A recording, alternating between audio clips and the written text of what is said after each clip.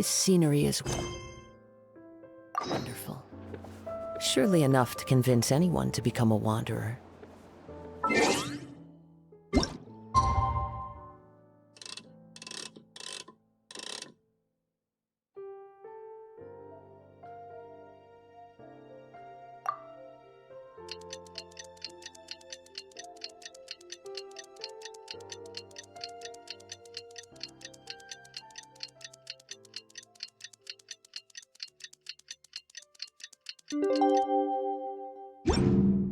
There are leaves around, and I know just the tune to accompany them, if you wish to hear it.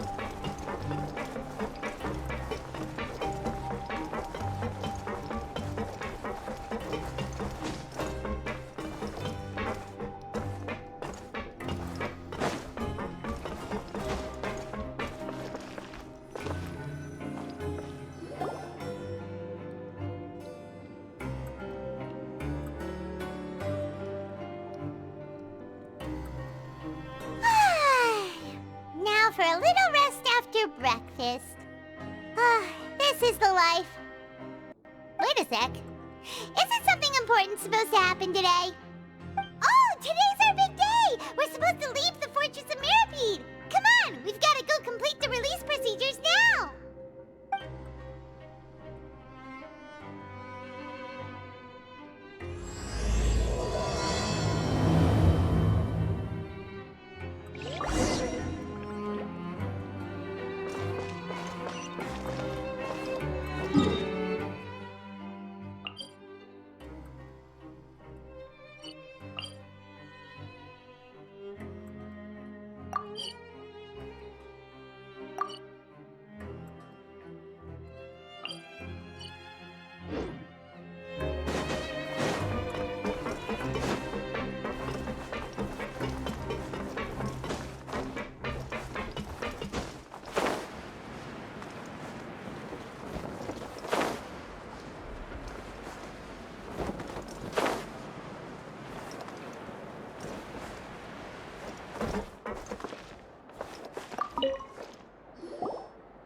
Please, sign here.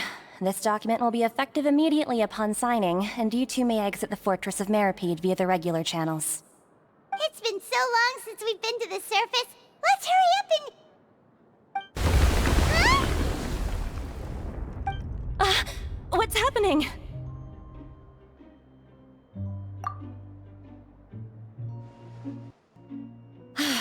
I'm fine, thanks.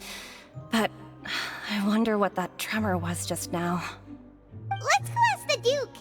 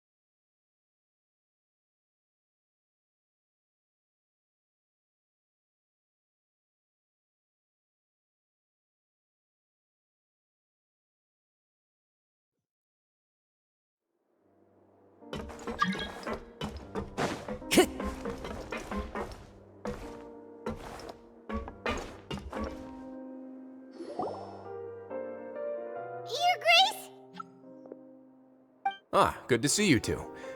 Is there something you wish to see me about? Yeah, what was with that earthquake just now? Ah, that. The tremor didn't originate from the seafloor. In fact, it seems it came from the surface. Over the years of serving as the warden here, I have developed a sense for distinguishing between what occurs on the surface and what occurs underwater. Besides, the seal that Monsieur Neuvillette set in place won't fail so easily. So the fortress is okay? If you recall our last incident, if there really were a problem, there would be crowds of inmates in a panic right now. Huh, you've got a point. Okay, seems we need to get back up to the surface and ask about what happened. By the way, do you know what day it is today? I believe today is this month's pipe cleaning day. Wait, seriously? Ah, yes. Have you completed your release papers? Yep. It's you two. Are you leaving now? That's right! Today is our last day in prison! But now that Paimon says that, it doesn't feel like we were confined here. It's actually been pretty nice! Oh, yeah. Yeah, Paimon feels fond of this place now. Then be sure to come back and visit. I'll miss you. If you've signed the release papers, then you're free to go. The guards will escort you out. You're not going to see us off? I knew you'd ask. All right, sure. Let's go. Well, you actually agreed. No worries, you must be busy. Paimon was just joking. Ah, so you do have a polite side, I see. After being down here for so long, I imagine you must feel like you're lacking companionship. Shall I come along too? Yeah, don't worry, we'll come back to see you. Paimon really likes the cafeteria here. The chefs sure do know how to make good grub. I hope you won't be here as convicts the next time I see you. We'll do our best to stay out of trouble. Well, it seems our work in the Fortress of Meripede is finished. That's the end of another chapter in our journey. And since Neuvillette was the one who asked us to come here, we should probably go report to him now. Next up, the Palais Mermonia. You're going to see Monsieur Neuvillette? Please pass on our kind regards. I'm sure just your regards will do, no? I believe it would be the polite thing to do. You're right. I've heard the Palais has been terribly busy these days. Tell him that I hope he hasn't been overwhelmed by the recent string of troubles.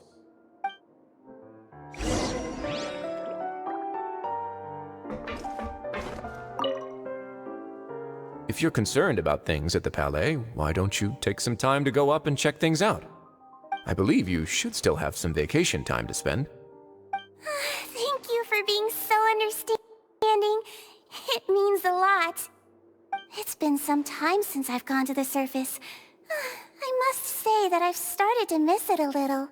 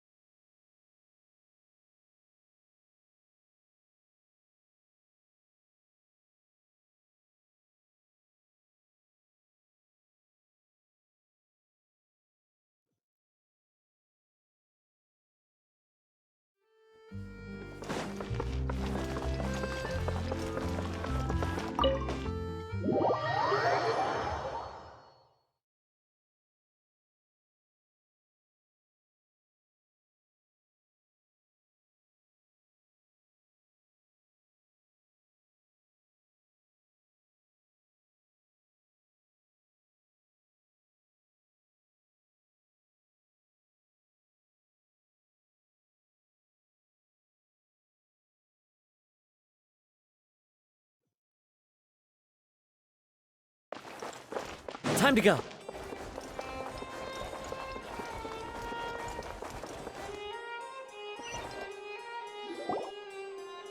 The Palais Mermonia sure is buzzing with activity today. Halt! Huh? Oh, it's you two. Apologies. Monsieur Neuvillette did say you'd be welcome at any time. Excuse me, would you mind helping me take a look at this report? I'll be right there. Sorry, I've got my hands full here. You can see yourselves in.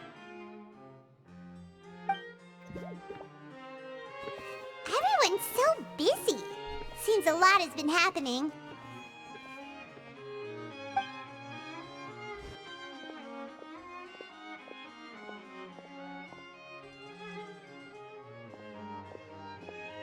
Neuvillette!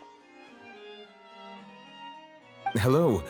You've come at the right time, but you'll have to wait for just a moment, as there are some urgent matters I must tend to first.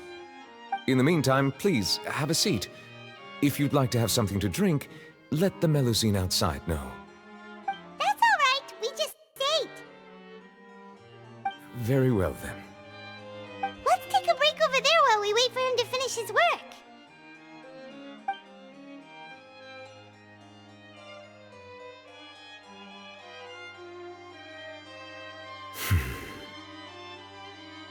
All right. That should wrap things up for now. Are you done with your work? Yes, sorry to keep you waiting. Today should be the day you were released from the Fortress of Meripede, and it appears that you have managed to complete all the release paperwork. That's right, and we came here to see you right away.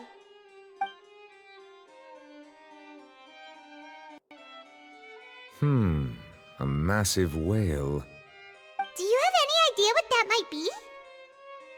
Judging from your description, that cannot have occurred in any ordinary waters, but rather something like the primordial sea.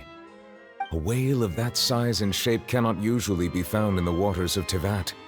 Therefore, we can only assume that Child is presently immersed in primordial seawater. Immersed in primordial seawater?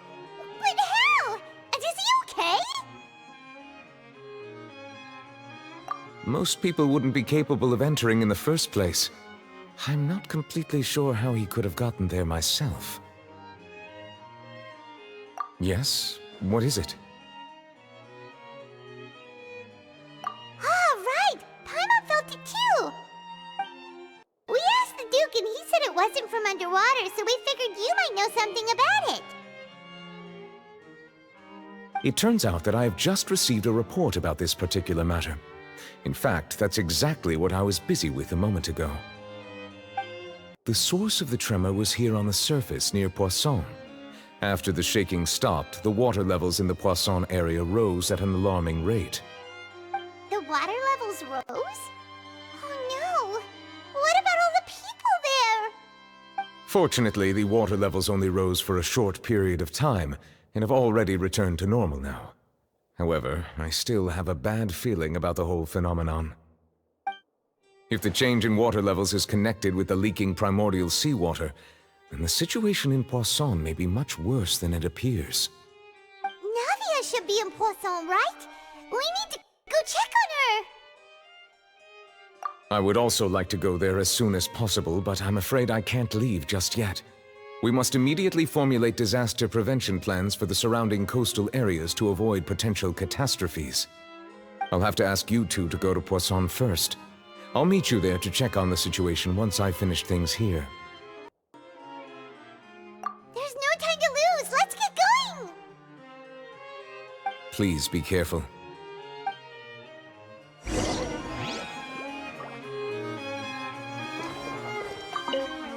The two of you have my thanks. If you need any help, just let me know.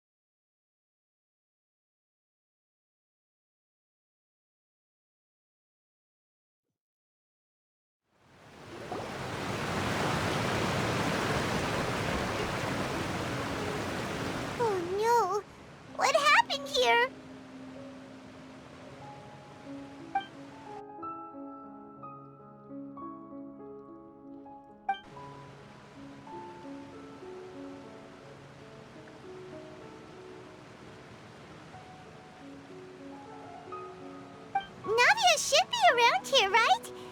We need to make sure she's still... Paimon means we need to check on her.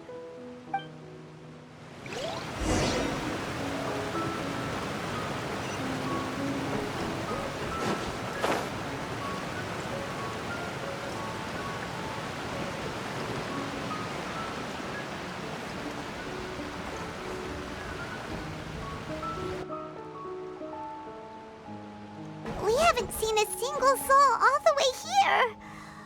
Oh, this is getting scary. What will I ever do now? Look, there's someone on the roof over there. Just stay put! We're coming up! Watch your balance! All right, just hurry!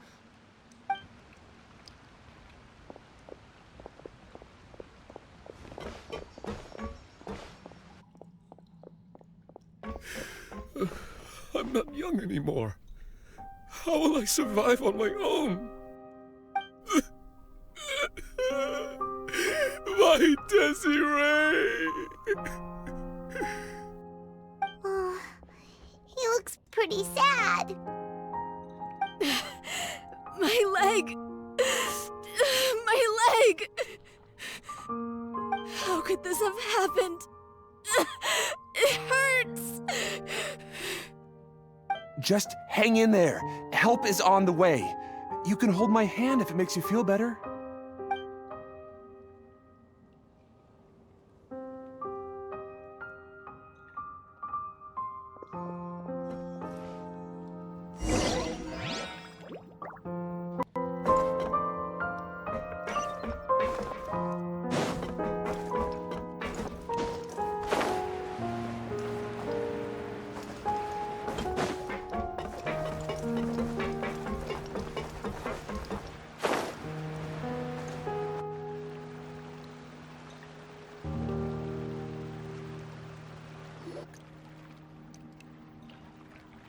Oh, it's Navia. She's over there.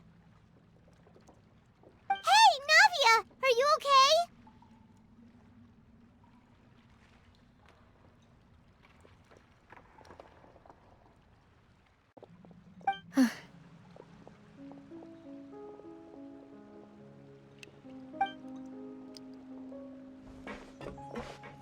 You're here.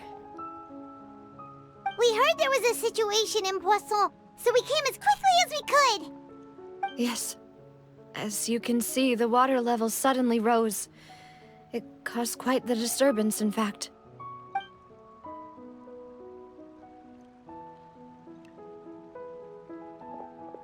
Demoiselle! There was a wounded resident next to a building southeast of here. We've already transported him to safety, but we've run out of medical supplies. He's wounded? How badly? He fell, so it's probably a broken leg. He's pretty shaken up. When the water level rose, he desperately climbed up to the roof. Once the water receded and he saw the ground, he became terrified and eventually... He jumped down then. Find the leader of Squad 1 and tell him to take the wounded resident to see a doctor. He should know where to go. Understood. I'll take over his search and rescue mission in the meantime. All right, you'll be in charge.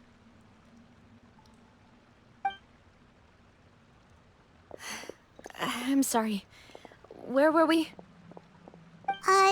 The situation in Poisson? Ah, right. Allow me to explain. A little earlier, we suddenly heard a loud noise. At first, everyone thought that something might have exploded in the waterways. But before we knew it, water started pouring out from everywhere.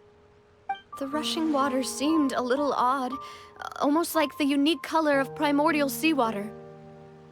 Some people didn't realize the danger and thought it was just ordinary water, leaking from somewhere.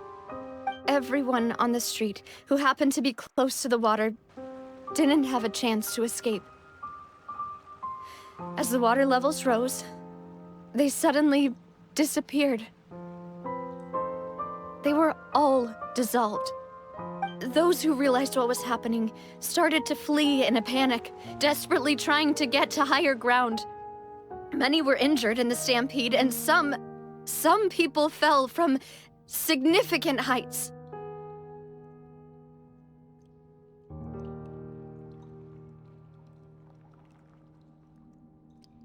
The Spina di Rosula initiated rescue operations as quickly as possible, but there have been a lot of casualties. Fortunately, the water began to recede after some time, and the chaos came to an end. The water that flooded the area contained primordial seawater, so the lower levels of Poisson are still hazardous. To ensure everyone's safety, I've asked the people there to leave as soon as possible. No one knows if this could happen again.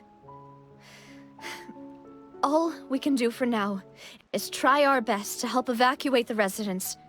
We still haven't completed the head count, but we'll have some numbers soon.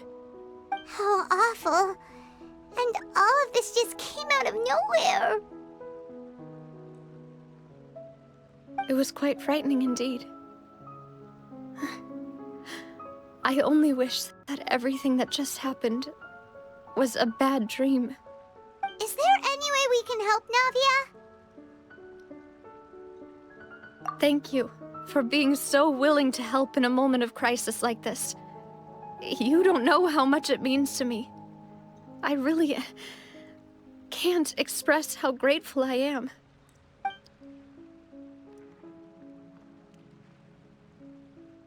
Don't say that, Navia. That's what friends are for.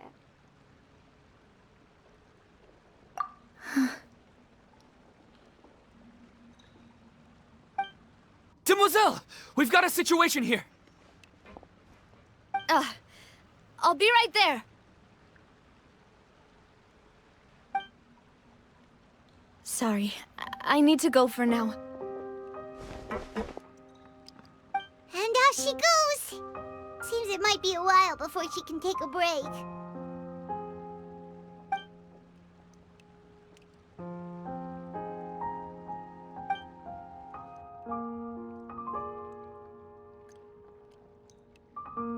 Okay, the wounded are being tended to, and we finished a preliminary head count. More support has just arrived, so I suppose I finally have a moment to focus on my own matters. Of course, we should remain ready for anything, and continue doing our best to rescue others. I'll be sure to have everyone at the Spina di Rosula ready to render assistance. Traveler, Paimon, would you two accompany me to my father's grave for a moment? Huh? Right now? Thank you.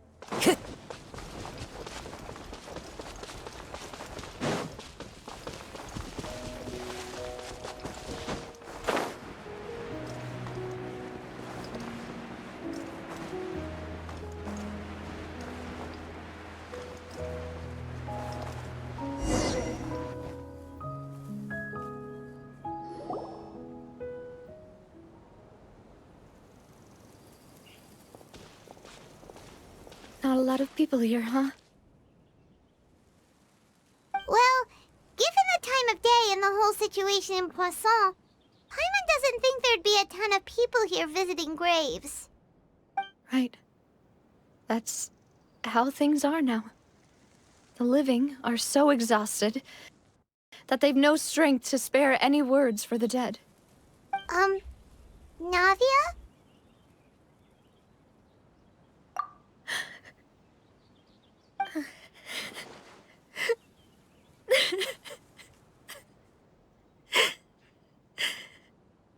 Navia, what's wrong? Sorry. I just... Malus and Silver. They won't ever come back here again. What should I do, Papa? Huh? What happened to them? Everyone agreed on the rescue plan, but still, I was the one who initiated it. They were helping evacuate the residents, but they couldn't leave in time. And they were caught in the seawater.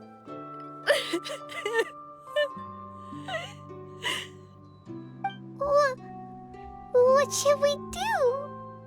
I've known them for so long. And I know they weren't afraid. But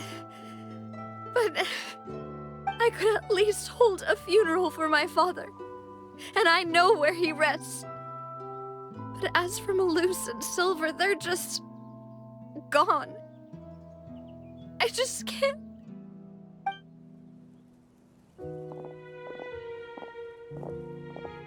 Everything looks so clean after it rains. Even the gravestones. I didn't expect that you'd enjoy a glass of red wine in front of Master Callus's grave. I can understand. Besides, the scenery here isn't half bad.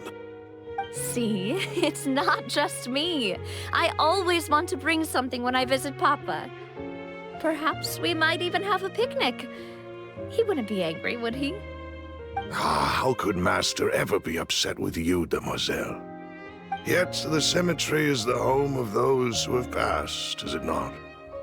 Everyone ends up here sooner or later, no matter who you are. Buying yourself a plot in advance, are you? No need yet. But when I do, I hope you'll let me be buried beside Master Callus, demoiselle. Hey, stop joking around. I'm quite serious. That way, it will save us both the trip to see each other whenever you visit your father's grave. That makes sense. In that case, could I be buried on his other side? After all, besides you, demoiselle, the two of us could certainly be considered Master's closest companions, no? Personally, I believe we fill those shoes just fine. Why are you bringing this up all of a sudden? Seriously. All right. I'll remember your requests. But I'd really prefer not to talk about this stuff. And what do you mean by saving me a trip? I'd make the journey even if I had to visit you two somewhere else. I'd promised to let them rest in peace here. But here I am breaking that promise. I'm sorry for letting you see me in a mess like this. I don't usually cry, really. Paimon doesn't know how to help you feel better. But, well, she understands how you feel. I had always thought I could make my wishes come true. But now that I think about it, that never solely relied on me. Many things can only be accomplished with someone else's help. Malus and Silver have helped me so much. But by contrast, I could do nothing for them. I'm so sorry. You can spend as much time as you need here, Navia. We'll stay with you. Thank you. Right now, you don't know how much that means. By the way, you can have a look at this. It's a list of victims from the incident that took place here. Obena, Khan, Burnett, Giverny, Francine, Karina, Daisy Ray, Joinville, Julianne, Esson, as well as Malus and Silver. So, everyone else is safe. But still... It's okay. I know what you're thinking. And you're right. We lost Malus and Silver. But we were able to save more than we anticipated. The overall outcome indicates that the cost was worth it. Right. Don't think that way, Navia. One person might be saved at the expense of another, sure, but that isn't something we should ever consider a trade. Malus and Silver were not the price for saving anyone. They're heroes. You're right. Thank you, Paimon. What you said just now was pretty amazing, actually. I'll remember your words. Oh, really?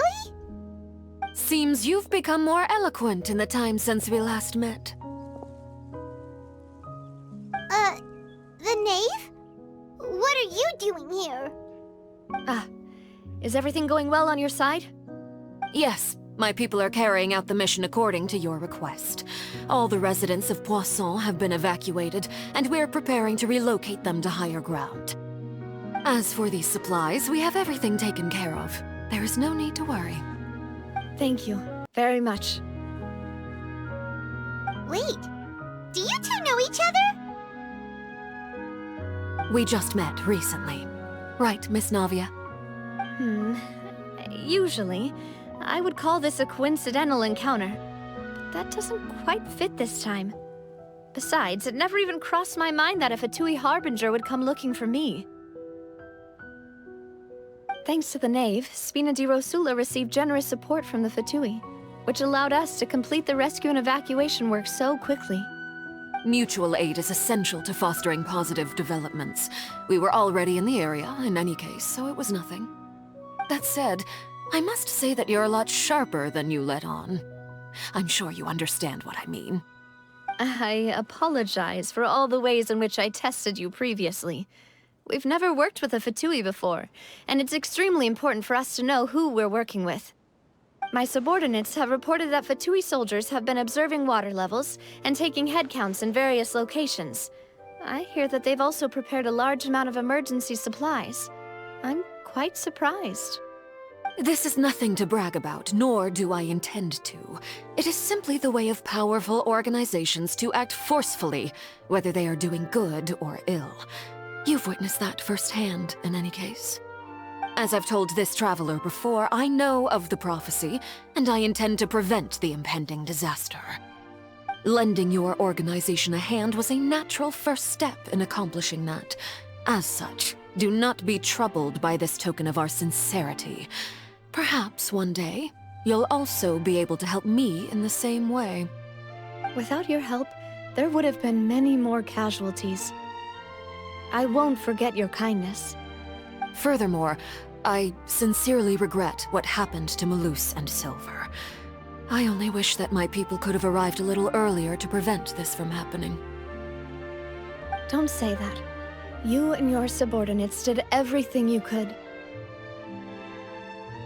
As Paimon said, Malus and Silver didn't choose to sacrifice themselves for any specific person.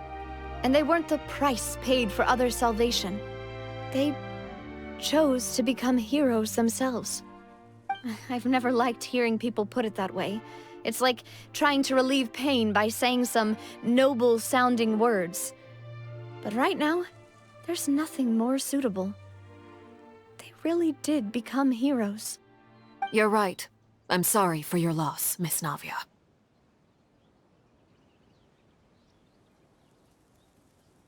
Water is life to Fontaine's people, and it also spells disaster. It's no wonder that people always say that prophecies represent fate. Fortunately, I've never been one for such opinions. So, you're one who will try to change fate, then? Of course. That is why I'm going to Hotel Bouffe de Thé. I still have some things to take care of, and the children need my attention. By the way, Traveler, Paimon, one more thing. Alright, then we'll just... Huh? This isn't right. Paimon thought you would ask us to walk with you for a moment so you could tell us something in private. That is a clever and useful conversation technique, which I do like to use when necessary. But there's no need today. It would not hurt to have Miss Navia listening in. Traveler, I'm sure you remember that I said we could work together when we had the chance. You and I both know that there may be issues with the Primordial Sea. Previously, it was the Fortress of Maripede's sluice gate, and this time it was the water levels in Poisson.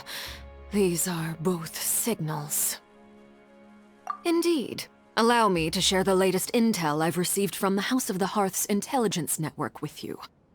During some recent investigations, a child claimed to have discovered some ruins near Poisson. The ruins date back to ancient times, and seem to be worth investigating in many ways. Judging by the dating of the ruins, they may be related to the prophecy and the coming crisis. The situation is becoming more urgent, so any pertinent information will prove extremely precious. My people initially came to prepare for ruin exploration.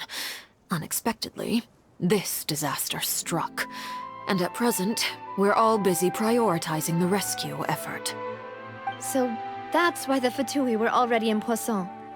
I wanted to take the children along, but unfortunately, Linny, Lynette, and Fremine have all been dispatched to higher ground to assist affected residents.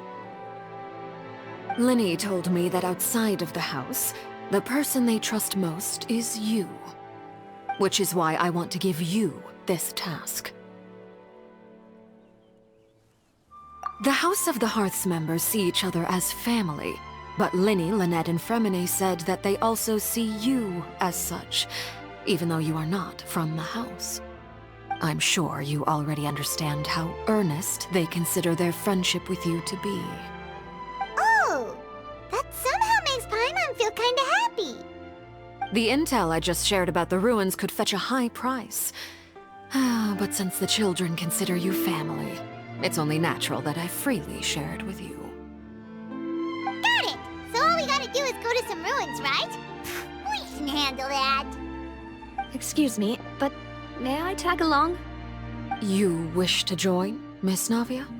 But are you sure you're up to exploring some ruins? You need to rest. Well, I'm sad, yes. But I can't just go back and plop myself into a chair by the roadside and do nothing. There's no point in being depressed while we still have a disaster on our hands. As my father's successor, I must live up to the hopes he had in me. Besides, I'm also doing this for myself. I need something, a distraction, to keep my mind off Malus and Silver.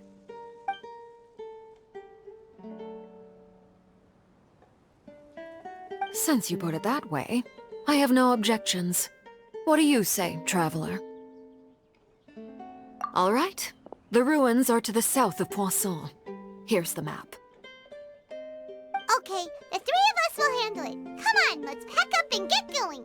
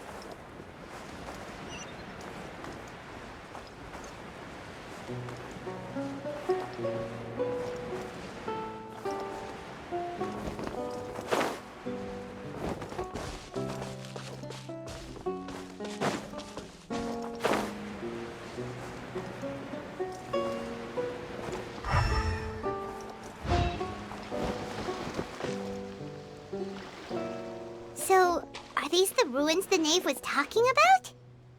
Whoa, talk about old. They seem to be pretty ancient, all right. Let's go in and have a look. Just be careful.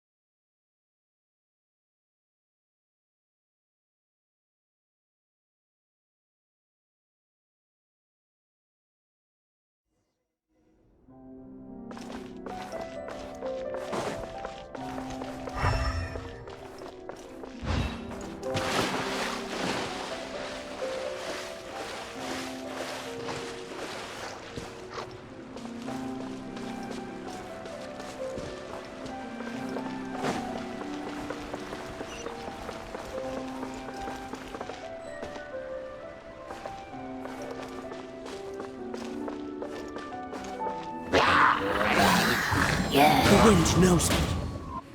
Shine down! One with the force. Time to go. Wind Strider. There is no escape! Yeah. Can't see?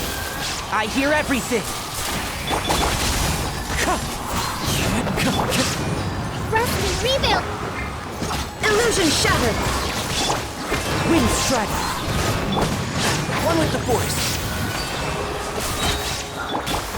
Dada Kundala.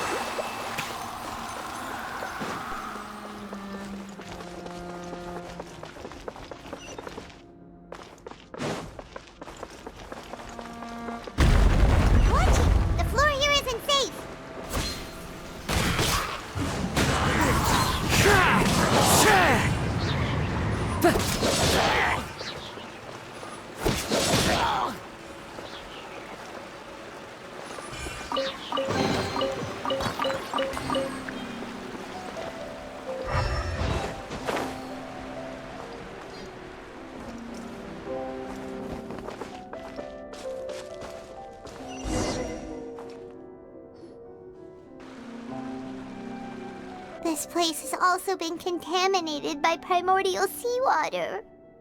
Yeah. And a lot of it, too. A Fontanian would most likely dissolve the moment they fell in. Right! You can't go down if there's primordial seawater. It's too dangerous, and it won't be any help for you to just stay here. Don't get Paimon wrong. We're not saying you're useless. It's just that... No, you're right. I can't do anything in this situation. I'll leave this to you.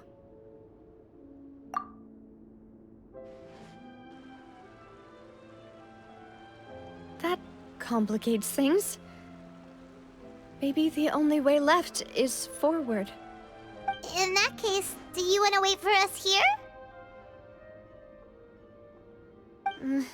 The water levels here are unstable, and there's a chance the water will rise. So staying here wouldn't be safe either. I'll go together with you. Perhaps we'll find the exit just up ahead. All right. Come with us for now then, but please be careful.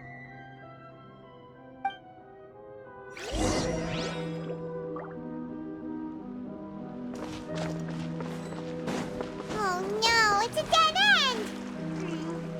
Let's try climbing over from the side. One with nature.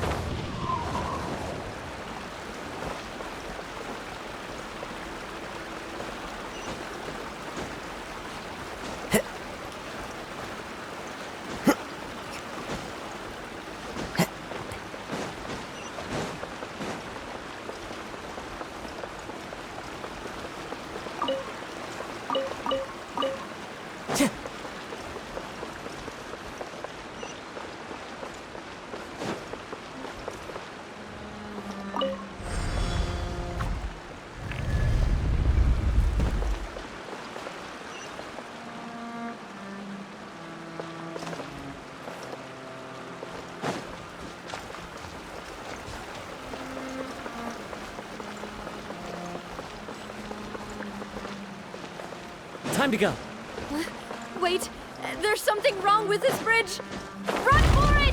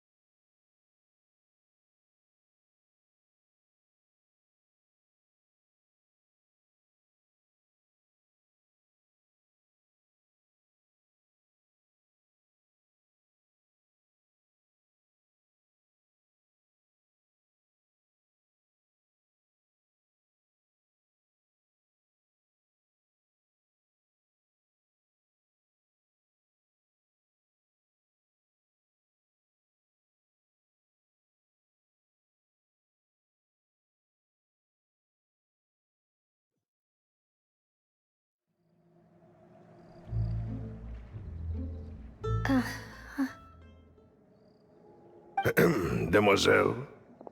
Huh? Demoiselle, what are you doing here by yourself? Would you be standing here till dark if I hadn't come to get you? Maybe she just wants some time to herself, Malus. Hmm? Oh. Was I sleeping? Yes, it would appear so. I must be tired. That's quite possible. However, you were the one that suggested we go out for a walk. Oh, right. I nearly forgot. It must have slipped my mind when I dozed off. I haven't had a nap today yet. Have I?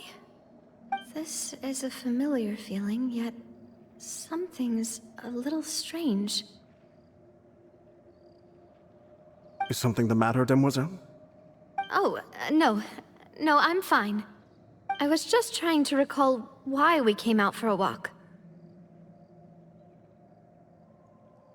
Do you remember Mr. Giverny? He'd requested our help before with foreign merchants who had a debt dispute with him, and we'd resolved the matter not long ago. We were headed to see how things were going with him at the moment. Ah, right. Yes. I remember now. Oh? Miss Navia. Ah, Mr. Malus. And Mr. Silver, too. It's good to see all of you. How have you been? I've been great. Thanks to your help, those bothersome merchants finally realized that I wasn't the one they were looking for. Why, I wasn't even the guarantor for that person. They were knocking at my door day and night. Even my neighbor, Obina, was getting fed up with them. Sometimes force is required to calm someone down and get them to listen to what you have to say. That's right. Oh, by the way, Burnett, what was it that you wanted to give to Miss Navia again? Oh, yes. One moment, I have it right here. Miss Navia, these are some flower seeds that I prepared. Please take them. They're a very good variety, and they'll become very big and beautiful once they bloom. I don't know what we would have done without your help, so this is a little token of our appreciation. I hope you won't refuse. Did you cultivate them yourself? Thank you so much. I'll certainly take them. Malus, we do still have some empty flower pots at home, right? Why, we can have as many pots as you'd like, demoiselle. Perfect. In that case, we'll swap out some of the decorative plants for some of Mrs. Burnett's flowers. Very well. Wait. Something seems to be off here. Excuse me, madam. If I'm not mistaken, your name is Burnett, correct? That's right. Is something wrong? No, it's nothing. This is the first time we've ever met, but your name seemed familiar to me. I must have heard it when I was discussing things with your husband previously. I've heard this name before. Sometime recently, I'm sure of it. And why are there so few people around here? Where did everyone go? We must mind the time, demoiselle. We still have important things to attend to today. Huh? We do? Like what? Well, now, did you forget? Miss Navia, here you are. I've been looking for you. Please, come to the Opera House. Your trial is about to begin. My trial? Wait, why would I need to go to the Opera House? Yes, she's right, demoiselle. It's just about time now, so we should get going. Oh? All right then.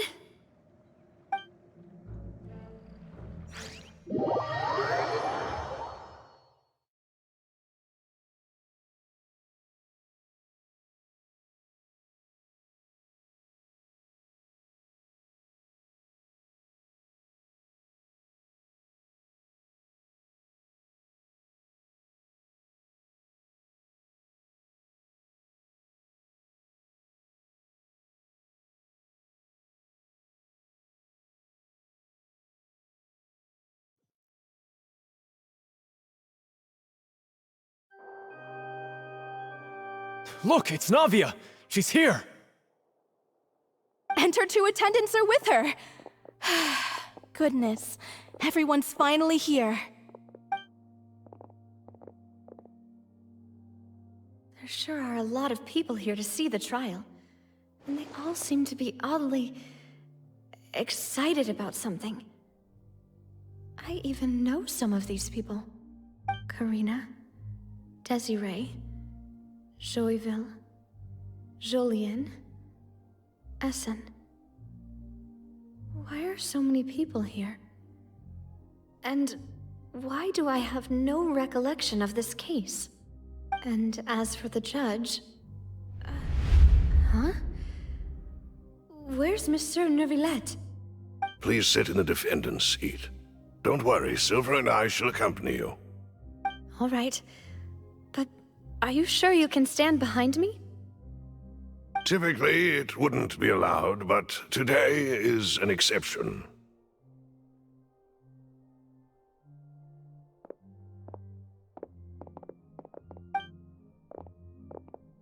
Hey, what kind of place do they think this is? Come on, do they have any idea what they're doing? Seriously.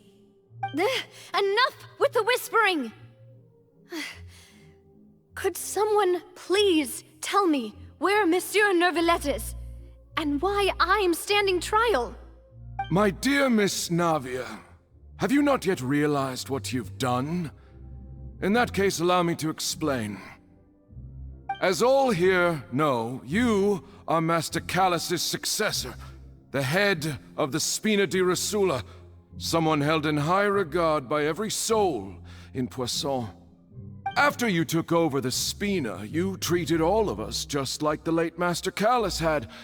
If anyone in need reached out to you for help, you responded.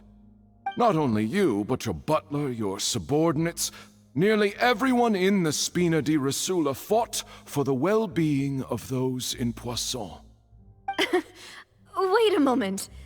Aren't you just proving that I'm a good person? Yes, correct.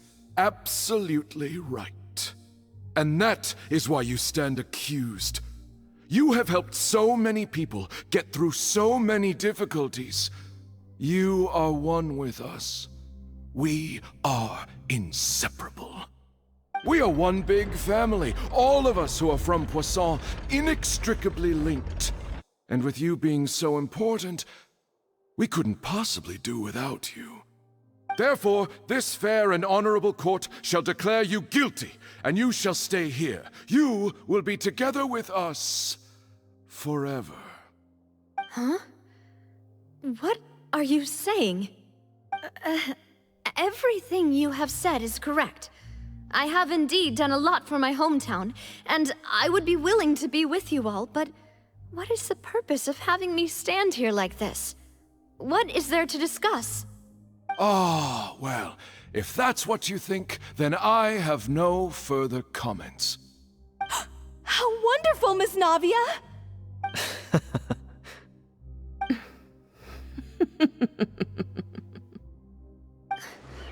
I know all these people. Why are they laughing? I seem to remember now. Yes, I get it. This trial is... Wait just a moment. This isn't right! Malus?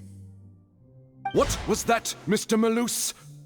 Our conclusion is very clear and unanimous. Let the court judge her now. She's guilty! Stay here, Navia! You're one of us! Demoiselle, don't admit guilt. This trial means to keep you here forever. I wish to exercise my right to defend Our Lady.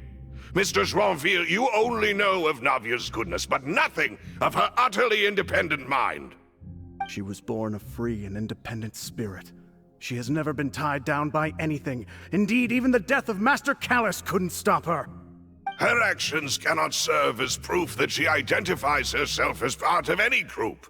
She merely acted as an individual, extending her hand to help others. Please do not mistake her actions as being otherwise. Really? As an individual, you say? Don't forget, we are all Fontainians here. This is the nation of justice, the nation of Hydro!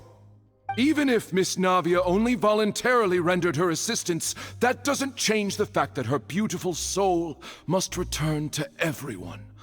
Water accepts all, blends with all.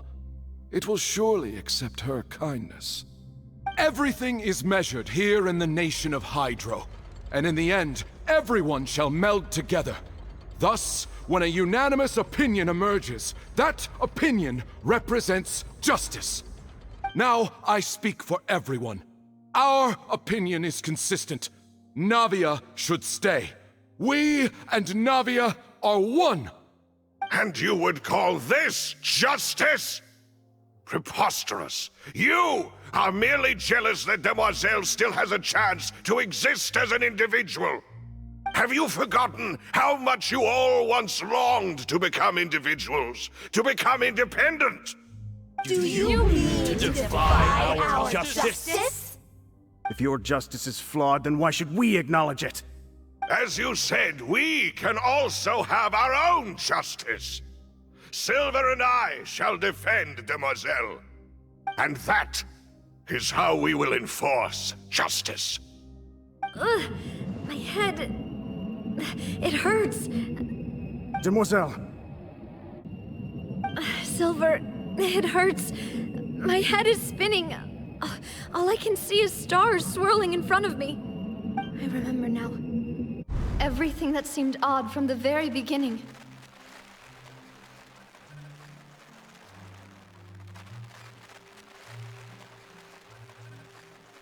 Karina, Desiree, Joyville, Jolien, Essen, and Mr. Giverny and Mrs. Burnett, who we met earlier. Even Malus and Silver. I don't want to admit it, but they're all dead. Don't be afraid, and don't admit guilt. We will protect you to the very end. Absurd! Who are you to say that she cannot be judged? We are the majority, and in the nation of trials, the majority is absolute justice. We are the will of all. Don't let them escape! We shall keep Navia here with us! Mr. Malus and Mr. Silver, must you be so stubborn? How could the two of you possibly hope to stand against the collective? Do not resist. This judgment is fair and just. Navia belongs to us. After all that happened, she should not be left alone in Poisson. What are you saying? No more excuses! She says we're jealous. Jealous? How could she possibly be an independent individual? What's with these people? Who's jealous of her? She belongs to us! Miss Navia, she... Silence! That's...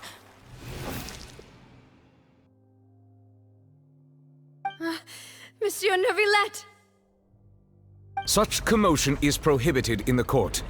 The accusations you just presented are nonsense and cannot constitute a proper trial. The court will adjourn for the rest of the day. In this, I shall hear no objections from any unauthorized party. Our thanks, Monsieur Neuvillette. Please leave with me, Miss Navia, while there is still time. But... Go on now, demoiselle. This is your only chance to leave this place. What, can't bear to leave us behind or something? Malus. My apologies. I couldn't resist making one little joke once I realized that this shall be our last goodbye. Malus... Silver... Quickly! You must come now! Goodbye, demoiselle. Farewell.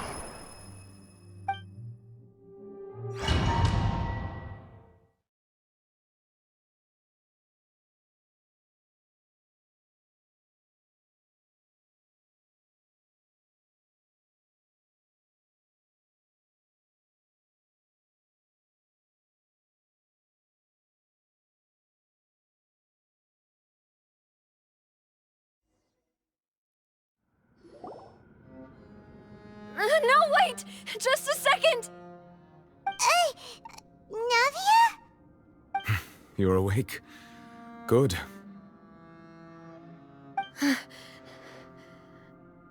I must have been dreaming. Malus and Silver were still alive, and they were defending me at some insane trial. It looks like you're all right. Did all the sad feelings cause you to have a nightmare? Paimon could give you a hug. The ruins you were exploring suffered a cave-in.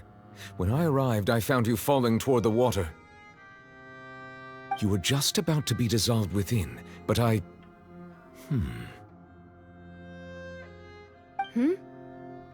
What is it? I think I saw 2 Oceanids protecting you. It was only for a moment, perhaps even a fraction of a second, but they gave me the chance to retrieve you. Were it not for their intervention, I would not have been able to rescue you before your consciousness dissipated.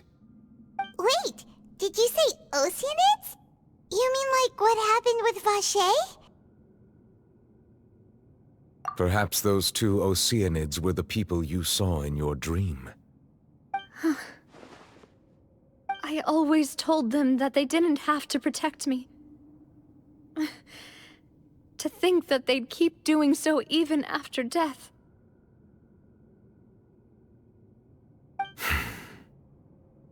Please come with me.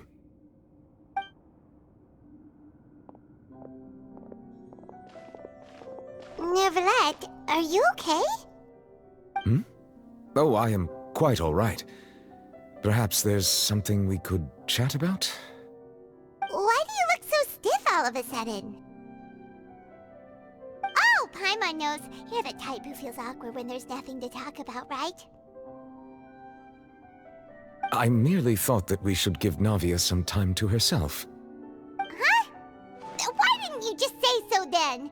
Don't you think it's even more awkward to call us over like this and then have nothing to talk about? I suppose so. Ah, Sigewinne.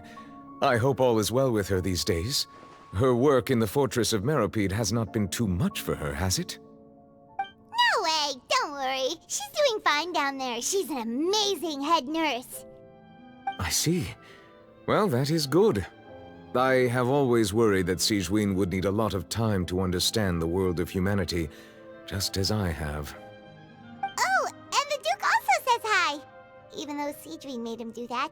He hopes that you haven't been overwhelmed by all that's happened lately. Thank you. I have indeed been busy lately, and I also hope that everything is going well in the fortress of Meropide. He still doesn't know what to talk about. Let's chat about something else then. So, Neuvillette, you're probably quite the swimmer, huh? Hmm? Yes, of course. This isn't going anywhere. Let's try something else. How did you find these ruins? Did the knave tell you? Yes, in fact. I had arranged to meet you in Poisson, but when I arrived, I discovered that the Fatui were helping the residents evacuate. They had even transported a large quantity of supplies to the area. Amid my astonishment, I ran into the knave, and we had a chat. She informed me that she had asked you to investigate the ancient ruins here. Yeah, we originally planned to meet up with you, but we thought you might still be busy with all those official documents. We didn't think exploring the ruins would take very long, and who would have thought you'd wrap things up so quickly?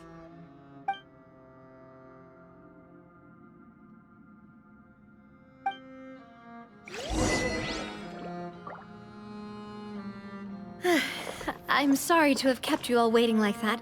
I'm feeling much better now. I guess we should get going again.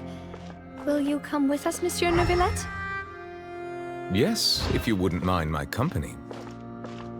All right! Another one joins the party! Let's get going then!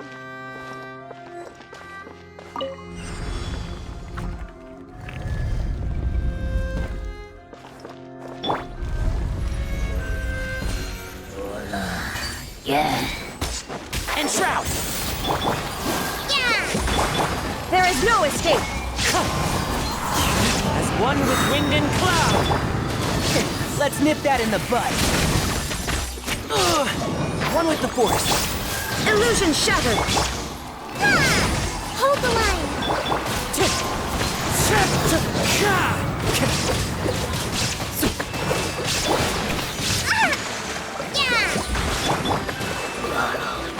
Dada Kondala.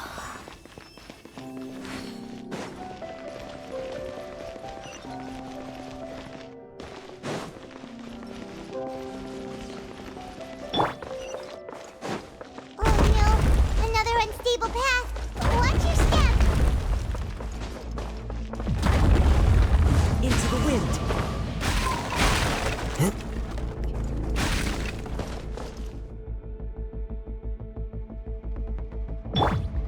Allow me.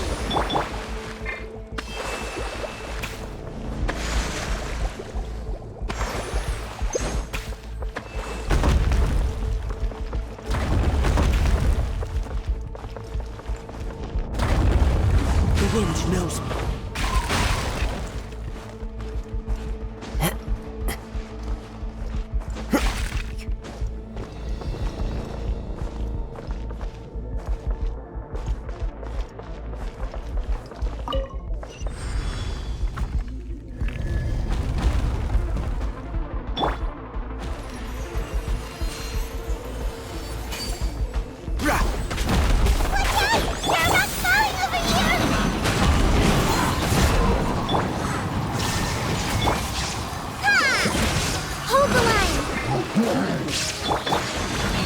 I hear everything!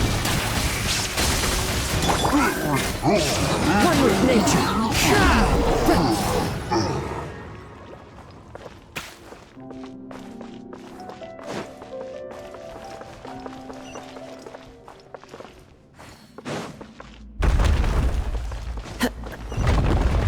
Into the wind!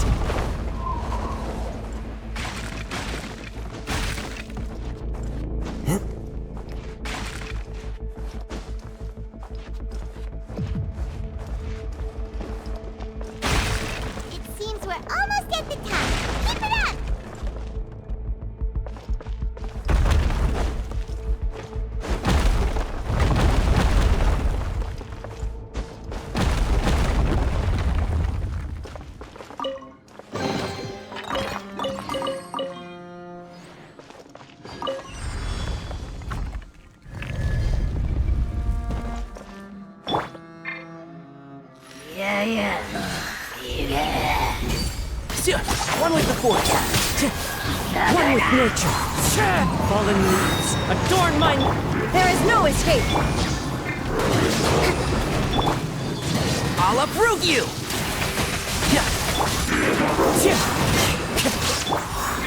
Enshroud! The wind knows me. Not a cold.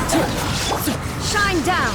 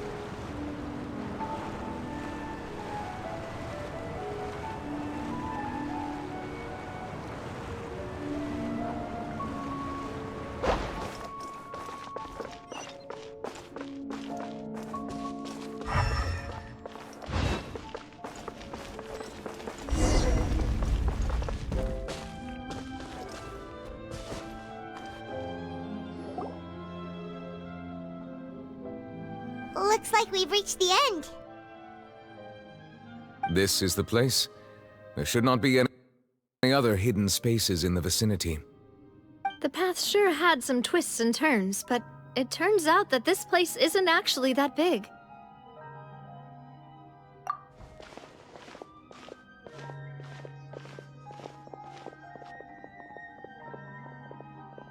Stone slates. It seems like they were put here as an offering. Could we take them down and have a look? Perhaps we should just leave them be for now. There are 4 locations in total, but only 3 stone slates. The slate that should be in the first empty spot is missing. The surrounding walls also show signs of damage. There's something written below. Let Paimon see. Reason dictates that this nation be destroyed. I shall record the history of its future here in its past. Say what? It feels like someone left these slates and these words here for a purpose. But does he mean that Fontain should be destroyed? That would fit the circumstances dictated by the prophecy, yes. Indeed, the slate's contents correspond to it. Take the second slate, for example. There's a person kneeling here. She seems so dedicated. And there's a whole bunch of other people behind her doing the same. She's facing this... what is this? Some kind of island in the sky? And is that Lady Furina in the third image? Did the Hydro Archon fall into the water? And is that a ring of people around her? Paimon doesn't quite get it. Are they all in the water? The fourth image. I know this one. This exactly matches the content of the prophecy. The people will all be dissolved into the waters, and only the Hydro Archon will remain, weeping on her throne.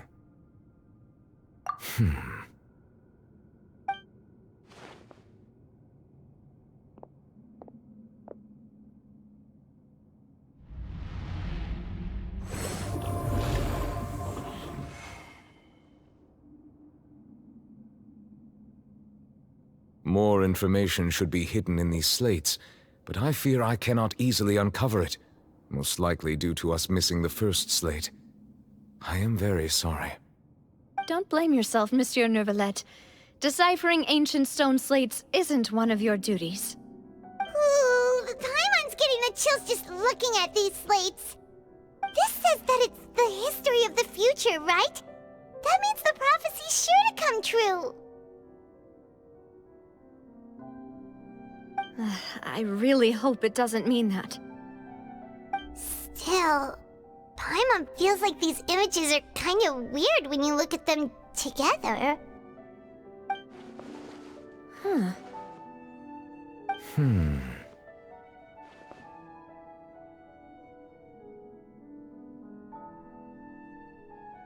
That's right! If the images are in chronological order, shouldn't the fourth, the waters drowning Fontaine, come before the third, where the Hydro Archon herself falls into the water? And yet the order is reversed here.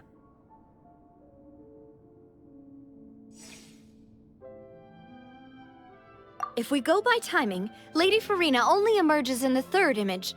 That means that the person in the second image might be the previous Hydro Archon. Egeria, then.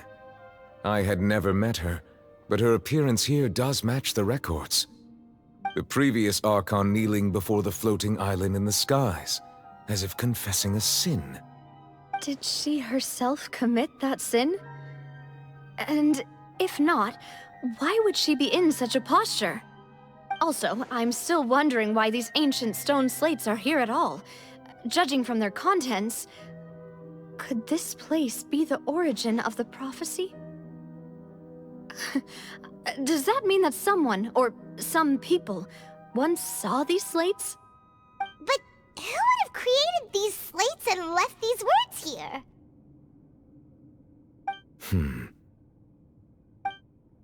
It seems that any further clues will have to come from Furina. In that case, there's no time to lose. There's nothing else to be gained here, so let's head back first. Yeah, we better get somewhere safe for now.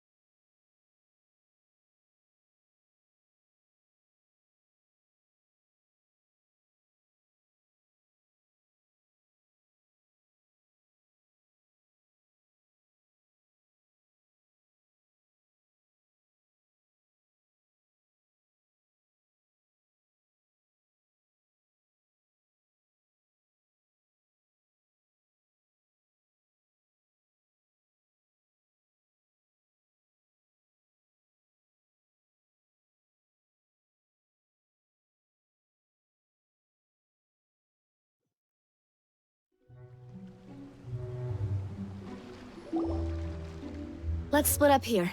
I'm going to check on what's happening with the Spina. You know how it is.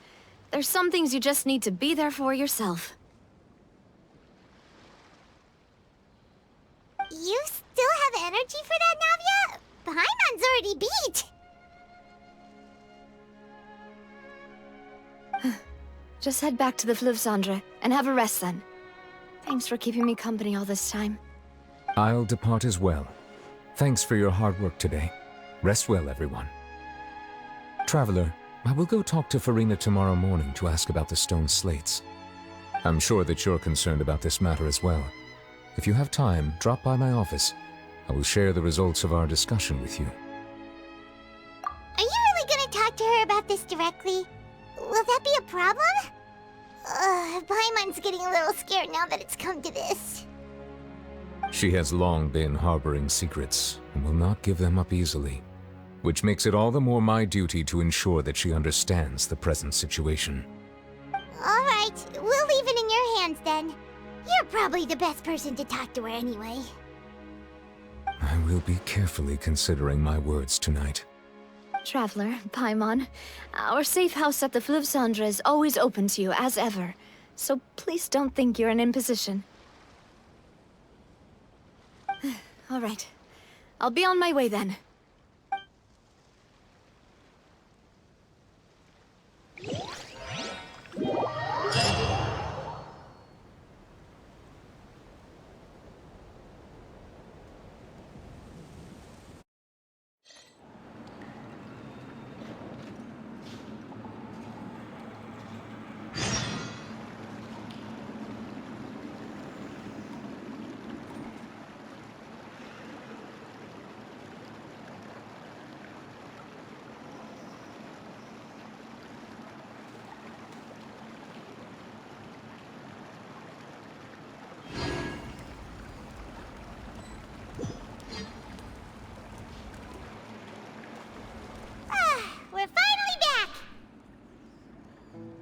Welcome back. We've got a special menu prepared for you two tonight. Yay! And there's good food too! Navi, no, the boss is the best. Ooh, desserts! Nice, these are all Paimon's! Paimon's already starting to forget what happened today. Oh, that voice. Is that who I think it is? Huh? It's you two. What are you doing in Fontain?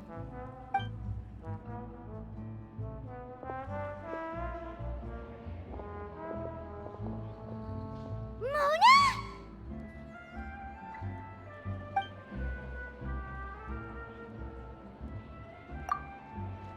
Seriously, nobody just uses a scry glass whenever they've got time to just see who they'll meet on the road. Still, we didn't expect to see you here. Wait, you're not a Fontanian, are you, Mona? Well, I have some business to attend to here, so I booked a hotel in the city. I was just out for a stroll when I bumped into you. Quite unexpectedly, if I might add.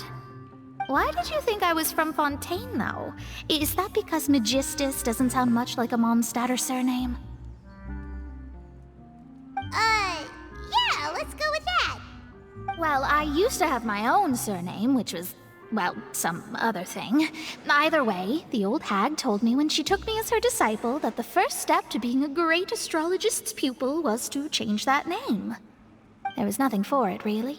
She really is amazing at astrology, so I changed my name to what it is now according to her wishes. To my surprise, however, Magistus is not the name of some ancient house or clan. It isn't? Nope. Although it is used by us in place of surnames, it generally just means great.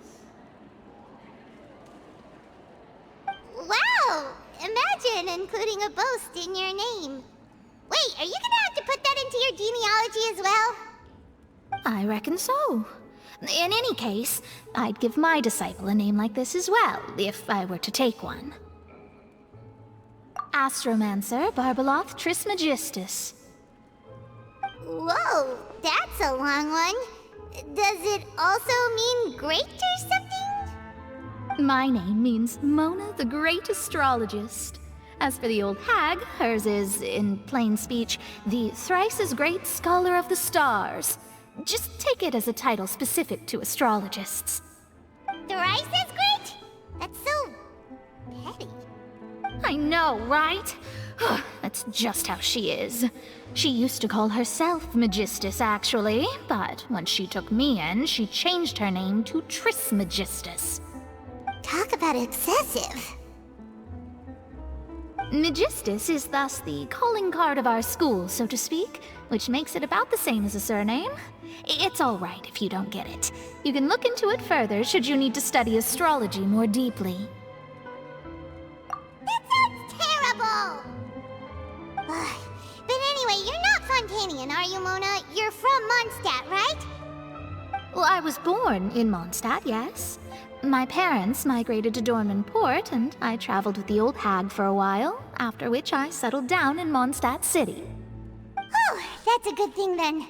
At least we know you won't be dissolved by Fontaine's waters.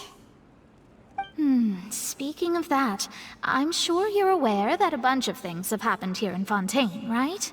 I know you're not a local, but I'd avoid getting too close to any water that looks strange all the same. There's something ominous about it. Well, the water, I mean. That was the main reason, yes.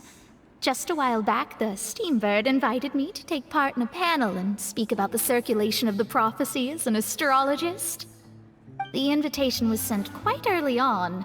I don't think anyone expected Fontaine to be in this much trouble. What do you make of that prophecy, Mona? Just tell us what you think as an astrologist. Your word would go a long way to make things more certain and less scary. What I can tell you is that I'm an astrologist, and that this prophecy concerns the fate of Fontaine, even that of all Tevat. Ascertaining this is akin to reading the fortune of the whole world. I'm afraid that this is not something that just anyone can do. If I could do it, you would no longer call me an astrologist, but a visionary. But on the flip side, the prophecy is so huge and powerful that it must surely come from a powerful visionary. Its contents involve the fate of the world. Disregarding it would be a mistake. A visionary? Sounds really powerful and all, but does such a person really exist? Of course. The old hag could do it, and I'd bet there are others amongst those Hexenzirkel colleagues of hers who could do something similar. Huh? Are you sure? All right, I'll help you. It isn't often that I see you with such a serious look on your face. I'll tell you once I hear back from her. Thanks, Mona! You're amazing as always! Oh, well, this is something only I can do after all. So yes, your praises are quite welcome. That's the greatest of astrologists for you! Of all the people we know, you know the star's the best! Indeed, indeed. That's the spirit.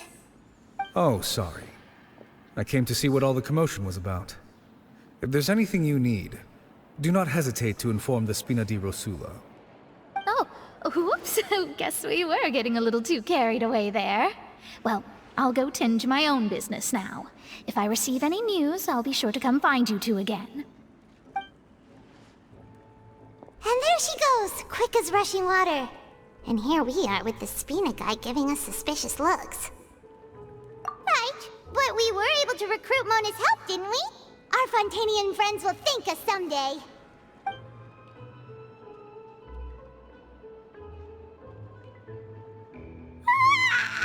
Good morning.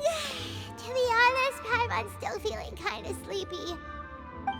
But it's time to get up, Traveler. We agreed to go see Neuvillette, so let's pack it up and get going.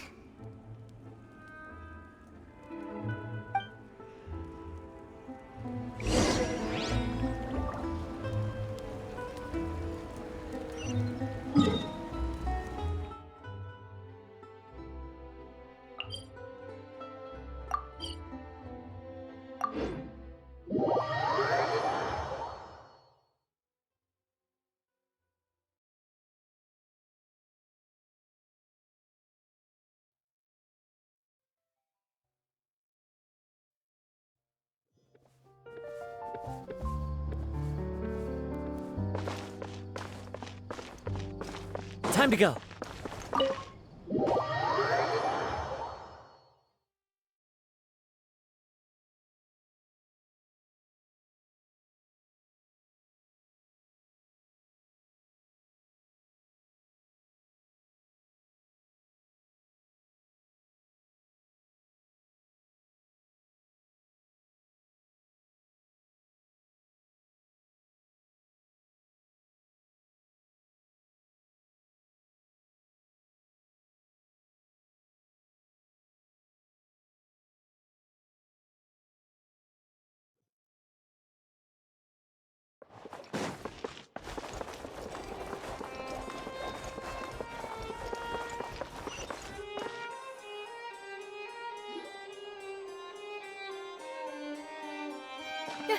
You're here!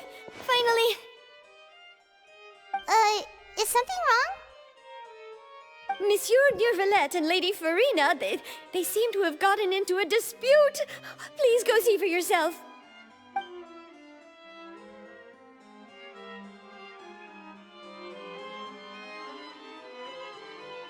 Like I said, I've already explained everything.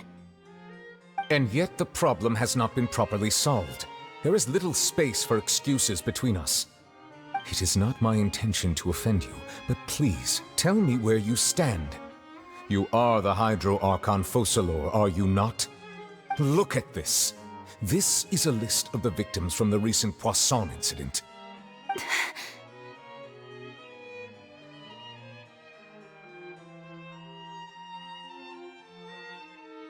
You mean... they're all... We did not arrive in time to avert this disaster, and I will not have it happen again. I will say this once more. You must tell me everything you know. Yesterday, I found 3 stone slates in some ancient ruins near Poisson. Do you know anything about those? Seriously? You're questioning me like this is a court case now.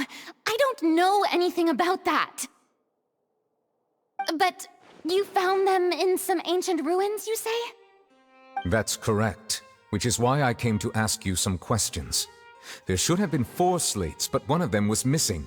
The other 3 featured different images that seemed to correlate to the prophecy. The prophecy? The second of these slates depicts the previous Hydro Archon Egeria kneeling before a floating island in the sky, as if confessing something. Do you know nothing of this either? I don't. I've never seen such slates. I'll ask you again. Do you really have no information regarding the previous Archon? My deciphering of the slates indicates that the Hydro Archon Egeria once had to confess to, or apologize for, a certain sin.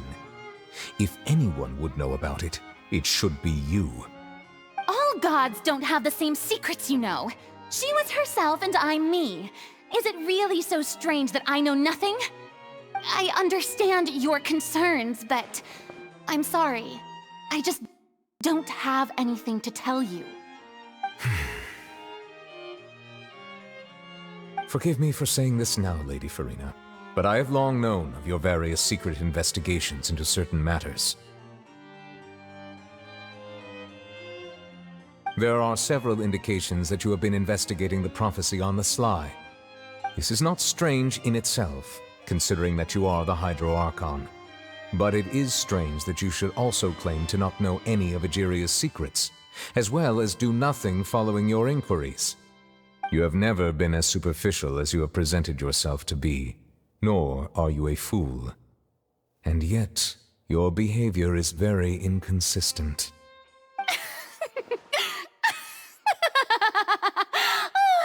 So you've been watching me all this time, have you? I didn't think you were that type. You... Well, since you know about my secret investigations, then you should know I'm actually working to take care of it. There's no point questioning or suspecting me. You're the Eudix, but you're still my subordinate. You should be following my lead. Just trust in me. You're Archon, and do as I say. Never mind whether you can truly convince yourself to or not. It'll all turn out fine. That's all I have to say. We do not discuss this matter again. Oh, the opera's about to start. Toodles!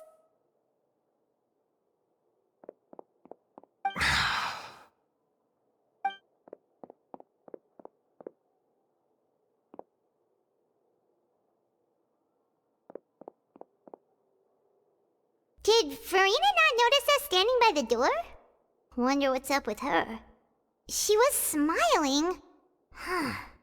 She didn't seem in the mood to care if we were listening in or not.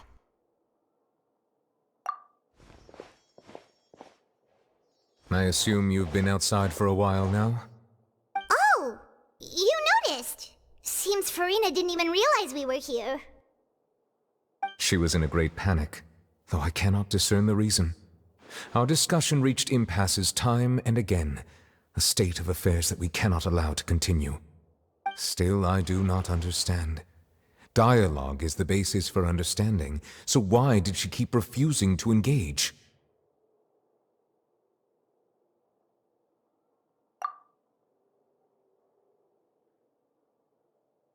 Everyone in her inner circle has noticed that she is hiding some secret.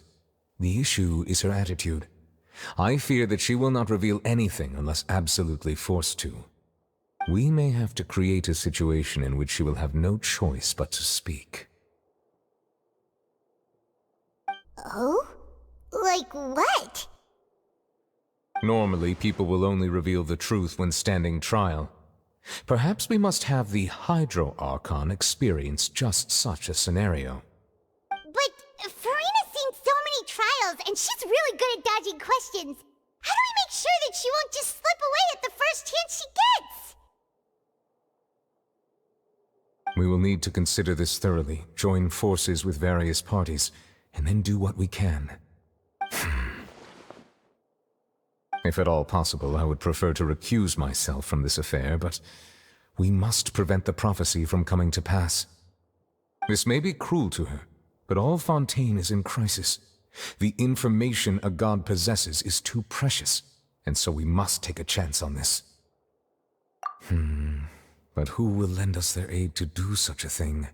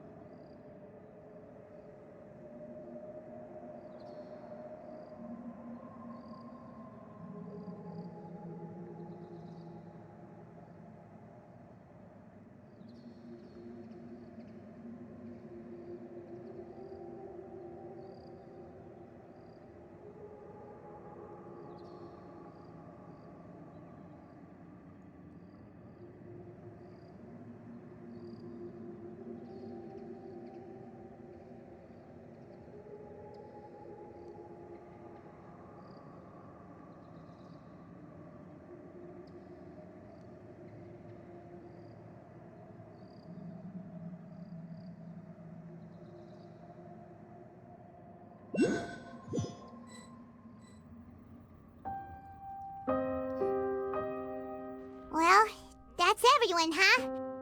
Speaking of which, it was pretty smart of you to think of hiding here. Poisson was just involved in a disaster, so it's presently devoid of people. That naturally makes it the best choice. And here you are drinking tea like it's the most natural thing in the world, huh? That's what families should do. Sit and enjoy a leisurely time together. It's nice to enjoy tea here, you know? Care for a cup? Lend me your ears, everyone. Or perhaps one of you might like to start us off. How about you, friend? Me? No, I don't think I can. Then, how about you, good sir? I fear that I will cause the mood on this boat to become as somber as it is in court. Well then, I guess we're lucky we've got a local like me to organize things. Wonderful, the spotlight at last. I guess I'll be facilitating things from here. That was a little long-winded, don't you think? Oh, you might be right. Anyway, to cut to the chase, our friend here, the Traveler, has brought us together to discuss something. As for what that is, well, let's start by saying that we'll be pooling our efforts together to create a series of traps. Oh, how intriguing. Well, it's just an expression, really. One that I just learned from Chlorand, and used on the spot. So, let's invite her to explain in detail. A round of applause, please.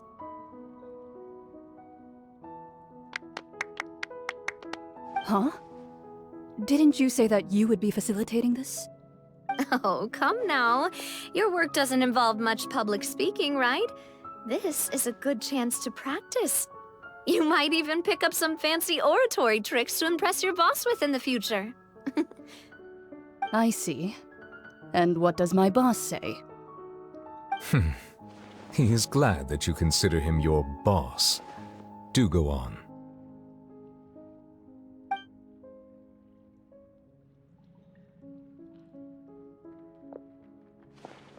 In that case, do any of you have experience hunting?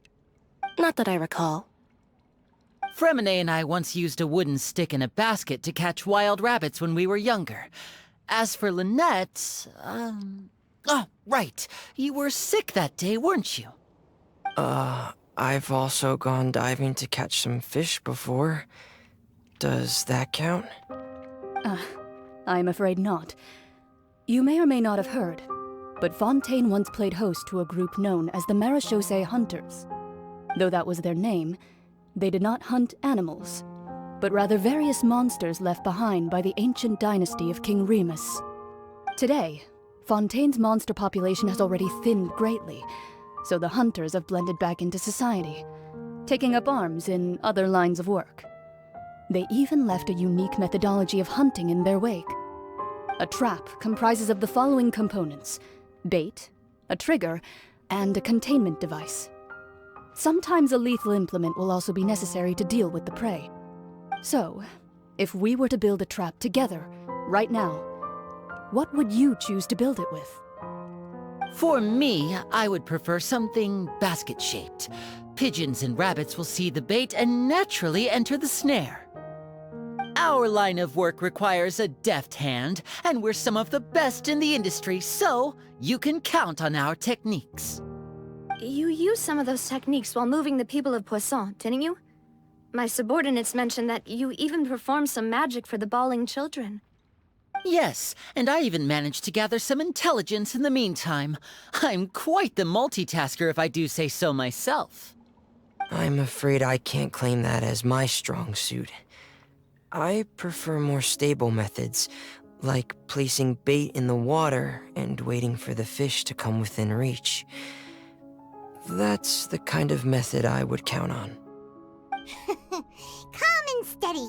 Exactly the kind of person who would catch loads of fish. And I can be their assistant. With discretion, I'm sure. I'd probably use some sort of mechanical animal. Papa once bought me some small clockwork squirrels, mice, and such. When placed in the forest, they can attract others of their kind. I remember that you liked those too, didn't you? I did. And that would be a good way to go about it. If they're realistic enough, animals of the same kind will follow them all the way to the trap. What about you, Monsieur Neuvillette? I fear I do not have any related experience. That makes sense. You usually solve problems directly, without the use of any such tricks. But I do have one more question for you, Monsieur. If we were to create a trap now, how would you design it? I would like for it to be effective, but bring no harm to the prey. A more gentle trap would be ideal. Kind, as always. However, our intention doesn't necessarily change the containment device and the type of implement we need. If we wanted to kill the prey in one strike, we would need a powerful implement. However, that also goes for prey that must be captured and safely contained. Wait, why's that? Only a hunter who's a true expert at subduing their prey can snare it without harming it. The line that divides life and death is often exceedingly thin. So are we going hunting together? We hadn't thought of seeing ourselves as hunters. It kinda works, but maybe it's still not the best metaphor. If our means of capturing and dealing with our prey is to put them on trial, then the hunting metaphor is actually quite accurate. But we shall require much more courage than any hunter to judge a god, a being whose seat is an exalted throne. Oh, so that's what's going on. Sounds very interesting.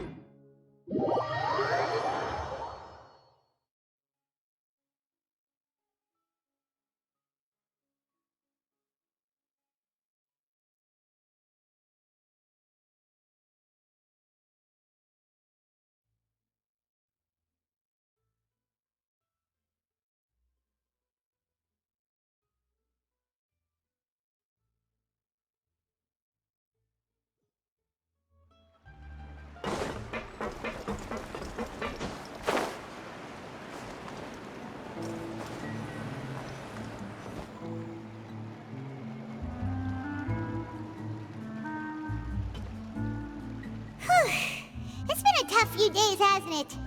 So much has been happening. Paimon didn't think the meetings would go on for so long, but everyone seemed pretty fired up, huh? Paimon thought they'd be at least a little frightened. Well, Fremine was, now that Paimon thinks about it, but everyone else just looked a little surprised. Well... It's hard to say. Paimon doesn't have any experience with this sort of thing. But with you around, Paimon sure will do great. After all, you're the most reliable person in the world, aren't you? Huh? Did you just pour some tea? Paimon didn't notice you doing that at all. Then what's that? Paimon's never seen that cup before. Don't be frightened. I'm just joining you two for tea. I merely refrained from saying anything till now. Who's that voice? But there's no one here. Ah, have you forgotten me already? Wait, you are familiar. You're the voice we heard from the sky in Sumeru. The voice from the sky, I fear that description is wrong. Though, not completely wrong. You're feeling lost now, just as you were feeling previously. I sensed that confusion and thus came to you. Guiding people is an irresistible hobby of mine, after all. Consider me a passerby, just accepting a commission from my friend's disciple on a whim.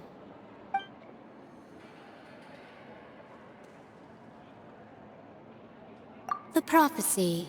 Yes, what has been prophesied will be fulfilled. You may view such things as the history of the future. What? Then is there any way we can stop it? I believe you have witnessed a failed attempt with your own eyes. Can everything in Tevat so easily be changed? Ah, so you've caught on. Just as prophecies are usually only the future as seen from the perspectives of the gods, could things be happening in hidden corners where the gods' gaze does not fall? Are the things that you shall see different from the fate that the gods perceive?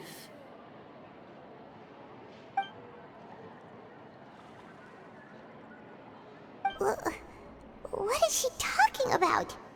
It all sounds really impressive and important and stuff, but it also sounds kinda scary.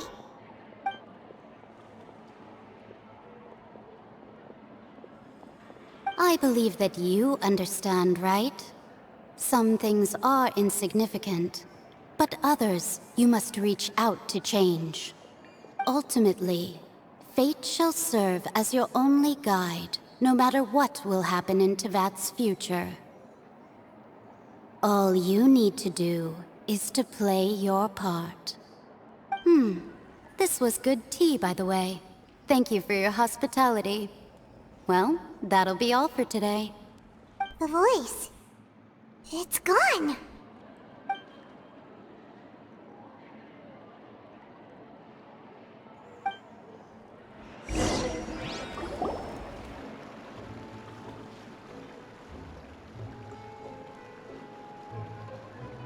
What?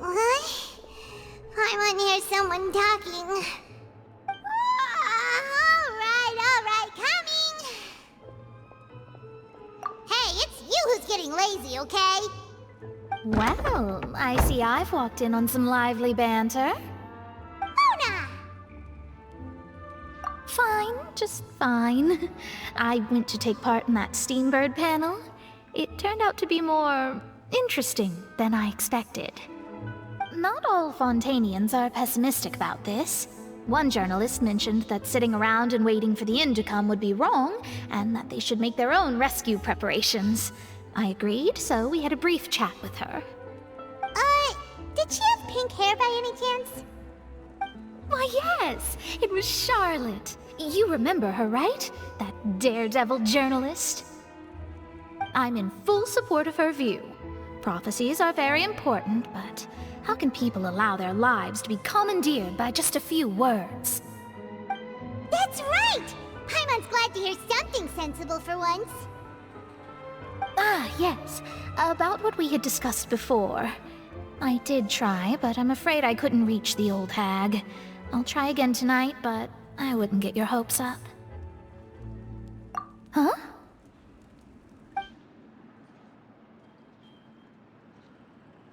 Goodness gracious. Are you serious?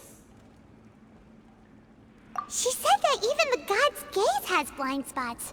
Pretty bold if you ask Paimon. Most people would believe the gods to be all-knowing, right? The Hexen Circle members are certainly anything but ordinary.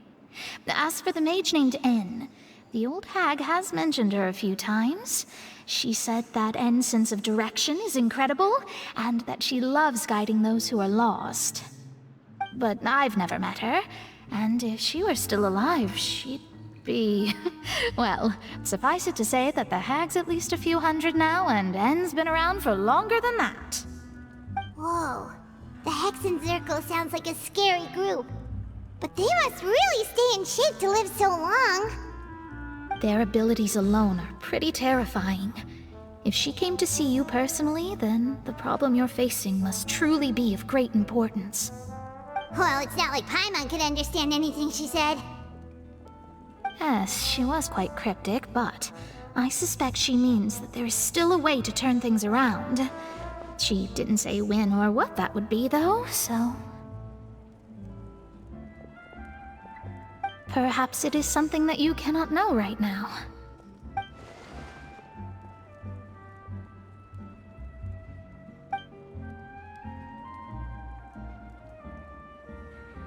Traveler, Paimon, are you two all right? Oh, we're fine. We're just a little down right now. It kind of feels like the end is coming, you know? I see. I feel that same sense of desperation, too. I guess you could consider me someone who has often witnessed fate.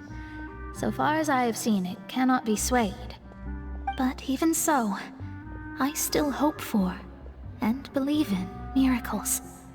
Astrology is eternal and rational, but fate may not be. It is cruel, but it can also be beautiful. Perhaps that's what En was trying to tell you. Not to lose heart, and to believe that what you are seeing playing out before you is not yet set in stone. I did originally think of steering clear of all this, but I couldn't. Even if this is all futile, I still wish to help everyone. If we don't struggle to the last, then how can we face the end when it comes? Huh. You do have a point. There I go, talking about astrological principles again. Sorry about that. The moment I start talking about work-related stuff... I need to get going. It was worth trying to comfort you, even if only a little. I believe that you'll help those who are struggling in the same way I did. I suppose that might be why we always seem to meet by coincidence. Paimon feels kind of moved by what Mona said. But also kind of sad, too. Hey, Traveler. Paimon suddenly feels like going outside for a walk. Let's go. Let's walk around the city, shall we? There's a few spots we always like to walk by.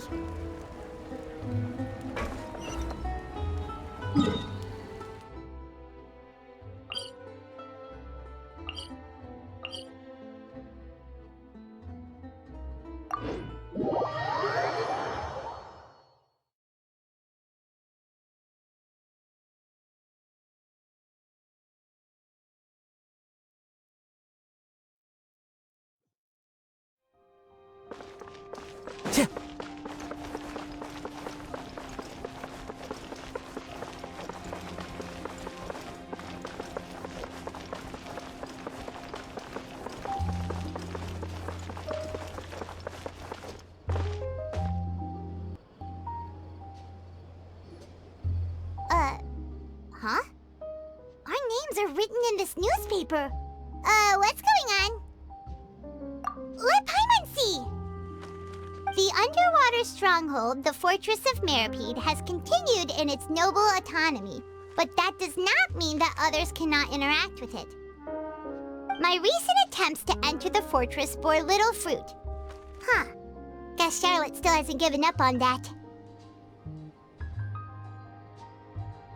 Thus, did an Outlander friend become the focus of this report?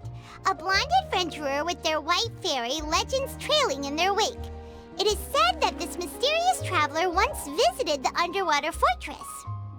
So while the fortress's interior remains a mystery behind closed doors, do not fear, for the tales of the traveler contain surprises in spades. Journalist Charlotte's biggest scoop yet, the Traveler's Trail, World Walker. Huh. Charlotte took so many awesome photos of us and we never even noticed her. She hasn't been able to get a hold of anything at the fortress, so since we're easier to find, she's using us as the subject matter instead? Ugh, seriously? Well, fine. Those headlines and photos do look cool, so Paimon will forgive her this time.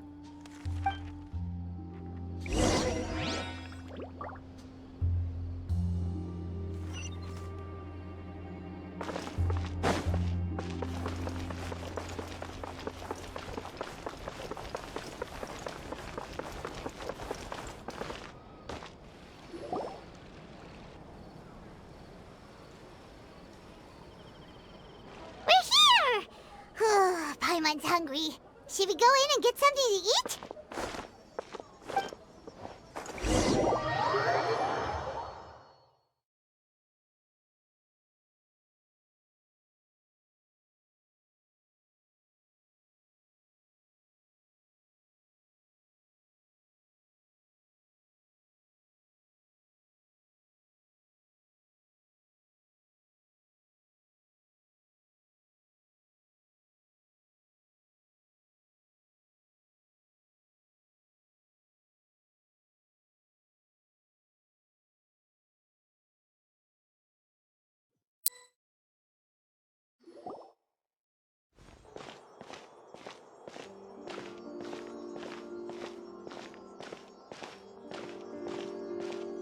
Hey, quick!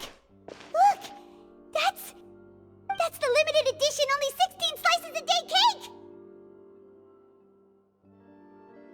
It was so delicious the last time we tried it! Despite the tense situation we were in, let's give it another go! Paimon's sure it'll be great! 1 slice of cake, please. Someone showed up after all! Oh, wait, you're the one from the Palais Mermonia. Oh, are you here to buy cake too? It seems Monsieur Neuvillette was right. You really can eat. Wait, did he really say something like that? That's right. Even he has his own preferences when it comes to food. As for me, I love the cake and coffee here. Do you come here often? Usually every day. Every day? It's part of my daily schedule, apart from work. I shall have my cake and coffee. Then what if someone told you one day that this place would be closing soon, and you wouldn't get to eat cake here anymore? What would you think? But why would it close?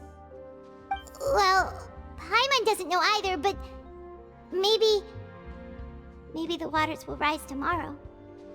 You know, like in the prophecy. Oh, the prophecy. To be honest, I haven't paid much attention to that. No, still, even if there'd be no more cake tomorrow, that wouldn't keep me from having some today. No, it's the same for eating in general. You might not be able to eat tomorrow, but if you can do so today, then you should carry on. That's what people call living, you know. Huh. Don't be sad. Excuse me, could I have 2 more slices of cake to go?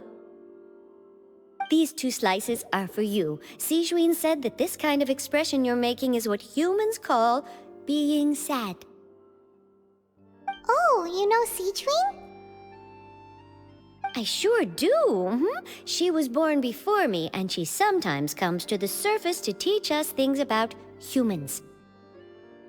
She said that humans are creatures that are saddened easily, yes, and you can only lift their spirits by feeding them delicious food. So please try the cakes here. I've got something else to do, so I'll be going now. You two try to stay in a good mood after eating, all right? Bye!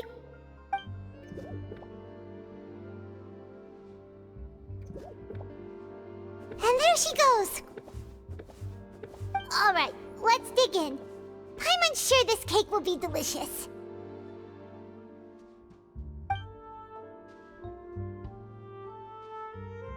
It's more delicious than last time! And the flavor gets even better with a sip of tea. It sure would be nice if we could come again tomorrow. Sure would be nice if we could always eat delicious food here.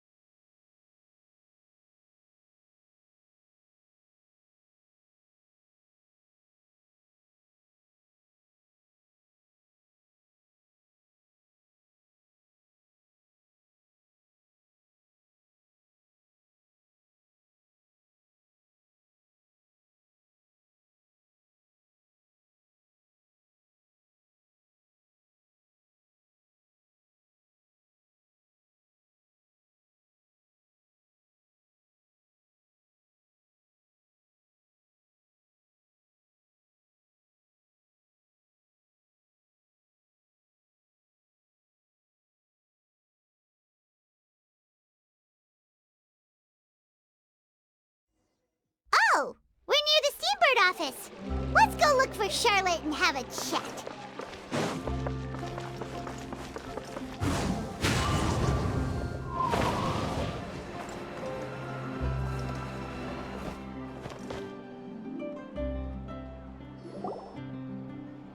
Wow!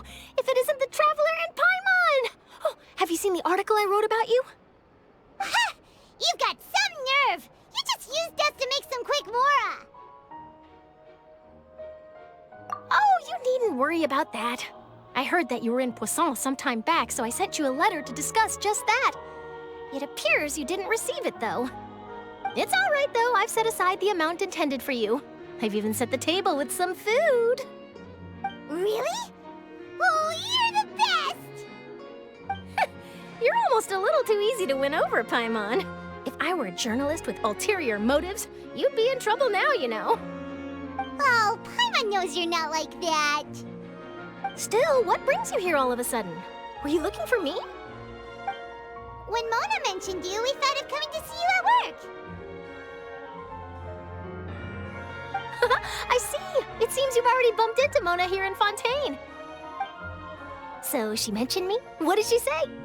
She said that you're a real daredevil of a journalist. Nice. In which case, can this daredevil journalist dare to request an exclusive interview with the legendary Traveler and Paimon? Huh? So your article in the paper today doesn't count? Oh, of course it doesn't. That was more like live photography. What I'd like to do is dive deeper and ask you to talk about the things you've seen and experienced. Yeah, are we even qualified enough? Why not? If I say you're worth an interview, then you're worth it. But not right now, of course. I'll need a few days to prepare. Oh, in that case, we'll just chat when you have the time then? Oh, so that's a yes? Ooh, splendid! I'll tell the editor-in-chief immediately. I'll have to apply for lighting, a venue, some props, and... Whew, so much to get done now. Talk to you later. Wait, Charlotte, Paimon's still got a question for you. And what's that? If, just for example, Fontaine were to be flooded tomorrow, what would you do today? Huh, That's the prophecy you're talking about, isn't it? I mean, I do hear about it often, but I've never once thought that the day could be tomorrow. If you're seriously asking, then I might try and think of a way to leave Fontain. Oh, but I'm still a journalist first and foremost. That means I have a duty to be reporting from the scene. And secondly, I wouldn't forsake my homeland that easily. From what I've seen, most people don't know what they'd do should the worst come to pass. In truth, it might be better just to behave like normal rather than worry over such an end. So in all likelihood, I'd probably still be prepping at the office for that interview of ours. I know what you're thinking. That sounds a bit sad, but I've always believed that it's best to do what you enjoy. Just think about it. If this nation really were to be suddenly destroyed tomorrow, but I still successfully finish an exclusive interview with a truly unique person, then the story I would wind up writing would truly be timeless. And then do you know what I'd do? Well, I'd write that story, send it for printing, and use messenger pigeons to get copies out to the various nations as soon as possible. I'm not a dreamer, nor am I a workaholic, but I do love my job, and I'd be proud of leaving such an article behind. I guess you could say that I was born to be a journalist. But anyway, that's my answer. And on that note, I'll get back to my preparations. That's so nice. All of a sudden, Paimon actually kinda envies her. Anyway, let's go and take a look at the sea, shall we?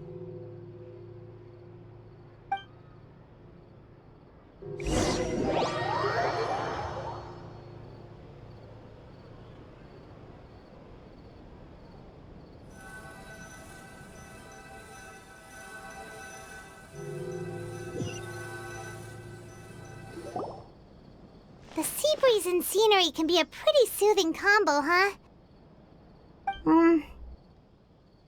Paimon's been thinking. If it wasn't Fontain, but all of Tevat that would be destroyed tomorrow, where would we go and what would we do? No, Paimon should ask, if you could choose, what would you like to do?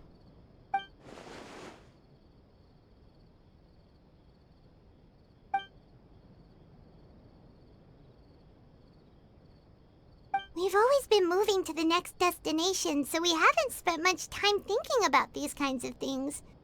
We didn't have to either, with us always being on the road and whatnot. You mean, still traveling? Huh. Wait, isn't that what we've always been doing?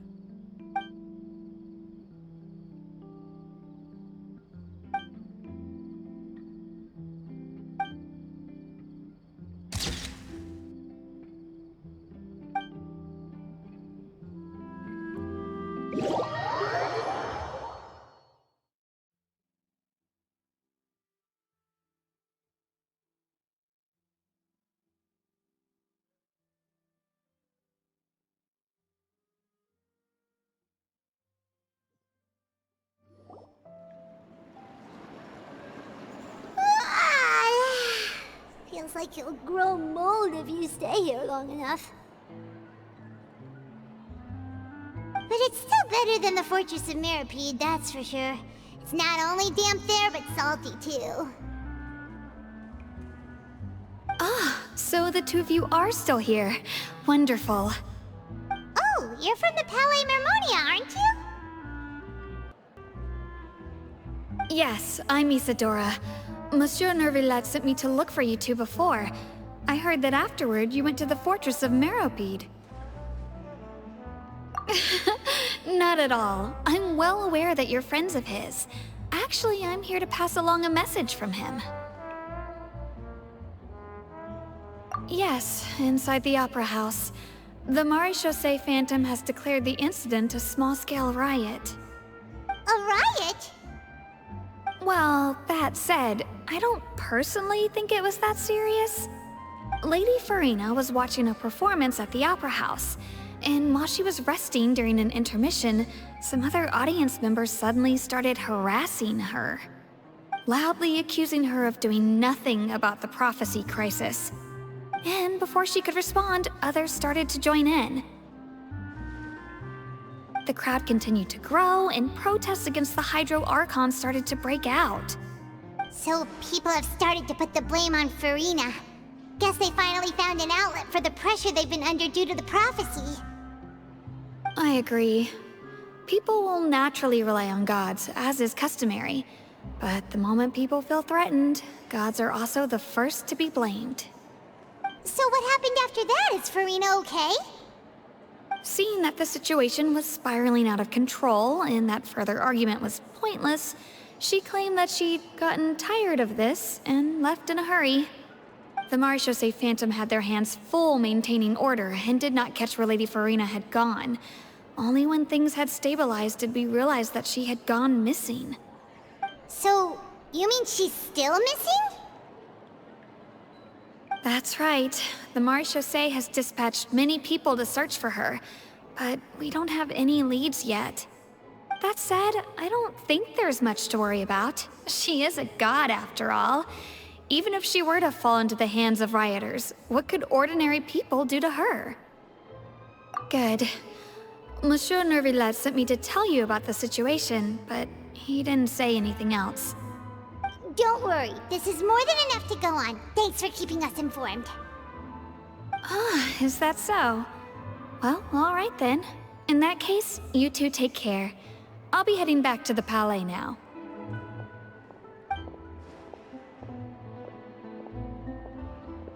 Well, sounds like we should hurry over to Poisson then. If we know Furina, she won't try to fix things in this situation. Instead, she'll look for a place to wait out the heat. And, as we also know, she may be loud and dramatic, but she doesn't have a heart of stone. When Nervillette was talking to her in the Palais Mermonia, and she heard about Poisson, she couldn't hide her sadness and remorse. It would be hard for her to ignore being accused by the public today. Paimon thinks Furina's probably taken the opportunity to slip away to Poisson and try to relieve the sense of guilt that she's feeling. Huh. Well, what do you think? Paimon knows the answer, of course, but Paimon can do the analysis to back it up, too. Cool, huh? In that case, there's not a moment to lose. Poisson, here we come!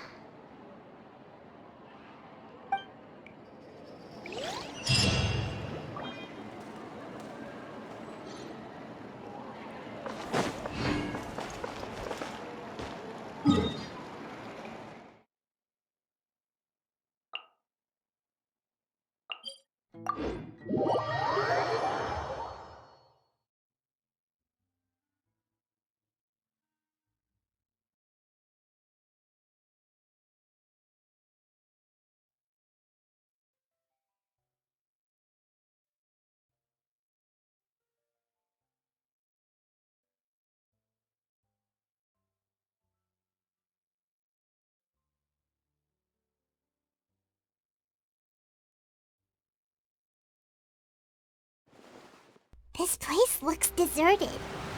Guess all the survivors must have evacuated already. All that's left here are signs of devastation. Could Furina really be here? Let's try to find her as soon as possible.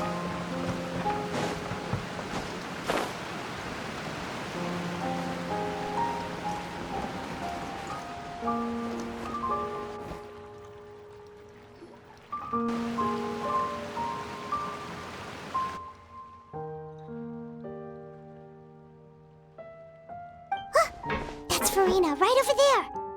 She really is here all on her own.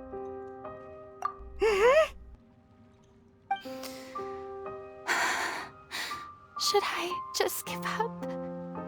This is all meaningless. What was meant to happen did happen after all. Everyone's dead. I'm sorry. I'm so sorry.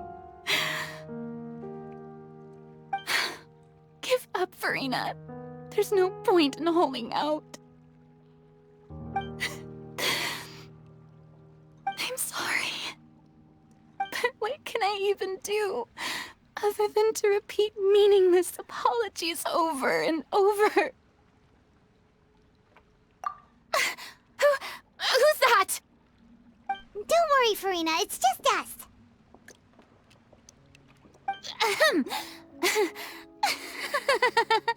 So it is you, blonde traveler from another land. Why, I almost thought you were someone from that mob of my ignorant subjects, come to kneel and beg for my forgiveness. Furina, you were crying just now, weren't you? The tear stains on your face are obvious. What do you mean, tear stains? Oh, I remember.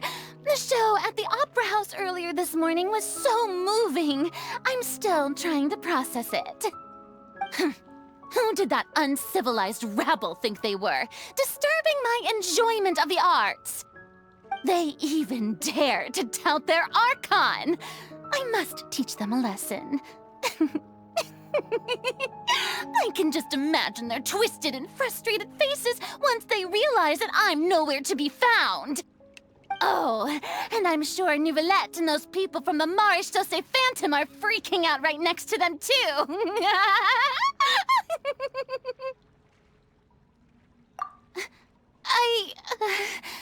Of course not. Hey, there she is! The Hydro Archon's over there! Quick, after her!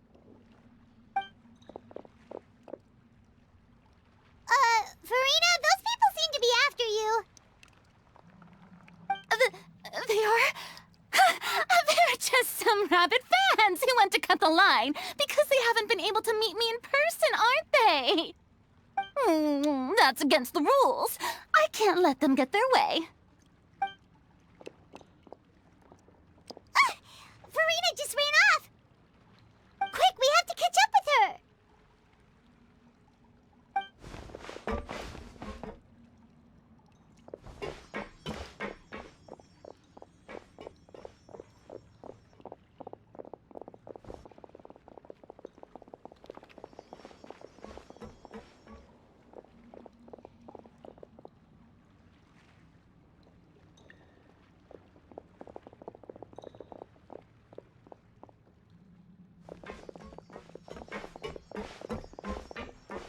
This should be the place, right? Hey, Furina! There's a good hiding spot over here. Quick, come to Paimon before the rest of them catch up to you. What is this place? Hurry, they're almost here! Fine. I suppose haste is warranted. Lead the way.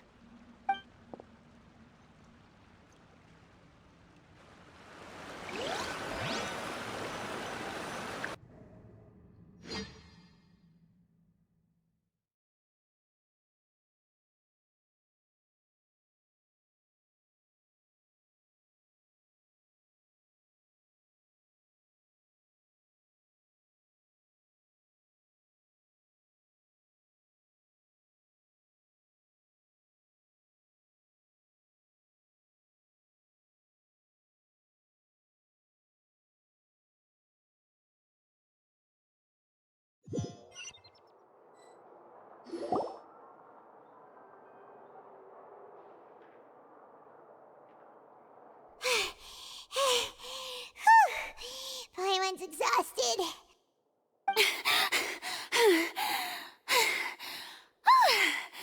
I'm so tired. I totally thought they had caught me. No, I mean, I merely gave in to the sheer enthusiasm they displayed.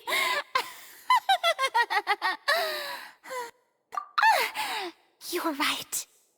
Yep, that's a good girl.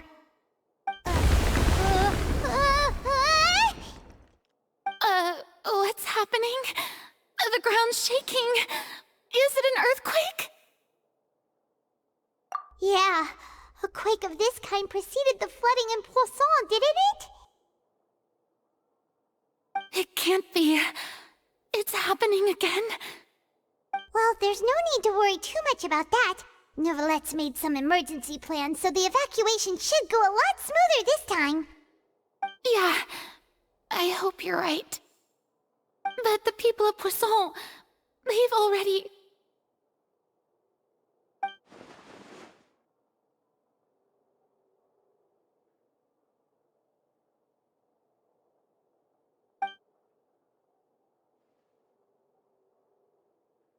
It's true.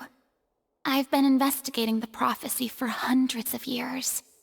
I once had informants all over Teyvat, searching for clues and feeding information back to me. I've tried all kinds of ways, too, to hold back the sea. Anything to keep the coastline from advancing. But all my efforts proved to be futile in the end. Really, the truth has been clear to me for a very long time. We cannot make an enemy of the divine. No matter what we do, the will of the heavenly principles will have its way, and the prophecy shall be fulfilled. Give up. I do love the sound of that phrase. It would mean finally coming to terms with fate, but also for me to finally be free. Indeed, I've thought about giving up so many times, especially after we almost lost Poisson. Fate is really unreasonable, isn't it? It has no heart and obeys no rules. The prophecy has only just started to come true, and so many people have already lost their lives. But just now, it all became clear to me. I still don't have the right to come to terms with fate on behalf of everyone else. As long as the final moment hasn't come, it's still not too late. Don't worry. I will keep hope alive for everyone until the very end. Well, that's enough for now. I got the impulse to play the stricken maiden, but honestly, considering my rank and station, that wasn't a good fit at all. Don't take any of what I just said seriously. How could I possibly let Fontain fall to the whims of trivial prophecy? Come on! Paimon could have sworn you were actually being honest just now.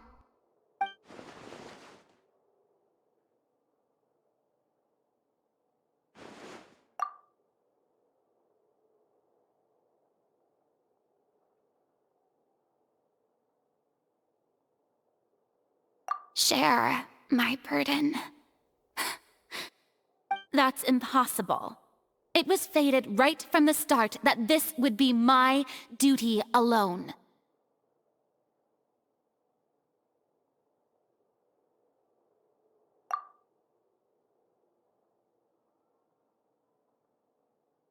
A witness. Yes, I've heard that you came to Teyvat from beyond the stars, yes. In other words, you never belonged here. And if Teyvat is, in its entirety, a show on a stage, then you're just a spectator, aren't you? If that's the case...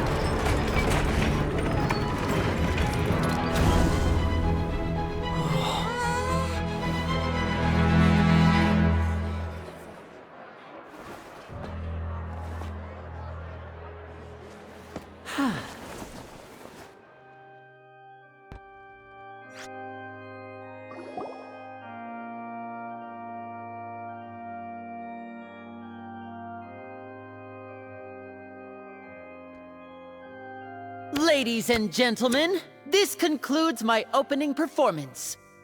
Now, without further ado, we may proceed to the trial of our god. So this is what it is. Yes, you deserve praise for the effort you took to raise the dramatic stakes. Do not forget, however, that I am Focalor, the god of justice, the embodiment of justice itself. Does it not strike you as even the least bit absurd to bring the very concept of justice to trial? May I interpret these words as your refusal to stand trial? In that case, you will have the opportunity to defend your honor through a duel. You would draw your blade against a god?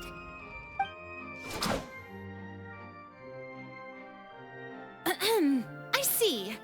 It seems like you have made up your mind.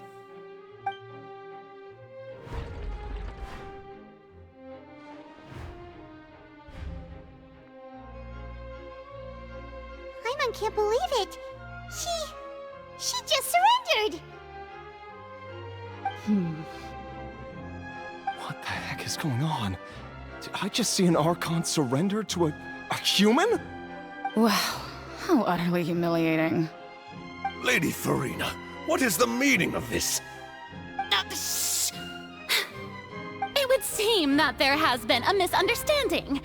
To be clear, the raising of both hands is not always an indication of surrender. Looking for excuses again, huh?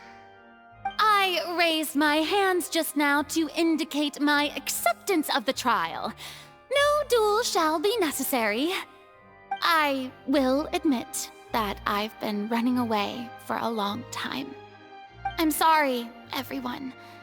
I was unable to protect the people of Poisson. It is my duty to stand trial for my crimes. You are not the only ones to be disappointed in me. I, too, am exceedingly disappointed in myself. But now, it is time for the Hydro Archon to show you her courage and resolve. I, Furina, will use this trial to show the world the true meaning of justice! This time, I will protect you. Applaud and rejoice! One of the most outrageous and fantastical arcs known to the opera epiclese is now unfolding before your eyes. Mark my words, this shall be one of the most exhilarating and brilliant shows ever to grace the stage of Fontain! The trial of the Hydro Archon, Focalor, will now begin! Woohoo! Oh, now we're making history! Why does it feel like Furina just took over the whole thing? Like, come on! Didn't she just get forced to stand trial for her crimes? Also, even though she's still acting super dramatic, she is taking this seriously this time, right? All right, then. Who will be my opponent in this trial? The court asks the prosecutor to please take the stand. Is that so? Very well. Then please speak, witness of Tivat, my accuser and fated opponent.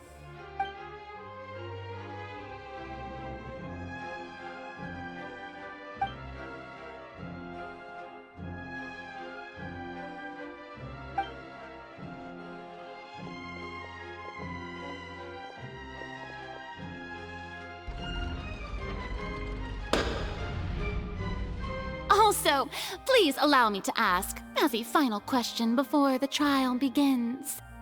Just how much work did you do to force me onto this stage? Well, we did do a lot of prep after the meeting that day.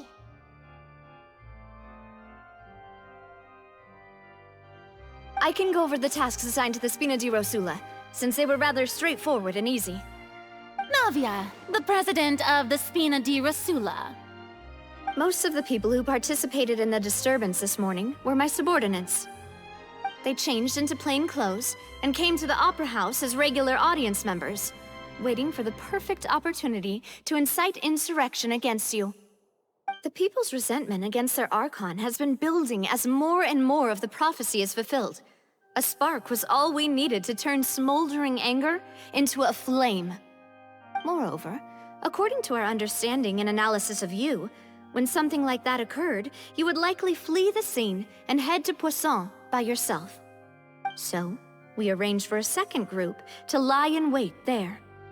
So, you mean... the ones who scoured the settlement for me were also from the Spina? And their goal was to force you to step into the giant magic box so you may personally participate in the greatest magic performance in all of Fontainian history. That's right. That house was a magic box, rather than someone's residence.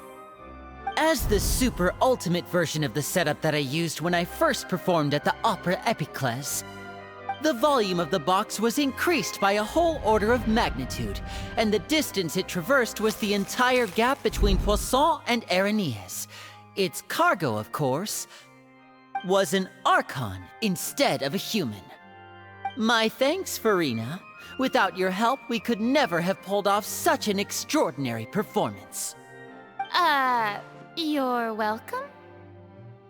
Of course, this performance was only made possible with Father's support. The House of the Hearth spent a massive amount of labor in Mora to pull this off. We had to select a location, construct the giant magic box, dig a tunnel, and open up a path through the water. It was a lot of work for all of us. So, in other words, the earthquake that we felt within the giant magic box was just a normal tremor from the transportation of the whole house? That's right. It wasn't a sign of another disaster to come.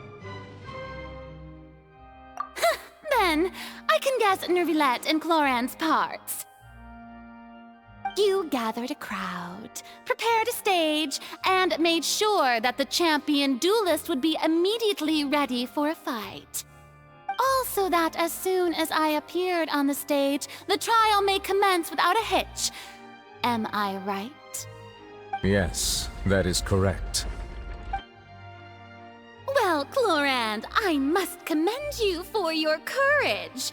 Only the most outstanding champion duelist in all of Fontaine would accept a duel with an Archon without flinching.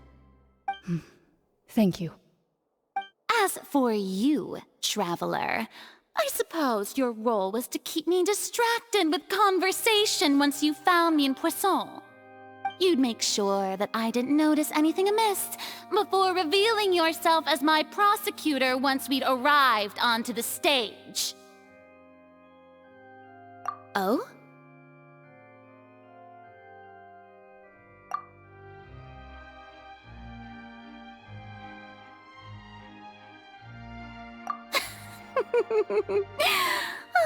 Is that so? Then I suppose I must have missed my final chance. It's fine. It matters not. What's done is done. The stage is already set, so there's no reason to disappoint the audience. Let's see this trial through to the very end.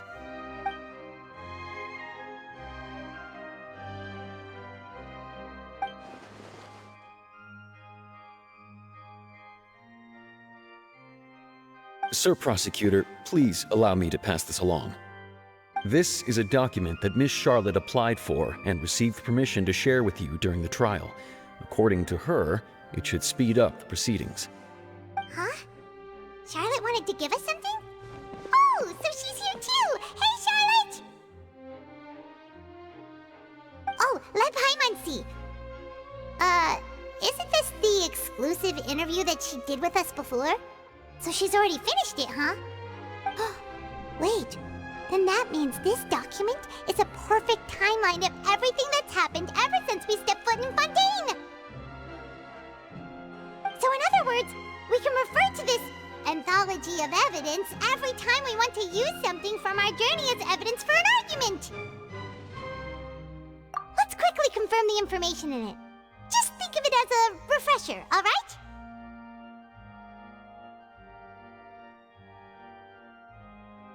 You defeated the Hydro Archon in the very first duels you took part in at the Opera House. That's one for the history books, all right. I didn't think that you'd wind up getting to the bottom of the case I'd been following all this time. I guess you could also see this as a happy coincidence. This is the first time Monsieur Nervilette had a difference of opinion with the Oratrice. Even the Hydro Archon can't figure it out. A Fatui Harbinger. She's an extraordinary person. Her instinct must mean something. The fortress of Meripede was almost destroyed in a single day. That I didn't witness that scene personally will always be a source of professional regret, I think. According to Monsieur Neuvillette, both Child and that whale should have been in the primordial sea at that time. I nearly lost my awesome friend Navia. To be honest, that still gives me shivers. The words of someone as extraordinary as a witch can probably only be truly understood when something surreal happens to you.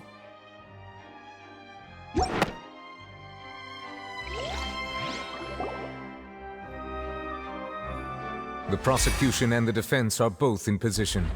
The trial shall now begin. Oh, come on, Neuvillette.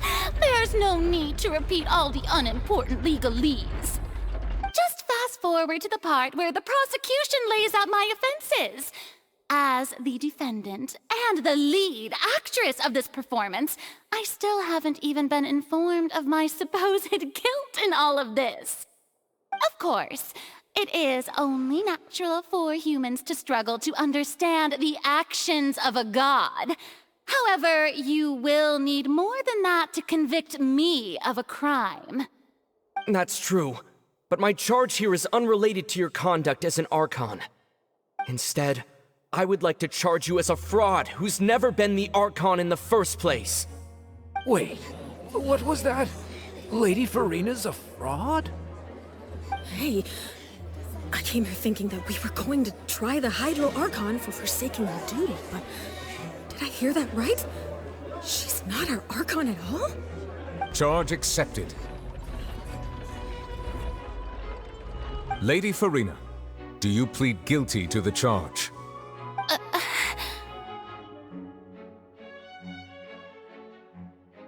Lady Furina. I plead not guilty. How can I be guilty? There is no way that I, Focalor, otherwise known as Furina de Fontain, a member of the Seven and the Regina of all waters, kindreds, peoples, and laws of Fontaine, could be anything other than your true Archon. Yeah. Even though Lady Furina can be rather eccentric, isn't it going too far to doubt her very identity? Yeah, I've never questioned her identity either. Sure, Lady Furina can be super irresponsible, but what grounds does that prosecutor have to make such a huge claim? I have cause to believe that common sense will prevail in this case. Many of the members of the audience have known me as the Hydro Archon ever since they were born. There would be no fooling their memory. See? Even the Oratrice has decided to show me its favor. Are you sure you want to commit to a charge that will never be upheld?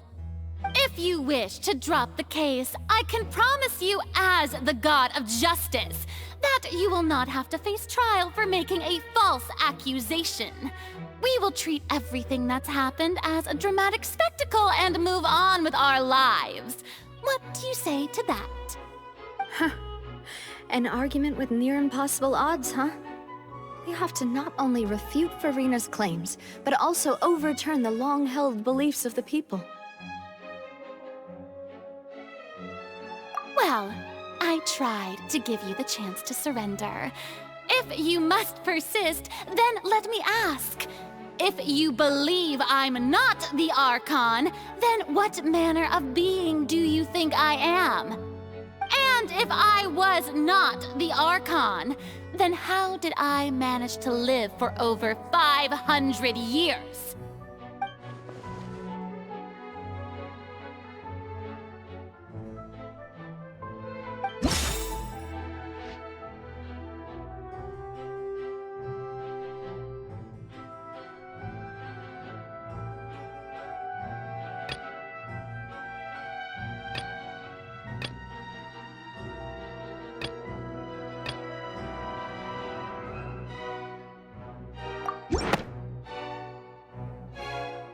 First of all, You may be a member of another long-lived race, which would allow you to naturally possess an extended lifespan. And second of all, even if that wasn't the case, there could be other ways to extend your life. Who gave you that idea? Was it the knave? You'd sink so low as to use a harbinger's words against me. A curse? I once thought it possible that the aura of an Archon might naturally resemble a type of curse. But in light of this claim, perhaps what I sensed was not your divinity, but a curse after all. You sensed it too, huh, Neverlet?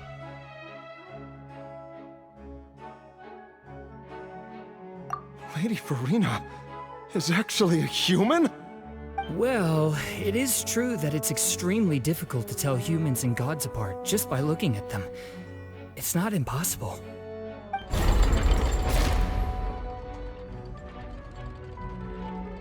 Well, don't start celebrating too early now. Even if I have been carrying a curse like you said, how does that prove that I am merely a human being? Besides, everyone knows that the main difference between a human and a god is the possession of authority. Gods can do what humans cannot. That's why they're worshipped as gods. For centuries, manifestations of my authority have served the nation of Fontain. One need only to turn their eyes towards the Oratrice Mécanique d'Analyse Cardinal in this very opera house, or consider the indemnitium that is used in every aspect of life.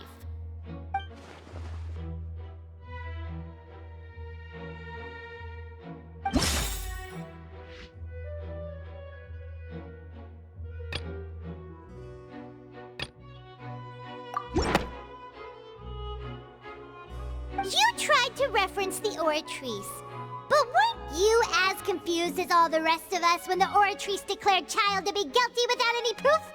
Otherwise, you should have come up with a good explanation for that by now. Didn't I make myself clear at the time?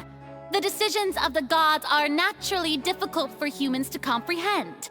There is no need to provide an explanation. Lady Furina, I believe a reminder of your current circumstances is in order.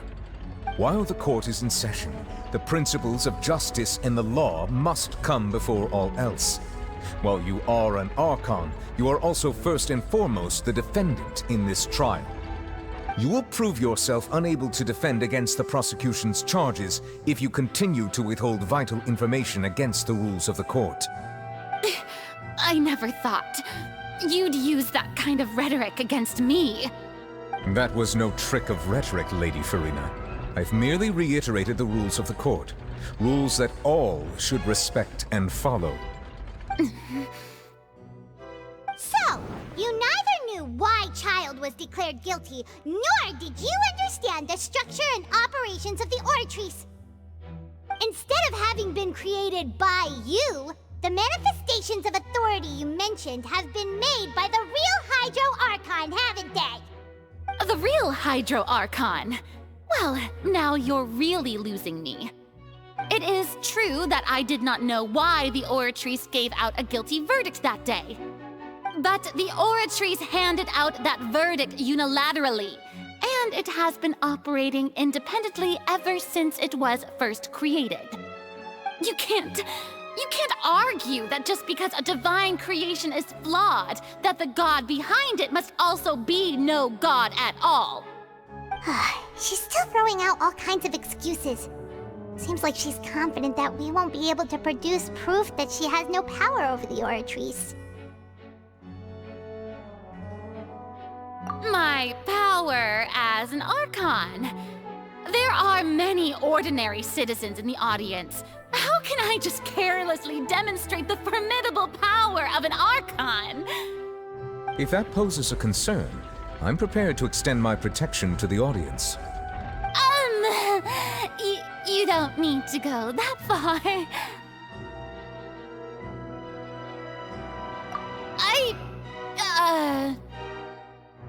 Aren't you the Hydro Archon?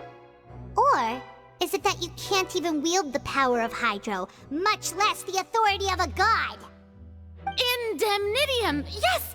It's all because of Indemnitium! All Archons derive their power from the faith of the people, and I've converted the people's faith in justice into Indemnitium! Thus did I give up all of my divine power to provide everyone with energy for their daily lives.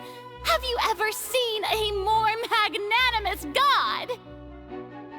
Isn't that a huge stretch? Yeah, no matter how generous an Archon can be, how could they give up all their power? Can a god with no power even still be called a god? It seems like nobody's buying Furina's excuse. Hey, come now, everyone! Please don't stare at me as if I was a liar! I'm still the same Furina you knew, right? The one that you loved! Shouldn't you want to believe in me? Please? You've got to believe me! If what the prosecutor said is true, she really has committed a grave offense. Did she deceive all of us? And all of our parents and grandparents too? And then all of our ancestors? Ever since they were born? Enough! That's enough! Tell me then, if I'm not the real Hydro Archon, then who is? If you have no evidence of another Hydro Archon's existence, nor can you find anyone who can back up their claim to be such, then what grounds have you to say that I'm not actually the real deal? Wow, she came up with yet another argument. How can we refute her now? Seems like she really doesn't want to give up.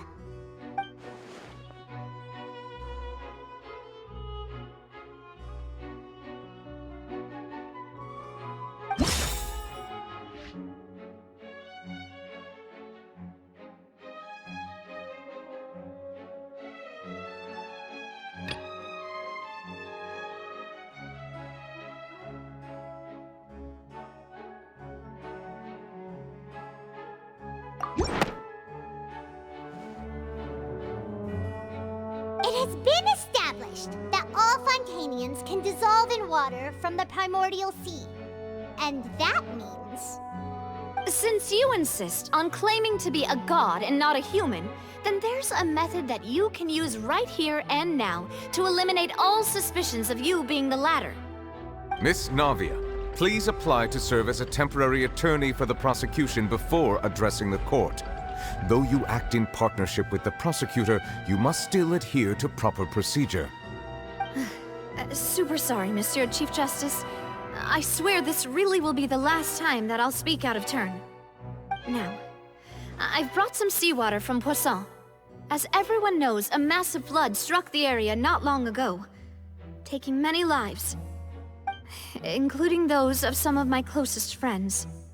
So, Miss Furina, would you dare to touch some of this seawater? If we are to believe that you are indeed the real Hydro Archon, touching this seawater would have no effect on you. All it should do is strengthen your case. But if you don't dare to touch it, then we would have basically proved the reverse. Oh, and I must remind you that after the disaster at Poisson, nobody wants to see any more people dissolve. I do hope you'll act prudently and choose the simpler path of admitting guilt. Navia from the Spina di Rasula. The Spina has governed Poisson for many years. I guess her suggestion is valid. If Lady Furina is indeed just a human, she's probably Fontainian like all the rest of us. Would she really dare to try?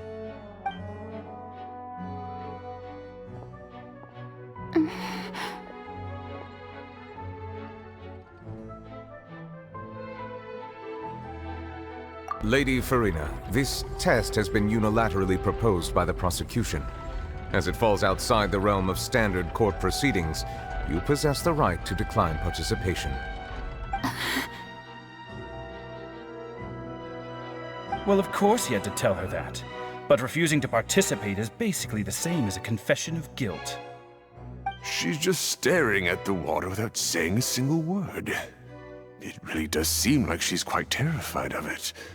That could only mean... What's going on? Is she really planning to... that's not what we thought she would... Due to the inherent risk of the test, Lady Furina, you may... Hey!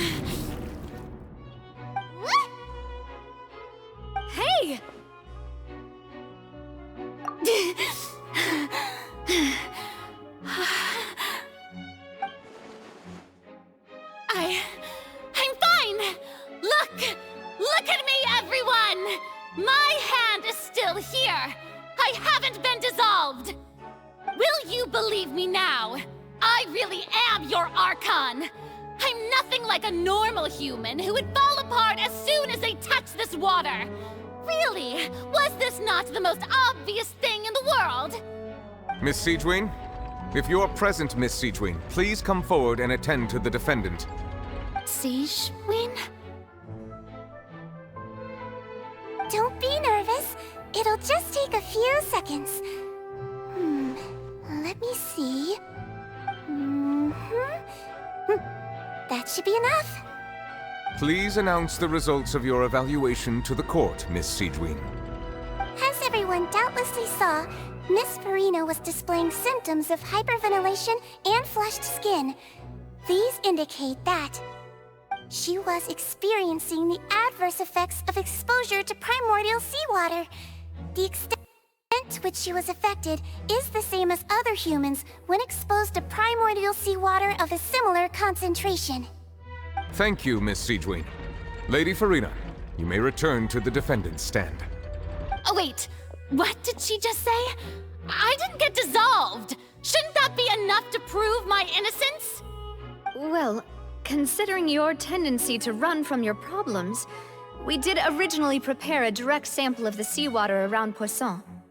However, after extensive discussion, we exchanged it for a sample that is not concentrated enough to dissolve an actual human. After all, on the off chance that something entirely unexpected might occur, we don't want anyone else to lose their life to the sea. Yeah, so out of regard for Furina's life, you secured a low-concentration sample and asked the head nurse to serve as an expert witness. It's a great thing that the direct sample wasn't actually used. Furina could have... I can't believe... you...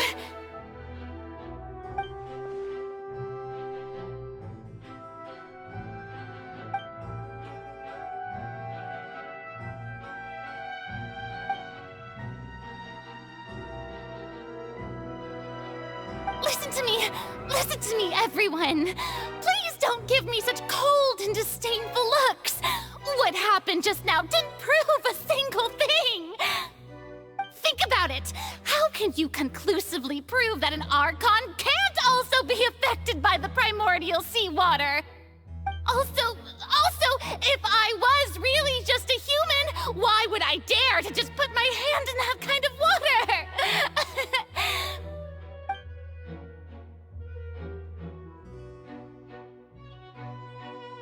Please, anyone, just listen to me! I swear, I really am your Archon!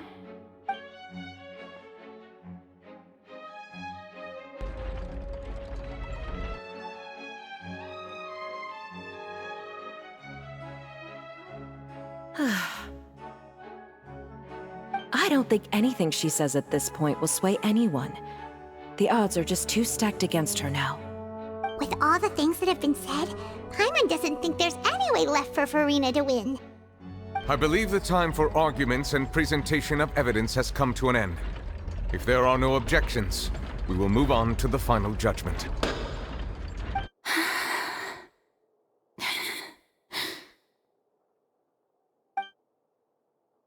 I don't think anything she says at this point will sway anyone. She's too stacked against her now.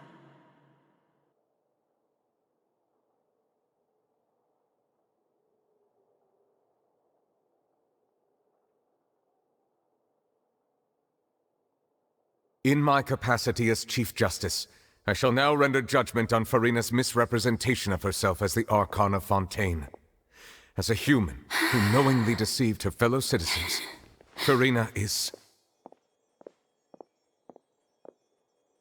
guilty.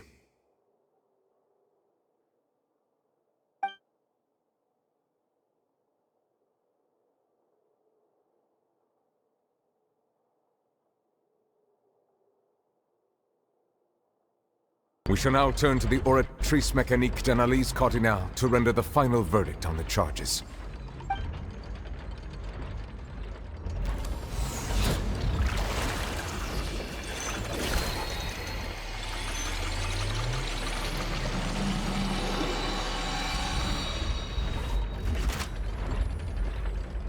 According to the judgment of the Oratrice Mécanique d'Analyse Cardinale, Furina is... Well, what's wrong? What's the Oratrice's verdict? No, the Oratrice also displays a guilty verdict. Isn't that correct then? However, the exact wording of the verdict is thus. The Hydro Archon, guilty, to be punished via the death sentence. The death sentence? That's actually one of the available sentences? I've always thought that it was just a myth.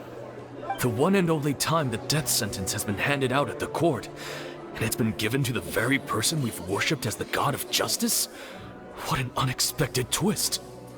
Furina's been sentenced to death by the Oratrice? We just wanted to use the trial to show her the seriousness of things so she'd tell us the truth. How did things escalate this quickly? This outcome is indeed quite strange. According to Fontaine's current definitions of justice, as well as its recommendations for criminal sentences, is this sentence really appropriate for the crimes that have been committed? Yeah! Even Fontain wasn't sentenced to death by the Oratrice. You know, the real evil mastermind behind the serial disappearances case. Indeed. Not only is Furina's sentence overly excessive, the very point of our trial today was also to prove that Furina has never been the Hydro Archon in the first place. But now, the Oratrice seems to have deliberately invoked the title of the Hydro Archon. What does this mean?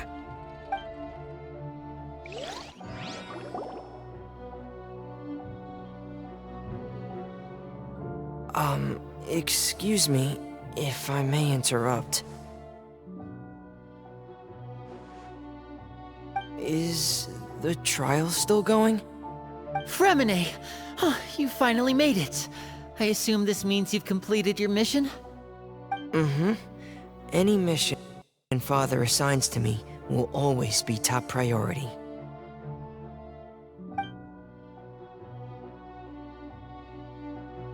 Is that the first prophecy slate? Huh. So the knave privately arranged for Fremine to try and find the missing slate. I looked everywhere and finally found it at the bottom of the sea. It took me a long time to get around some dangerous stretches of water. But has the trial already concluded? Then doesn't that mean I've come too late? Oh no. Father will be disappointed in me. Thank you for your hard work, Mr. Fremine. Please allow me to review the record left on the slate. Traveler, I believe that you have already seen the other existing slates, and would like you to come here and confirm their contents.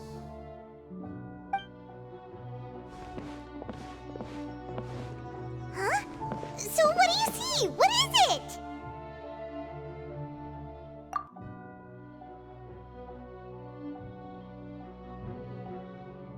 I believe I have now made sense of the Hydro Archon's crime. It has to do with Fontaine's lost history. Huh? Isn't the Hydro Archon just guilty of deceiving her people? Oh, wait, no, that's Furina, and we've already proven that she's not the Hydro Archon. So when you say Hydro Archon, do you mean the real Hydro Archon we've been kinda talking about? In truth, everything that you've encountered in Fontaine up until this point can be traced back to the contents of these stone slates. However, I'm uncertain as to how much sense they currently make to you. Okay, let's try to recall the contents of the other 3 stone slates. Paimon will do her best to help you remember.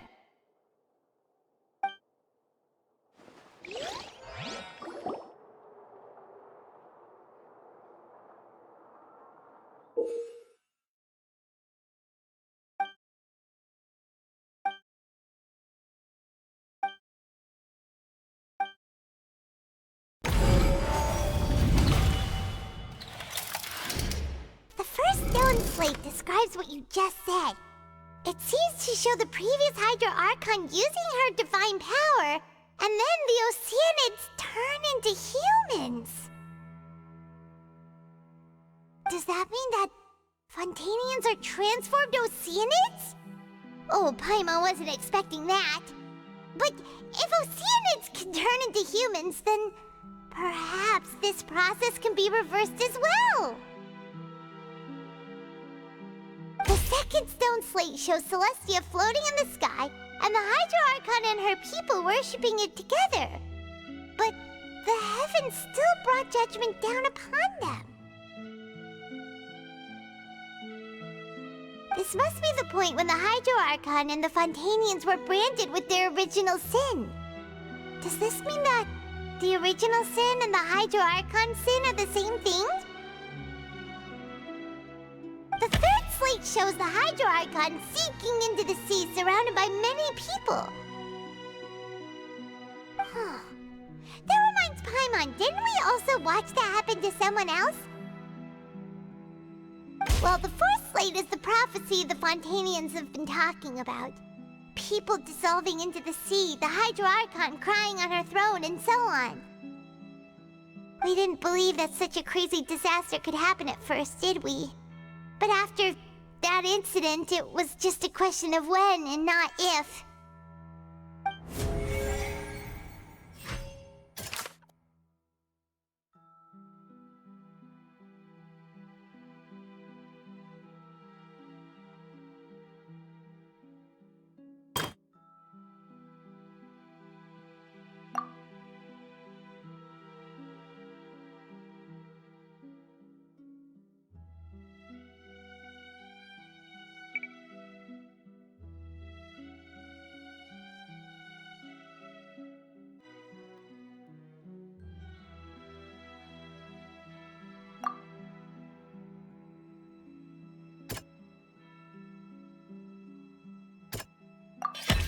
We know from the case of the serial disappearances of young women that Fontainians can be dissolved in primordial seawater, and the first stone slate tells us that long ago, the Hydro Archon used her power to turn Oceanids into humans. This might be the reason that Fontainians can dissolve.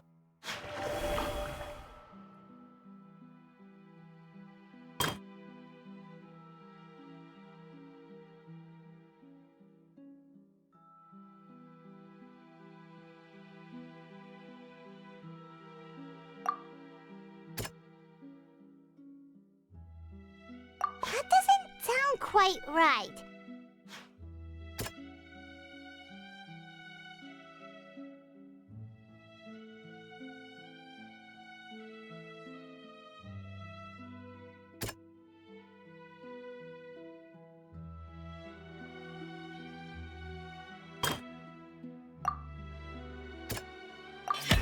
It's not as simple as falling into the sea. When Navia fell into the sea, her consciousness was subjected to judgment. The stone slates show the people gathered around the Hydro Archon in the sea.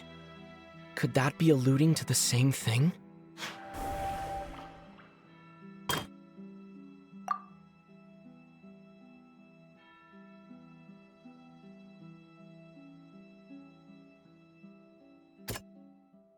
That doesn't sound quite right.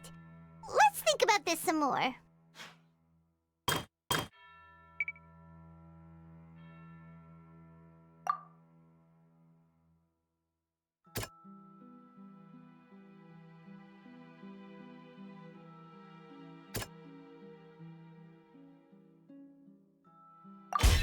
Perhaps what is about to take place has all happened before. The true sin of the Hydro Archon that Nervalette mentioned, and the original sin cast down on the people of Fontain by Celestia, as recorded on the stone slates.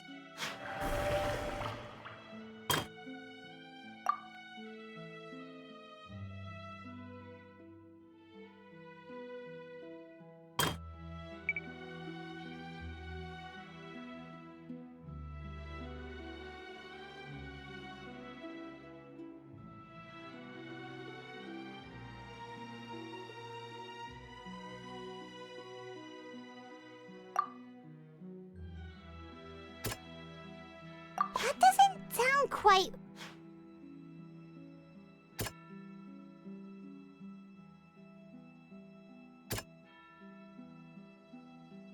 That doesn't sound... The prophecy from the stone slates found its way into society, but not many people believed it at first. The fortress of Meropide was nearly flooded with primordial seawater, which we know can cause Fontainians to dissolve. It seems increasingly likely that the prophecy may come true. If we hadn't dealt with it in time, things could have gone very badly. They'll dissolve into the primordial sea but won't cease to exist. Their essence will flow in the seawater, converge, and take the form of an Oceanid. The Hydro Archon was sentenced to death in court, shocking everyone present. Perhaps this means that her sin was actually Fontaine's original sin. Navia fell into the water inside those ruins, and she nearly dissolved. She was surrounded by the people of Poisson in a court within her consciousness, and was forced to take part in a trial meant to make her stay. The eruption of the primordial sea at the fortress of Meropide was the surest sign that the prophecy was about to come to pass no matter what. The prophecy's contents can all be verified by recent events. If we combine what we know together, loads of truths should come to light.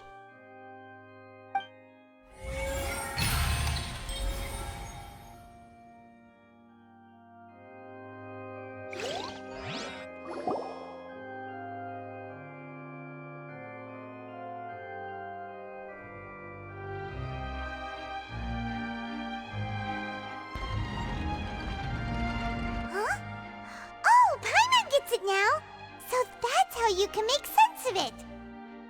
But then it feels like we're going to have to share some truly shocking revelations. Let's hear them.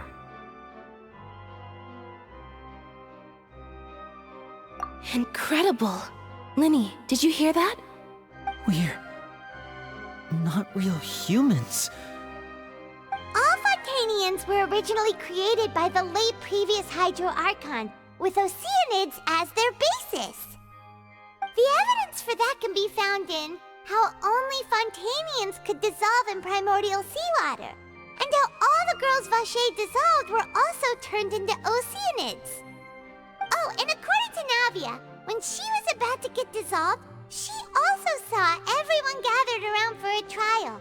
All of them in the shape of Oceanids. Indeed.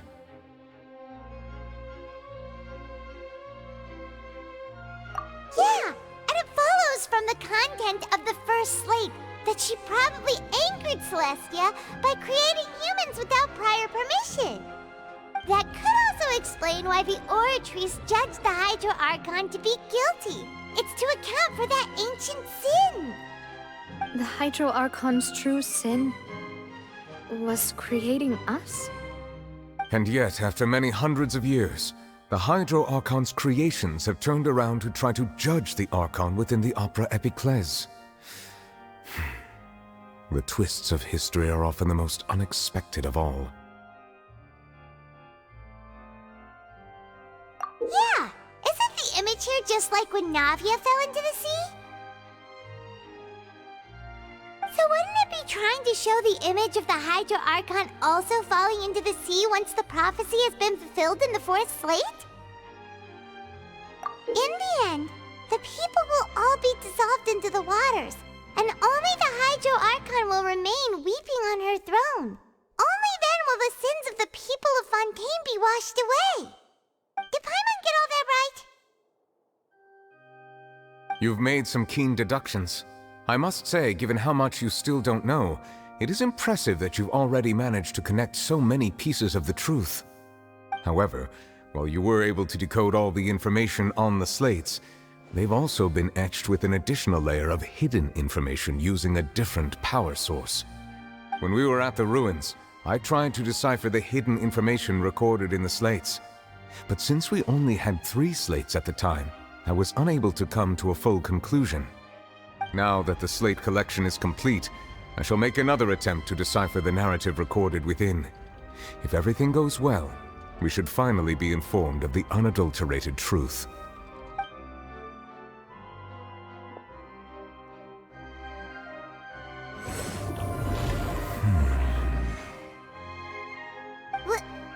Well? Did you get it? I believe I should share this truth not only with you, but with all the people of Fontain as well. I will try to briefly summarize it for you.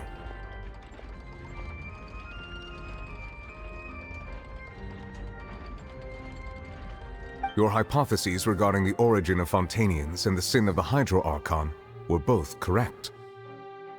In the Fontaine of old, the previous Hydro Archon sensed the yearning of her Oceanid familiars for life on land.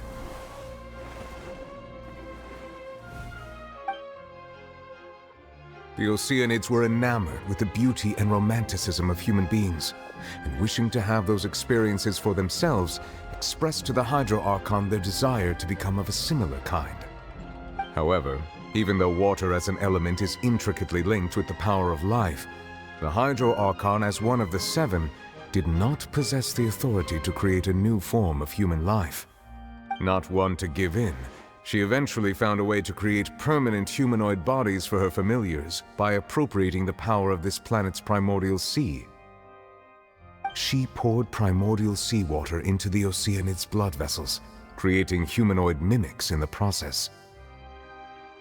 But if Fontainians were to ever come into direct contact with water from the primordial sea, the power within their bodies would escape these artificial restraints and return to the sea.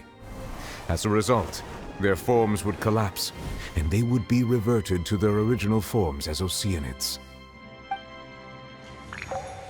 Of course, the Hydro Archon never received permission from the heavenly principles to create a new human race.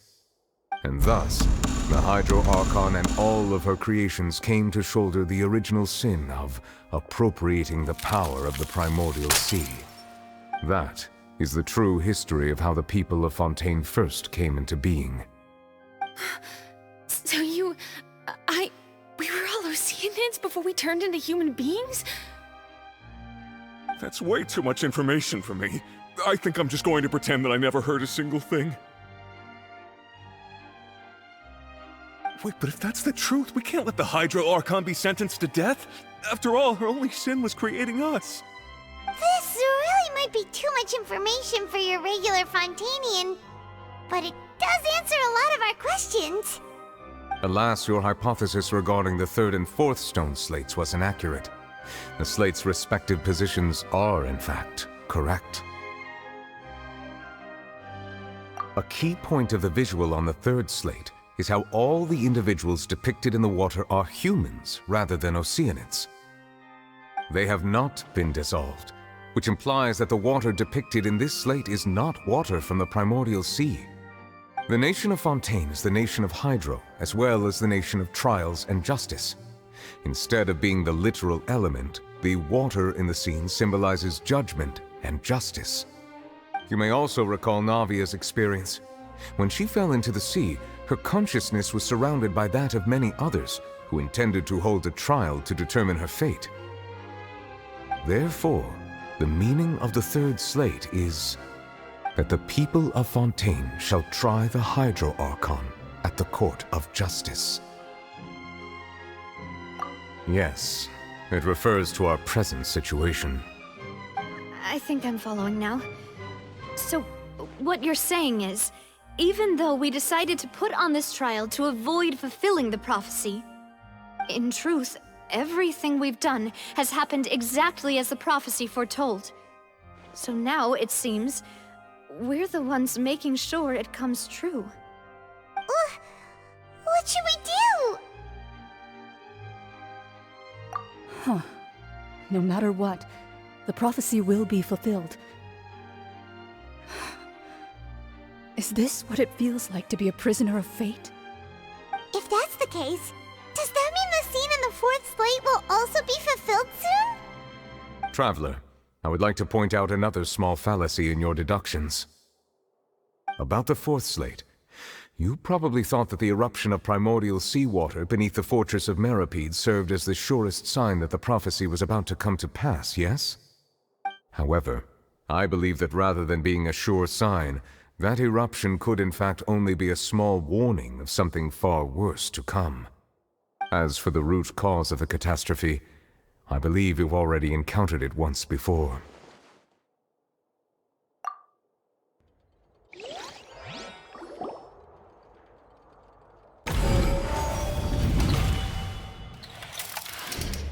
This eruption was just a small warning of the things to come. We must find the root cause of the disaster.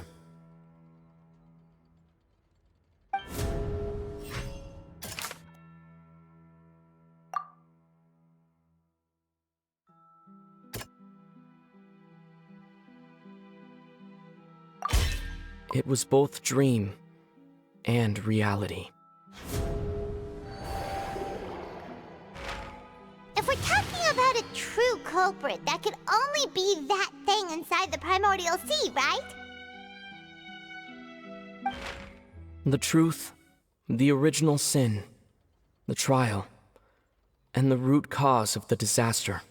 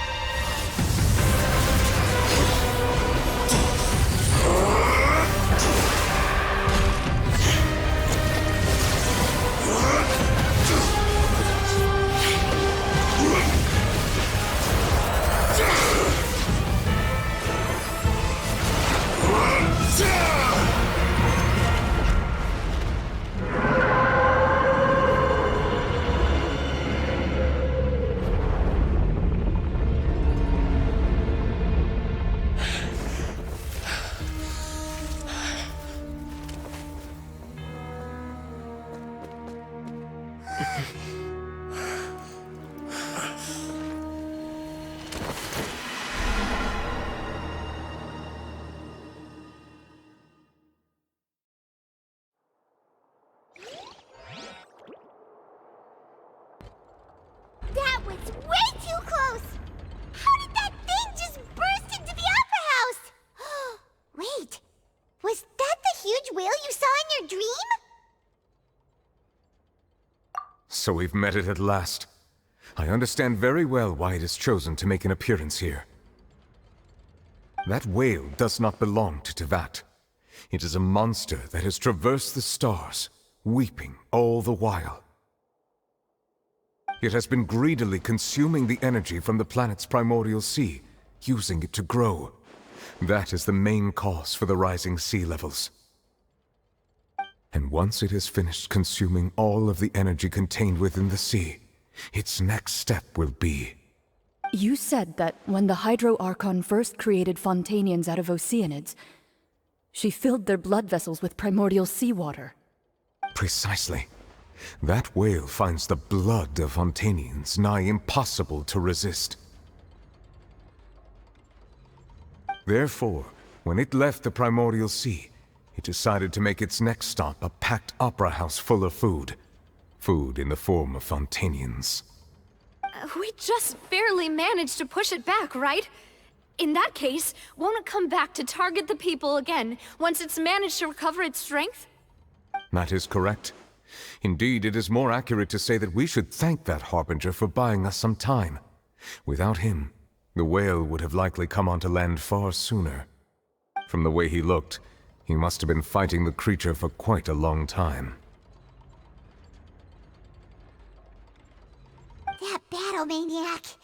We've always known that he had a special connection with that whale, but we definitely didn't expect it to help us out like this.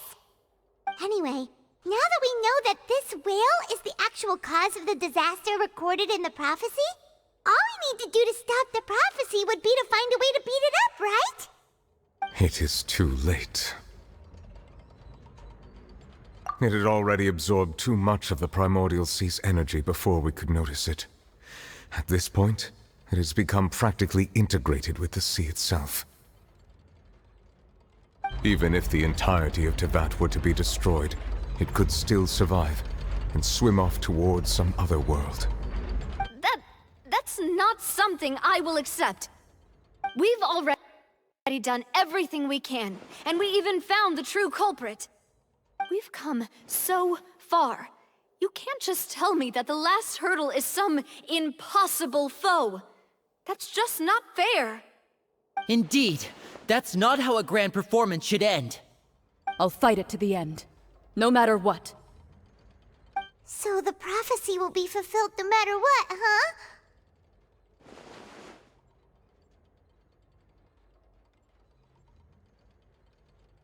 The prophecy. Yes, what has been prophesied will be fulfilled. You may view such things as the history of the future.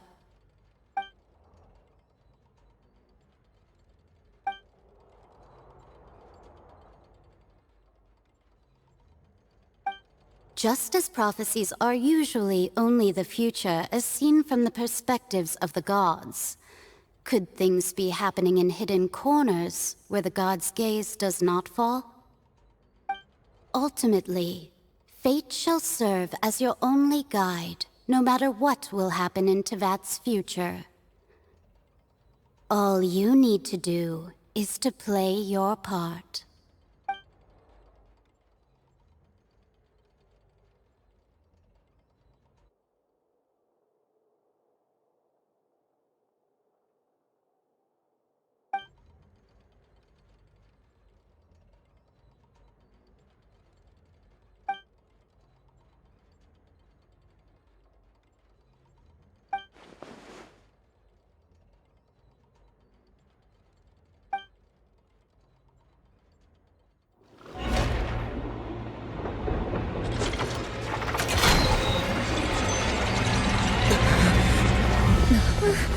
What's happening with the oratories? I believe it is preparing to carry out the death sentence.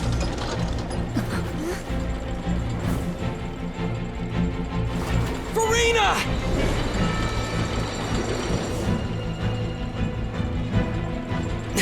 No, I still need answers.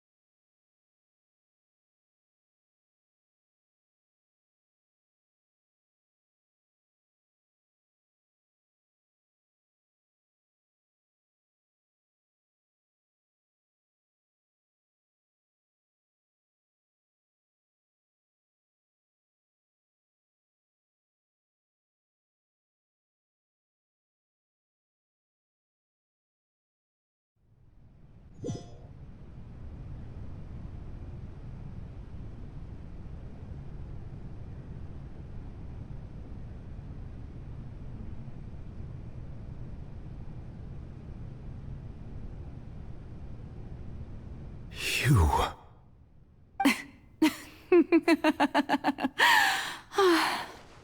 Sorry.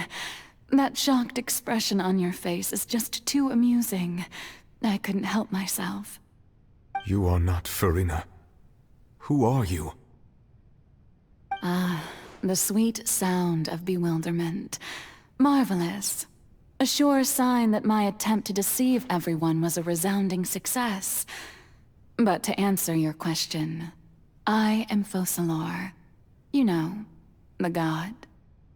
Focalor, why did you deceive us? Oh, that wasn't my goal, of course. Goodness, no. But I had to fool everyone else too, if I was to stand any chance of deceiving the heavenly principles. Deceiving the heavenly principles? It's all because of that pernicious prophecy. Dreadful, wasn't it? Everyone doomed to dissolve. Fontain condemned to be flooded. One was not amused. In fact, one was positively bemused when that problem was thrust upon me by my dearest predecessor. That's the former Hydro Archon Egeria, for the uninitiated. It hardly gets more disastrous than a preordained national catastrophe, now does it? She knew full well that the prophecy would surely come to pass.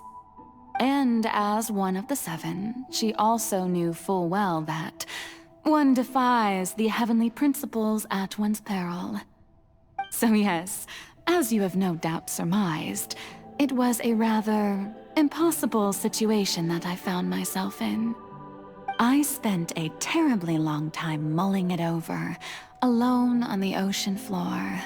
And I was almost growing barnacles by the time I finally realized there was only one possible solution to this confounding conundrum. I had to outwit the heavenly principles, allow the prophecy to be fulfilled, ostensibly at least, while saving everyone at the same time. I'm a genius, I know. I can only assume that's why Egeria chose me as her successor. Although, looking back now, it was hardly the inheritance one dreams of. Between the task of saving the nation, the quotidian duties of the Hydro Archon, and not to mention the original sin of creating a new race of humans, I dare say she left me quite a colossal mess to clean up. But one can only play the hand one is dealt. I did not choose this, any more than I chose to be one of her Oceanid familiars. So you were also once one of the Oceanids, transformed into a human by Egeria's hand? Yes, I was. I always dreamed of becoming human. And I still do, even now. In my eyes, to be human is to be part of the greatest opera ever known. After becoming a god, I separated my divinity from my body and spirit, leaving behind only a self that was as naive and bewildered as my past self on her first day as a human being. The me you see before you now is that divinity. And the human counterpart I left behind, I named Furina. She could feel joy, sorrow, and everything in between. She could be as vain and conceited, or as meek and vulnerable as she wished. Her strengths were of a kind only a human could possess, as were her shortcomings.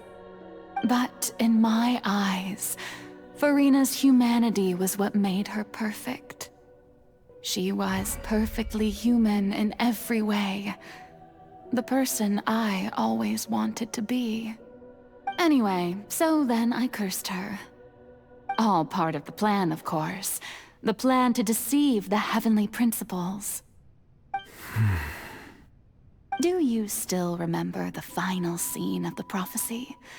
The Hydra Archon alone, weeping on her throne. In order that the prophecy might appear fulfilled, I invited Furina to be an actress, to play the part of the Hydro Archon in the prophecy.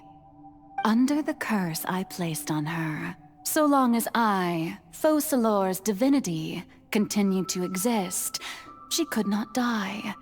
But nor was she free to live her life in the pursuit of happiness.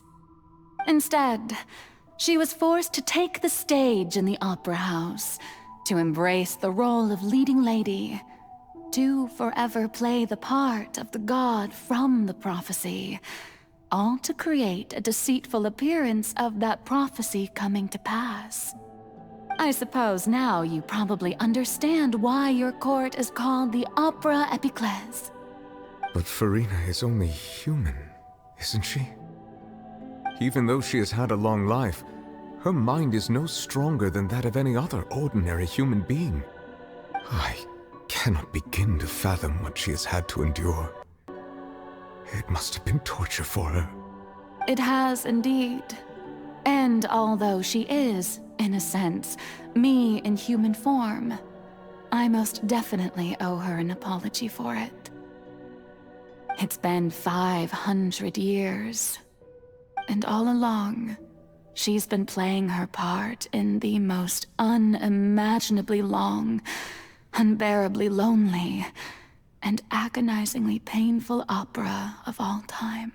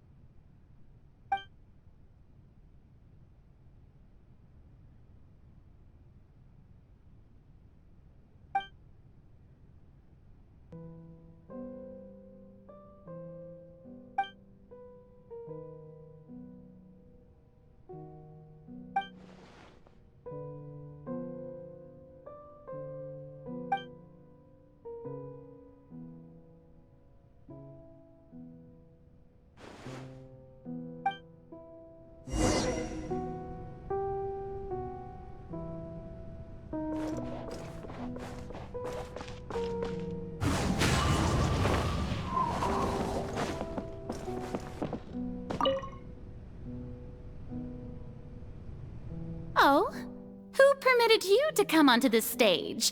Now, I understand your admiration for my august self, but I must ask you to keep to the rules. All right. It is not my intent to reprimand you. There is no need to state your name. Just be off with you.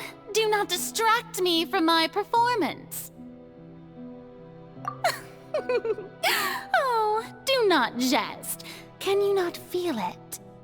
I am Focalor. The eyes of countless Fontainians are upon me. I must, at all times, display the utmost elegance and nobility.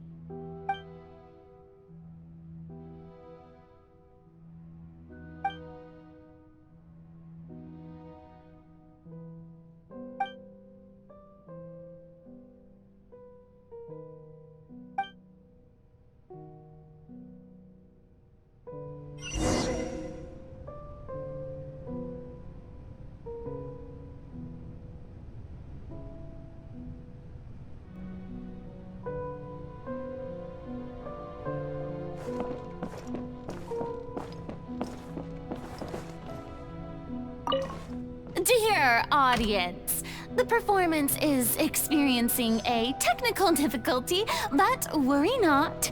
The guards shall resolve it soon enough.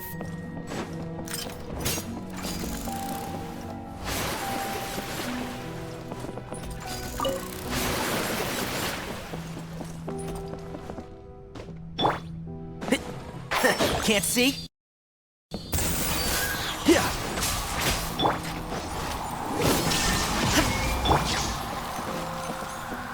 Into the wind.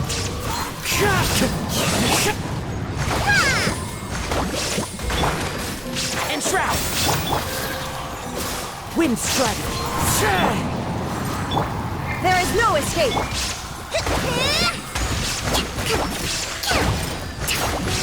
Allow me. That hurts. The wind knows me. As one with wind and cloud.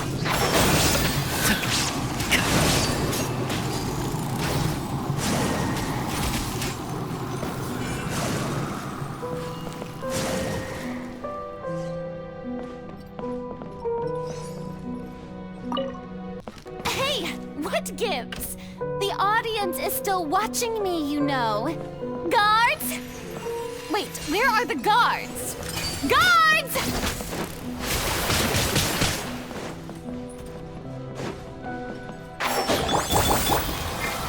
into the wind. Let's nip that in the bud. Shine down!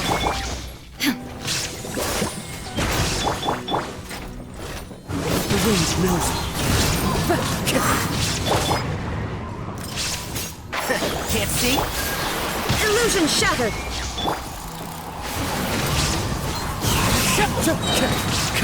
Fallen leaves, adorn my... One with the force.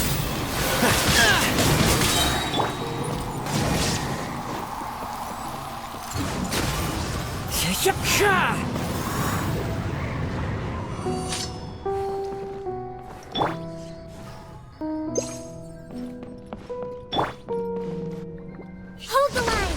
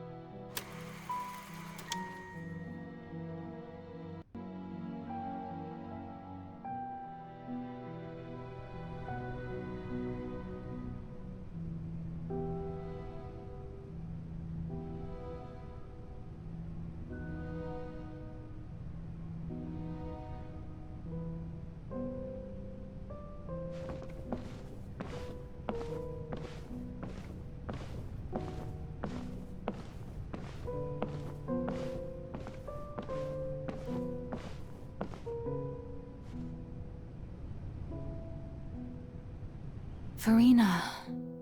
Furina. Huh? Who's that? Who's calling me? Where are you? Be not nervous. Be not afraid. I am before you. Wait a moment. You're... mirror me? How can this be?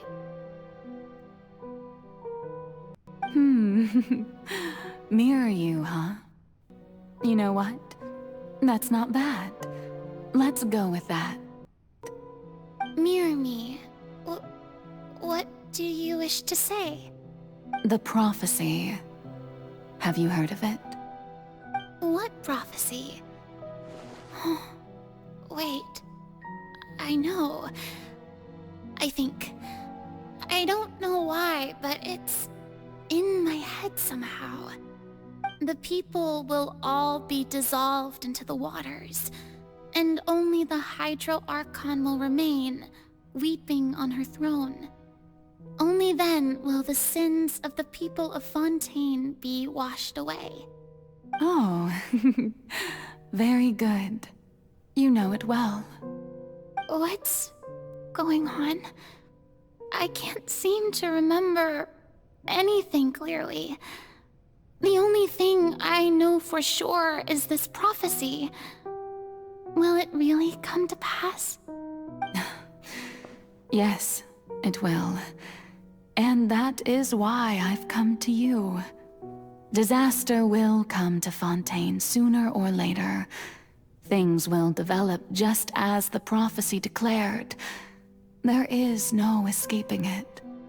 But doesn't that mean everyone will die? I'm a Fontainian just like them. Will I dissolve too?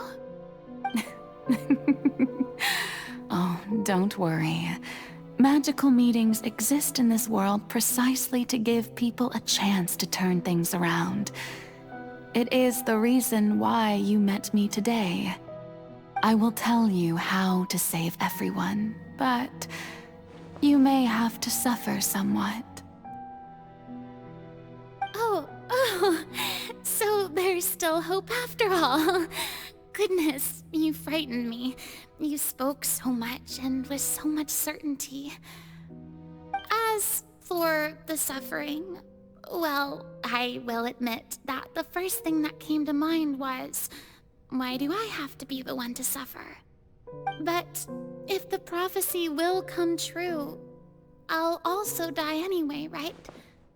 So if I've already met you as my magical meeting in this world, if there were scales, with all the people of Fontain on one side, and my pain on the other, is it not obvious where the scales should tilt? You truly are the perfect human. My ideal. I suppose this would also be the justice that belongs to you. Huh? Don't worry, it's nothing. Listen well. Fontain has just lost its Hydro Archon. I need you to play a role. That of the new Archon. Play as a god? That's right. You must begin a never-ending masquerade. You must never let anyone suspect your identity.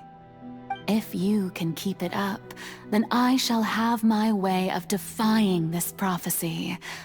But should your identity be revealed, then all hope will be lost. But how will I do this? A human assuming the role of a god without being exposed? Don't worry. What you must do is not to turn yourself into a real god. You simply need to play the role of a god as humans imagine them to be. Being a human yourself, I'm sure you already know what such an entity would be like. Remember, your true challenge will not be pursuing divinity, but contending against humanity. I'm still not sure I understand, but I'll try. I'll try to do this.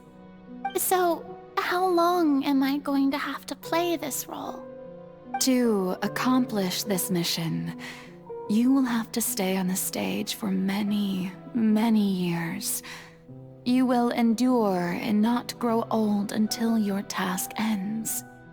But I promise you, all will eventually end in a magnificent and dramatic trial, and everyone will be saved. A trial, huh? How exciting.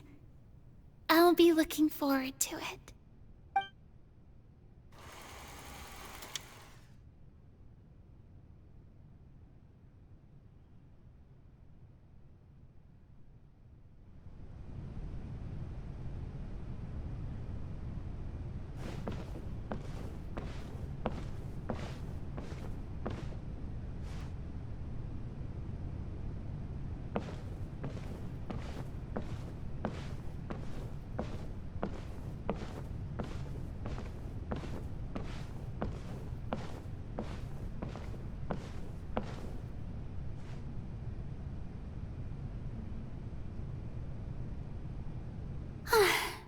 The Maison Cardinalise has announced my accession, but this is my first time facing the people. What should I say to most appear like a god? To be honest, I still don't know. Perhaps I should first try to act natural. Ladies and gentlemen, good evening, and welcome to the Opera Epiclese. I'm sure you've all heard about how I have taken on the role of Hydro Archon. Indeed, I am Furina de Fontain, your new Archon. In truth, I know little about becoming a nation's new god, but it will be my honor to guide you all. As the god Focalor, the god of justice, I shall do all within my power to lead you into an age of fairness and justice. Once again, thank you all for coming. If you should have any questions or suggestions, please send them to the Maison Cardinalise. The future of Fontain will require us to work together, after all. This should do it. I thought I might stammer, but thankfully, I was able to convey my thoughts just fine. Okay, and next. That's the new Hydro Archon. Is this some kind of joke by the Maison? I would have thought that a being that surpasses humanity would be a bit more assertive. Hey, did you hear that? She even told us to send her suggestions there at the end. Shouldn't gods be all-powerful? She's being so modest. What's the difference between her and an ordinary person, then?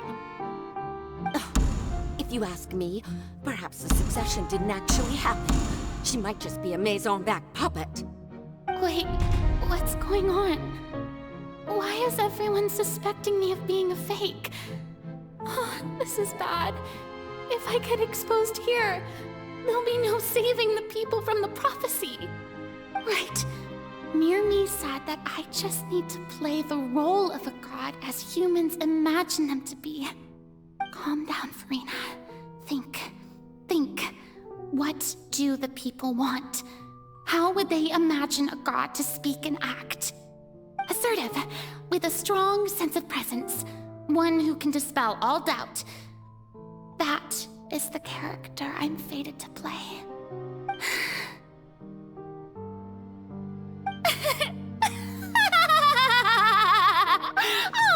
Oh, very good, my people. Only ones such as you are deserving of my rule. Now, I was wondering, if some weak puppet were to one day come onto the stage and claim ownership of this opera house, would the children of Fontain follow them? Well, it seems that you would all see right through them. Having passed my test, you are qualified to witness wondrous trials alongside my august self, here in this opera house. You may consider my previous act a door gift of sorts. I thought it was a debut that suited the atmosphere.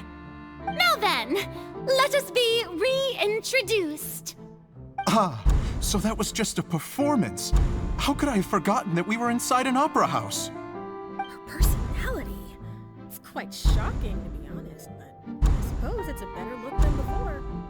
Such a fascinating and bold deity. How wonderful!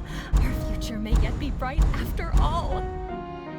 It seems I've turned them around. Best follow this flow and restart my accession speech. My dear people, whether you acknowledge me or not, whether you trust me or nay, I say to you, keep faith in your ardor for justice. We have heard it said that this nation's sins can no longer be washed away. Well, I say that justice is most fragrant when it blooms amid sin. No, this won't work. They'll suspect me again. I must play the role that they want me to play.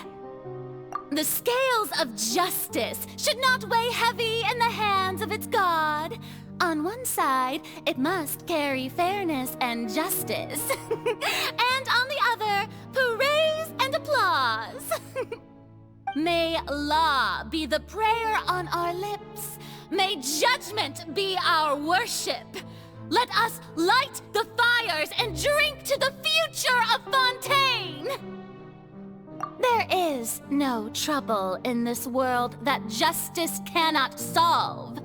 All that is needed is for you, my people, to believe in it, heart and soul.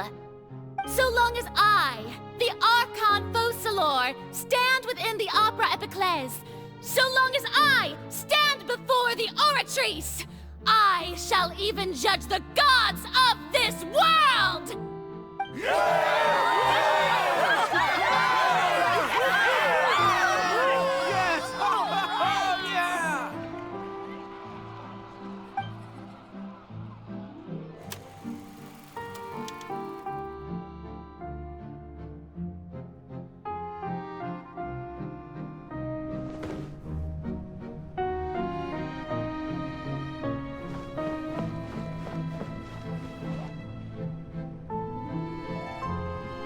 Lady Furina, Here are today's case reports, as well as a summary of the follow-up for your perusal. Come now. Was I not just at the Opera House in person? Leave these kinds of things to Neuvillette. Besides, none of these trials were the one that I'm looking forward to the most. If I may be so impertinent, what kind of trial are you truly looking forward to? A magnificent, dramatic, and wondrous trial. A trial to end all things. How could you hope to understand? That's true. I fear I lack the ability to grasp your divine thought, Lady Archon. No need for fright, and do not take what I said before too seriously. Go now, do your duties. The trial I await. It will come one day.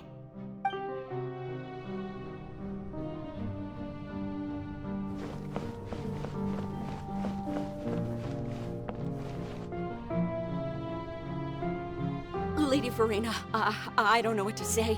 Thank you for agreeing to see me. No need to thank me. Or rather, thank your own sense of perseverance instead. Long have you stood in line to meet me, have you not? Oh, I'm afraid that's just an inevitable consequence of my divine charm. All right, Deoteria, is it? How is your son's illness? You remembered me, and you knew of my family, too. He is doing much better now. In fact, he is far more of an ardent believer than I.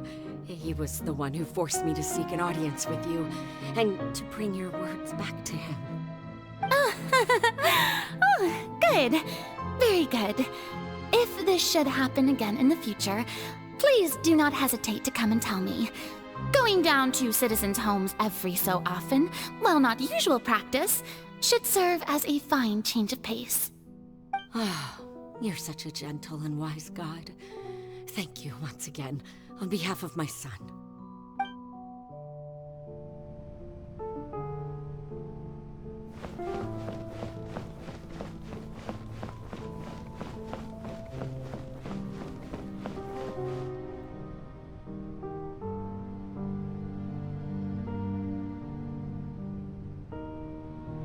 Lady Furina, here are the latest hydrological reports. As for the specific parameters you asked to take note of, I'm afraid things still don't look good. I see. It's as I thought then.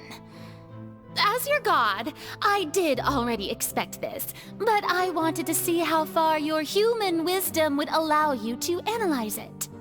All manner of signs indicate that the prophecy will still come to pass. Forget it. That's not something you need to worry about right now. Well, as I understand it, the Fontain Research Institute is also trying to find a way to counter the rising water levels. Really? Have they found anything? I'm afraid that they haven't found any effective solution thus far. Oh, is that so? Well, no wonder. This issue has reached the realm of the gods, after all. Still, their spirit is praiseworthy.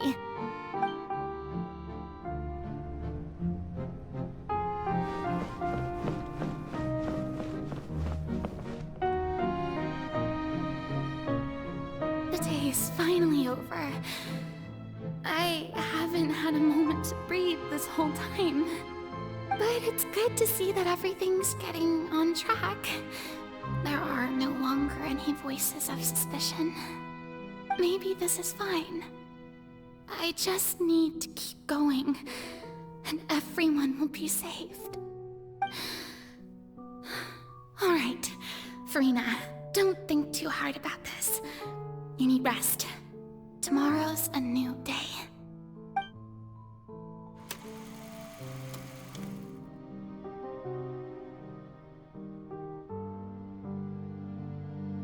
Lady Furina, here are the new trial reports for the latest cases, as well as a summary of the follow-up. There'll be no need for that. I've seen them already. There's no need to go back over scenes I've witnessed in person before. Lady Furina, I've waited so long for this chance to see you in this manner. Indeed, my dear, loyal citizen. This joyous moment is an honor for us both.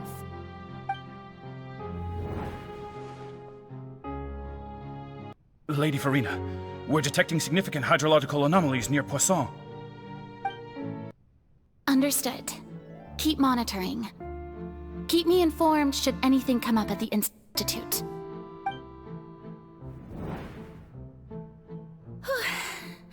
I don't think I let anything slip today. I must show the people that there is nothing to worry about.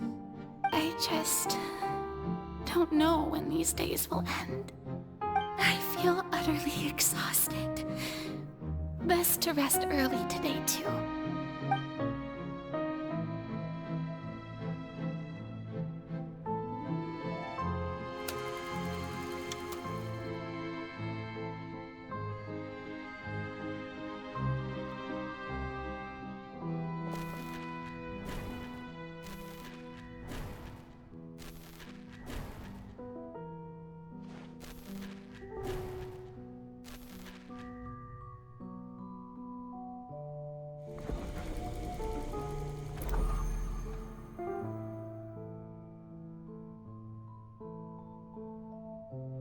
Lady Furina, it's like a dream being able to speak with you up close like this. I've heard that the first member of our family who was honored to receive an audience with you was Madame Deoteria, almost 20 generations ago. And what a fine family yours is indeed. It brings me great joy to meet such a faithful believer. A descendant of a line most ardent.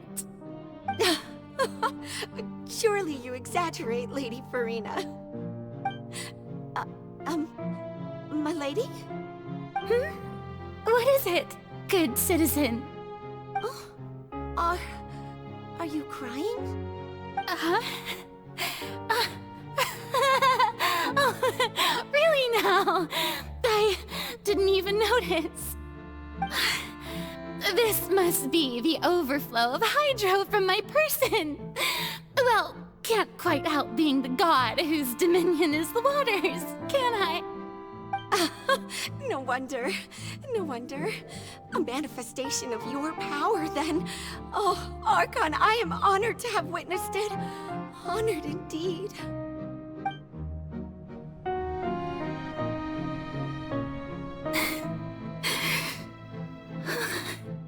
So interminable.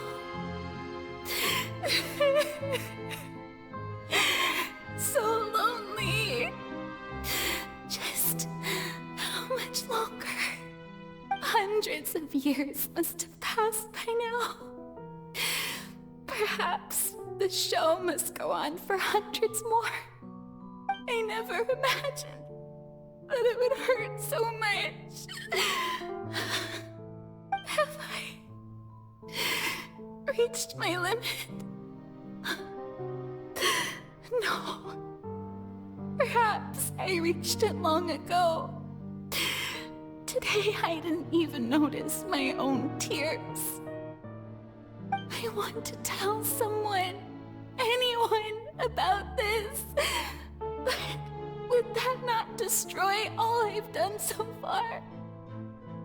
I've conducted so many investigations across the centuries, but there's not even a sliver of hope that we might break the prophecy. All I can do is keep heart. I must maintain this act. It is the only way to save Fontain. Please, mirror me. You have to succeed.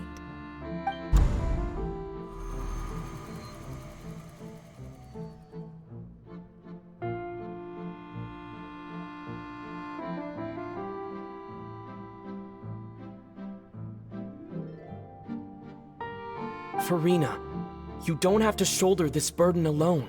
Although I don't know what you might be keeping from everyone. Your people are more than willing to share your burden with you.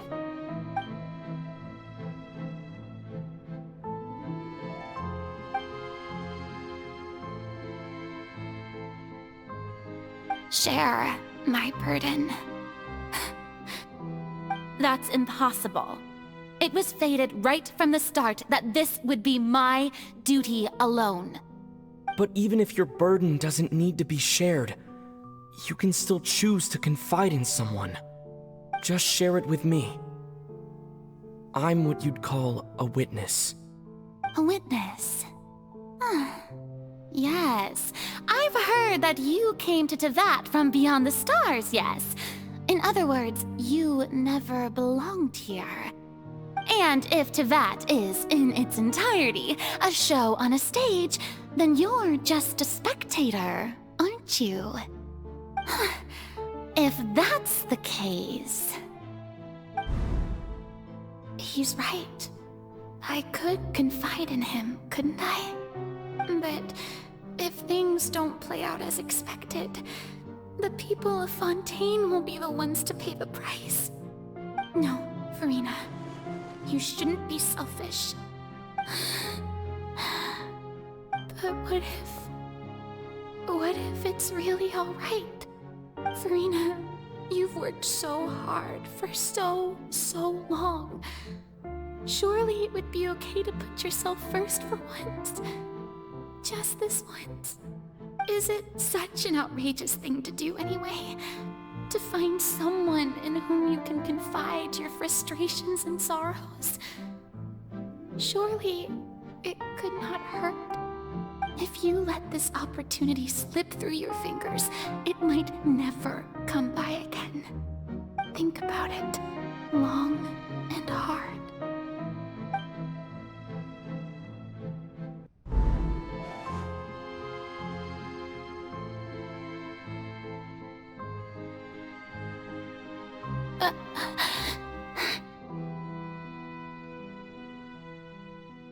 No, I have nothing to say.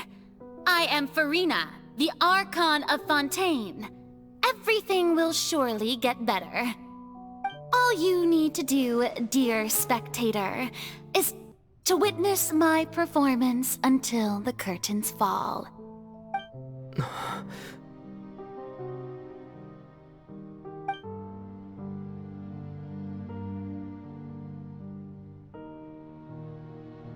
Fine.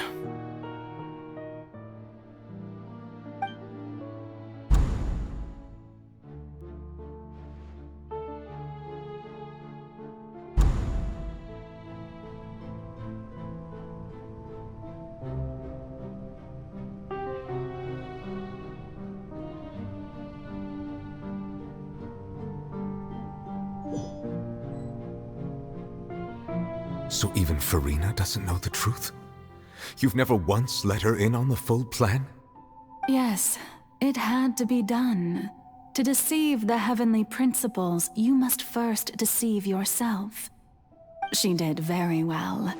If she had let her resolve falter even once in these 5 centuries, Fontain would have been doomed to the most tragic fate. It seems that trusting humanity was the right decision after all. I believe that I understand how your deception works, but that is only half the truth, is it not? How would you build on this foundation to save the people of Fontain? That is the most important thing. Ah, good. Of course, the Iudex of Fontain has pinpointed the crux of the issue. I'm sure you've long sensed that the Oratrice is no simple machine, yes? I've always suspected that it had its own consciousness. And Linny did mention that he heard a human voice within the core chamber. It now seems that that person was you, hidden within the machine all along. Am I right? And then I became one with the Oratrice, taking Fontaine's gnosis with me. Yes, it would seem so, wouldn't it? Alas, your understanding of this device still lacks sufficient depth. In truth, it is no enactor of justice. It is, in fact, a device created to kill the god of justice. I beg your pardon? Oh, you have it. And to be more precise, not only will the Oratrice take down the god of justice, it will also take down the divine throne upon which she has been placed. I mean, did you think I would be the sort to enjoy peaceful repose while Furina suffered? My work over these last 500 years has been to constantly accumulate indemnitium within the Oratrice. But really, some have already discovered that only a small fraction of the energy generated by the device was ever used to provide power to Fontain. The vast majority had to be, accumulated to enact this death sentence. It was all a part of your plan, then? Both the trial and the sentence? Indeed. This power, accrued over 5 centuries, could have sustained Fontainians for millennia had it only been used for that purpose. Almost all of it has now been stored within the Oratrice. But only power of this magnitude could hope to destroy the Hydro Archon's divine throne, shaking the rules established by Celestia, and breaking through the institution that is the Seven. So the Oratrice's call for death was for neither Furina nor Focalor, but for the Hydro Archon. The destruction of that divine throne. If I do not misunderstand your intent, you must be... returning what's rightfully yours to you, of course. In other words, this was all done to return the authority of the Hydro Archon to the Hydro Dragon of this planet. But...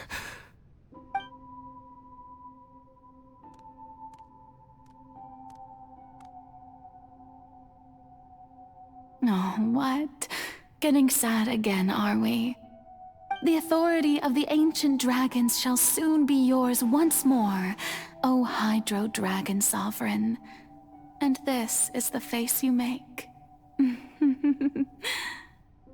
all you've done throughout the years is just so you can sacrifice yourself at the very end. I've never quite seen it that way, you know. Even now, I'm quite pleased at how well my deception worked.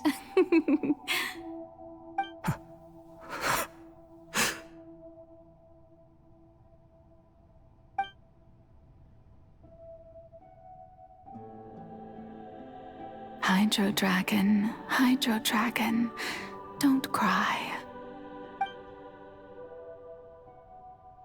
I must say, had it been within my rights, I would have loved to judge the heavenly principles themselves. Were they not guilty of essentially the same crime? Egeria stole the power of the primordial sea, and the heavenly principles stole the power you ancient dragons possessed. I, for my part, am the god of justice. And is it not just that your original powers should be returned to you? Speaking of justice, I have always believed that justice lies in the process of pursuing human existence itself. So, if the theft of the primordial sea's might was Fontain's original sin, then, leaving matters of procedural right and wrong aside, the descent of the Fontainians as humans and their right to exist in this world would be Fontain's original justice. In other words, existence was Egeria's justice, and to me, justice is the continuation of that existence. Defying the prophecy and ensuring that Fontain's people shall live on, that should be the justice enthroned over all others.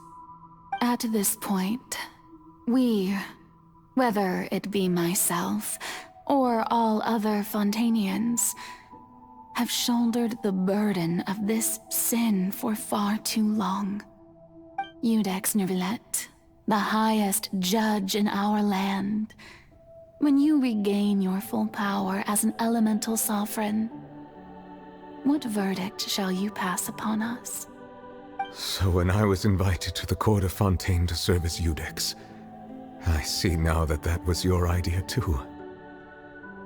At last, I now understand the true purpose behind this position. In the beginning, I was uninterested in human existence. But these 5 centuries of living alongside them have gradually brought about mutual understanding between us. And I have even attempted to feel as they feel. You are a devious one, Focalors. Things being as they are, surely you know that I could never declare them to be guilty.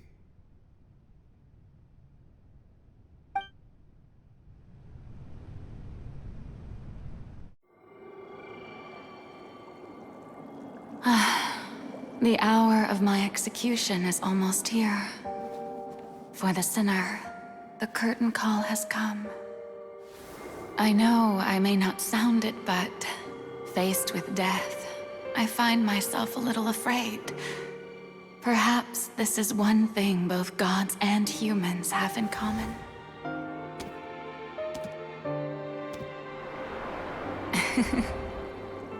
Farewell, Nervalette. I hope you've enjoyed the part you played these 500 years.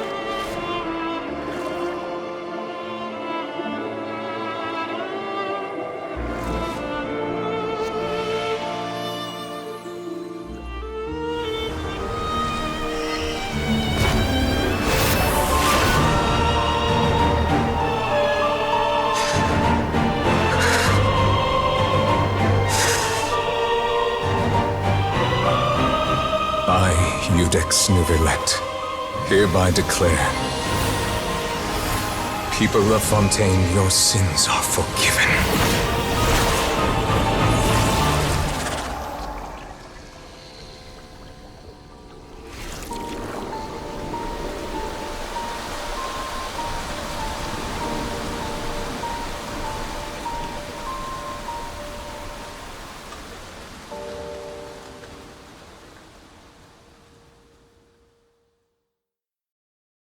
This scenery is wonderful.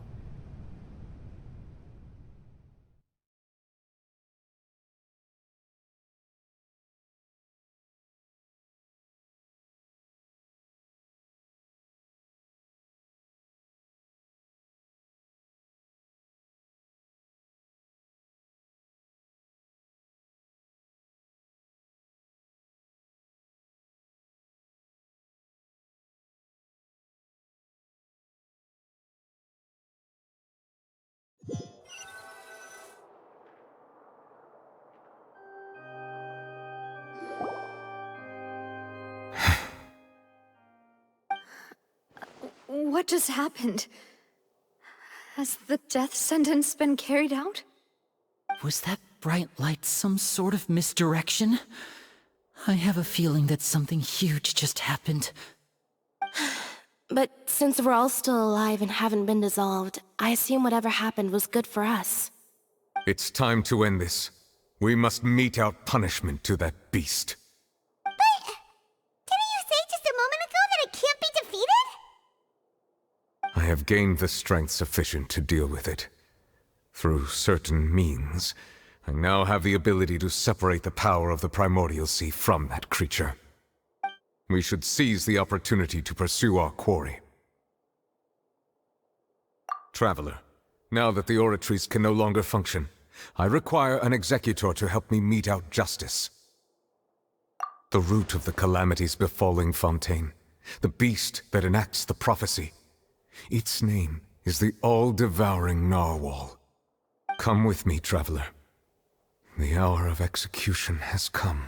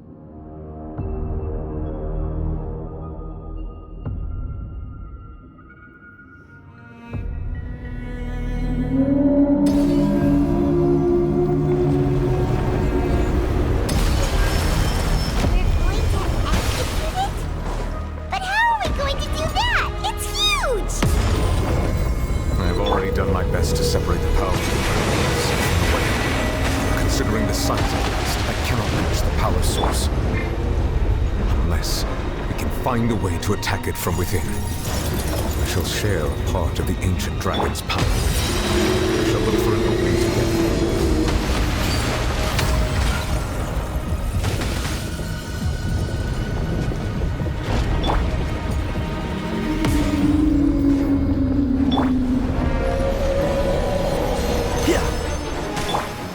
I can feel its sorrow turning into hostility. One with nature. Can't see? I hear everything. Keep up.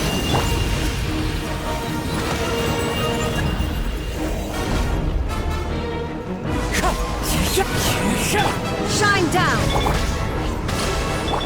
The all-devouring Narwhal cannot resist its instinct to devour. Continue to trigger its hostility. It will present itself.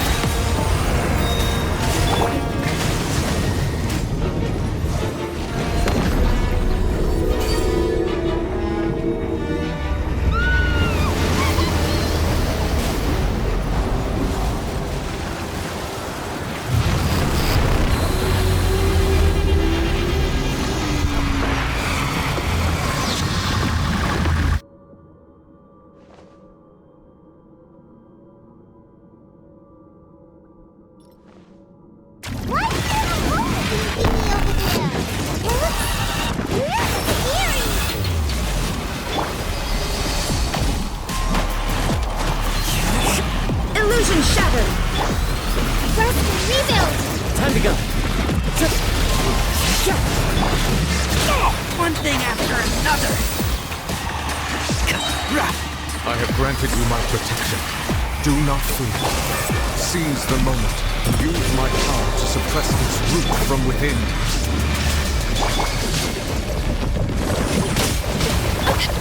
One with the force!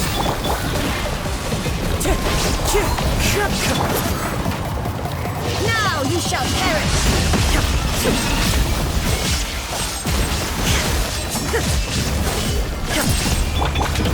Into the wind!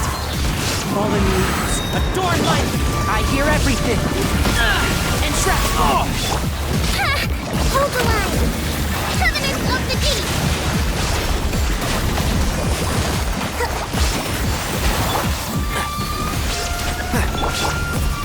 The wind knows me. Time to go. As one with wind and cloud!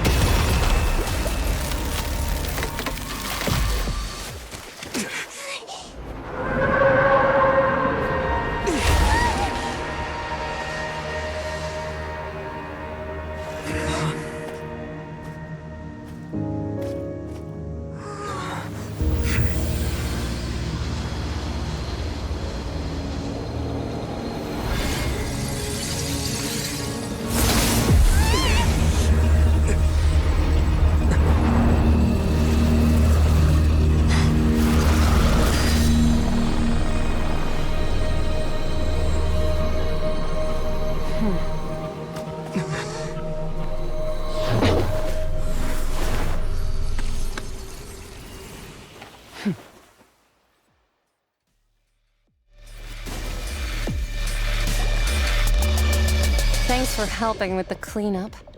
It should have been my job, but... oh well. It was just supposed to be a short private training session for me. I didn't think that my disciple and my master's pet would start brawling in the meantime. Well, actually, I had a feeling that it would happen at some point, but they bumped into one another earlier than I thought. What a blunder. I suppose I'll have to swing my sword 3 million times as penance. That power. Who are you exactly? Paimon has an idea. From what she said earlier, she must be Child's master. Skirk, right? It's just that he gave us the impression that she was the less talkative person. I simply did not have anything to say to the weak.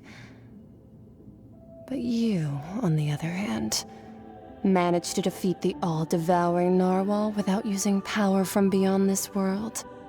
So you may speak to me as equals. I have to agree. It's a strange use of a planet's primordial waters just to raise an all-devouring narwhal. That kind of power is wasted on it. It's not cooperative. It eats too much. And I have more important things to do with my time than pet sitting. The only thing that creature has going for it is its looks. All in all, it fails as a pet. Miss Skirk? I think you might have missed the point. The point being? Well, being that this pet almost destroyed an entire nation. So what sort of person is your master? Well, Child's master's master.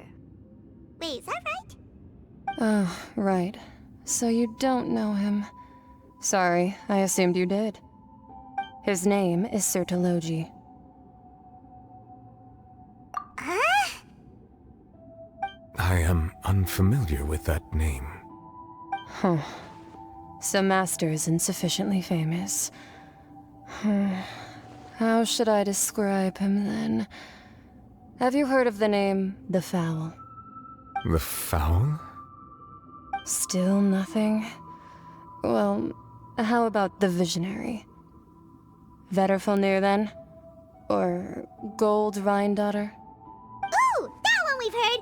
Rhine-daughter's part of the Hexen Circle. She's Albedo's mom, right? Oh, so you do know that name. To be honest, I also heard all of those names and titles from my master. I don't actually know them either. But I suppose you understand now, yes? My master is likely a similar sort to Rhine-daughter. They are both pursuing some form of perfection. Wait! Didn't you also mention a visionary person? Paimon didn't quite catch their name. Actually, never mind that. I believe it expedient to inform you that the all-devouring narwhal used up nearly all its strength fighting you. Such roiling hydro energies will prove difficult for the planet's deep seas to digest. As such, the Fontain back on the surface has most likely been thrown into chaos. In other words, the prophecy that you've been fretting over should now be in full swing. What?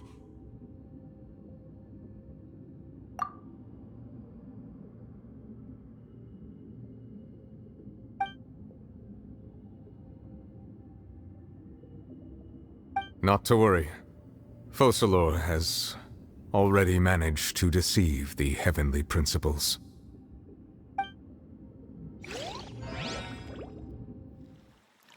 In the end, the people will all be dissolved into the waters, and only Furina will remain, weeping on her throne.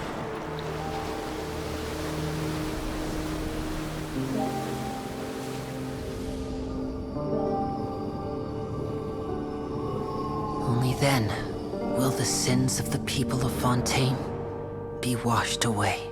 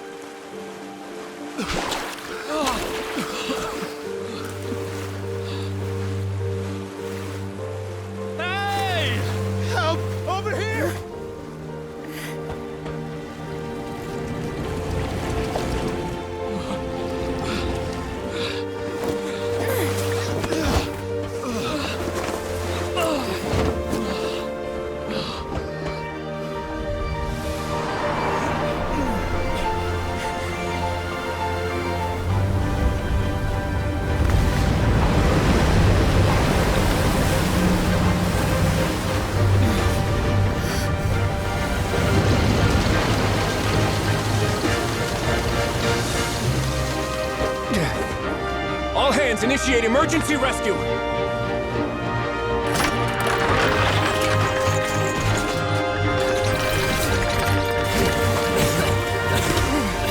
Hurry!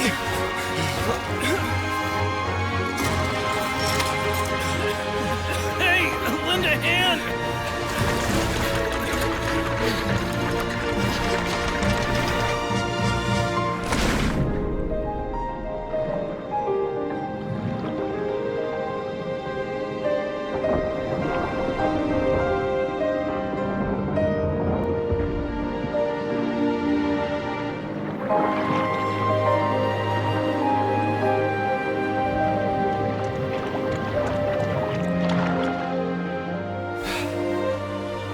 Look! The water's receding! It's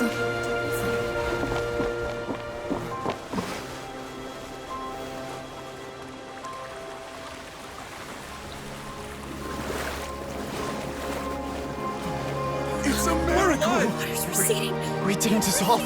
The prophecy was wrong. The prophecy was wrong.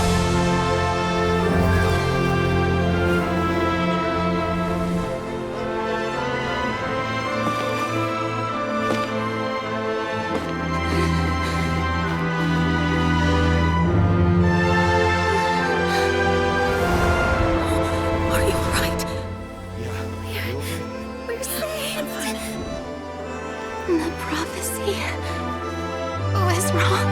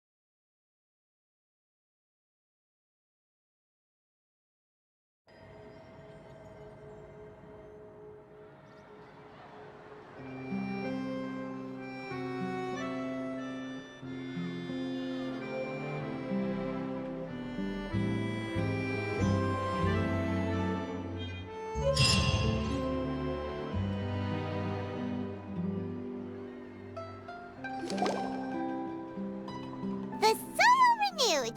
The Sfina attacks post-disaster rebuilding. I recently visited Poisson to meet with Miss Navia, spokesperson of the Sfina, and we spoke about Poisson's present and future.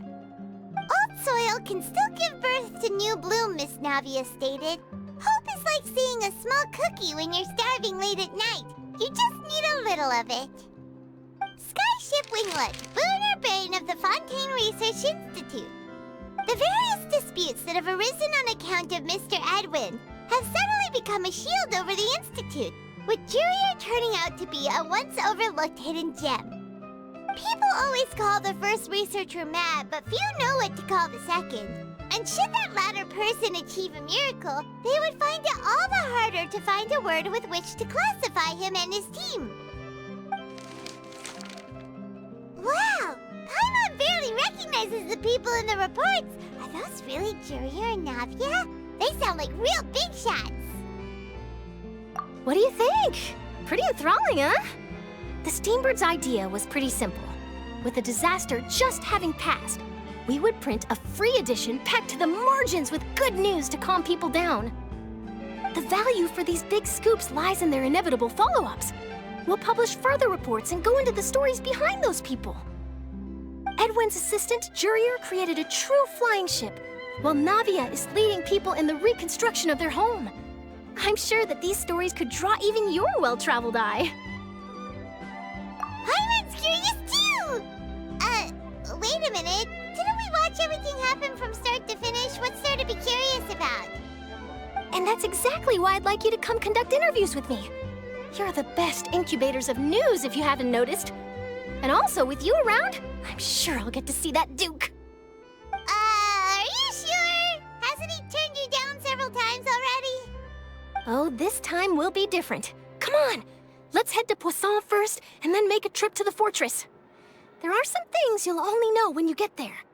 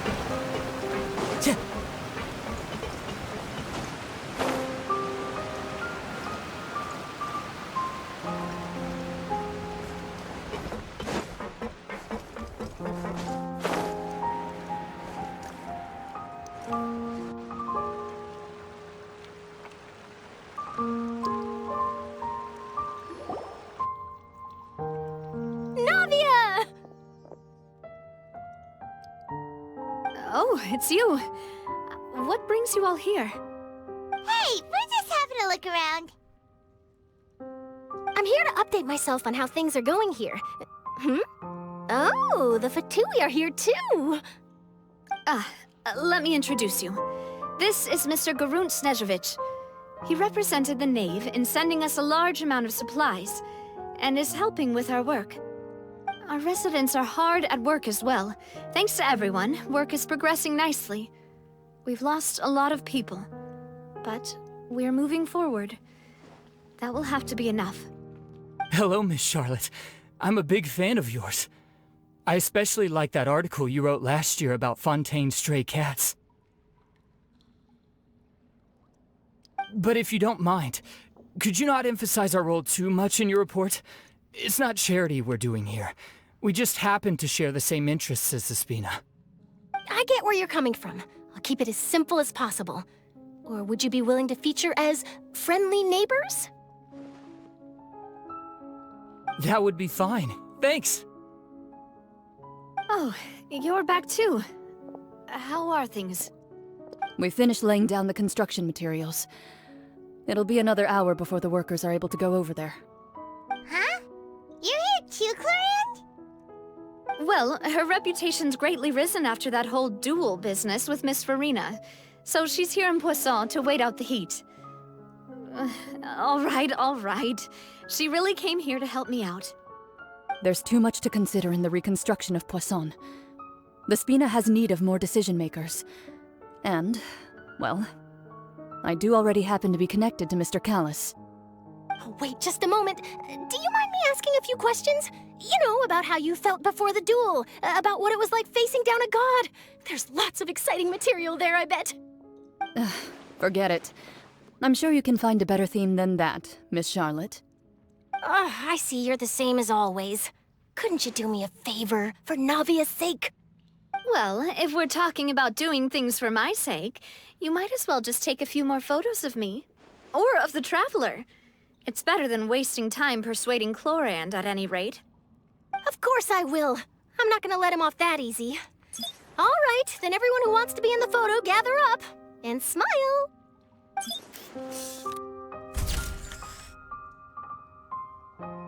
How did it go? Was it a good shot? Did Paimon look cute in it? Not bad. Your addition really helped the composition of the picture. All right, hang on a moment. Let me snap a few more shots.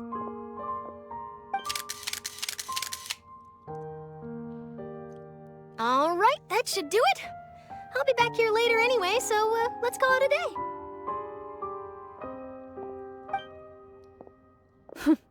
You're very quick.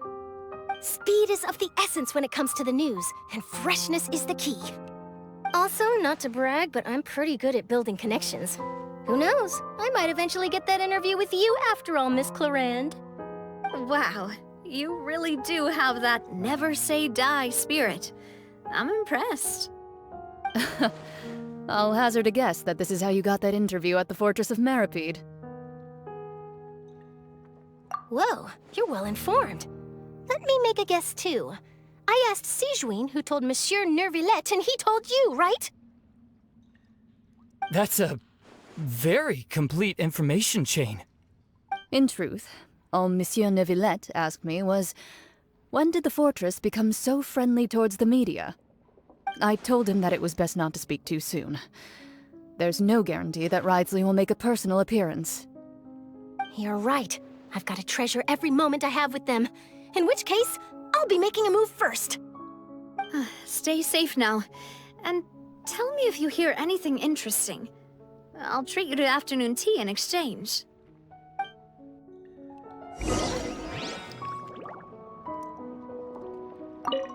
You seem curious about the fortress.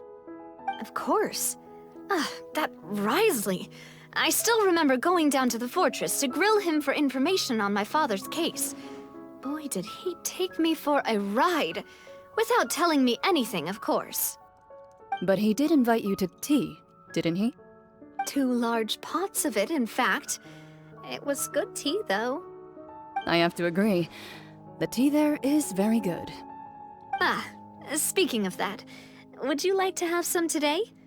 I mean, you've got time, right? Well, I'd be partial to some shortbread. Wow, it's like we've got a menu or something. Sure. Good. What flavor of biscuits would you like, Mr. Snezhevich? Me? I'm fine with anything. But I would prefer chocolate, should you have it. All right. Leave it to me. I'll go over the newly arrived supplies with you later, Mr. Snezhevich. We should be able to finish the preparatory work today. That works great for me. Huh. Is it just me, or did you get a new lipstick? I did. It was a gift from Sigewinne. Want to give it a try? I think the color would suit you, too.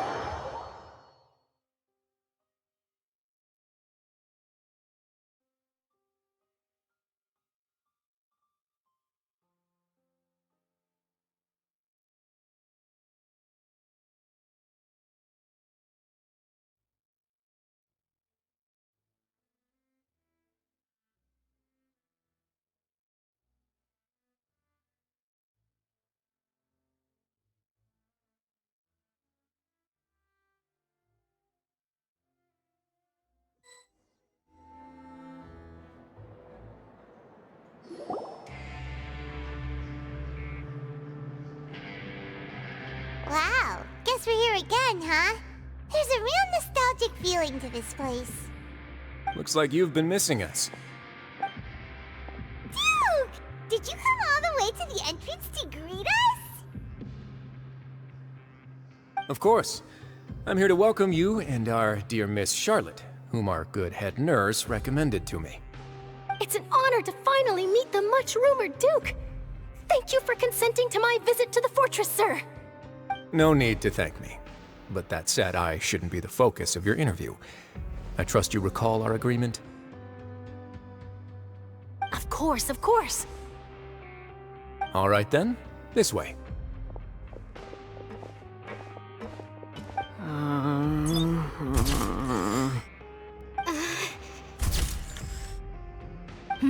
Hey, no need to be so nervous.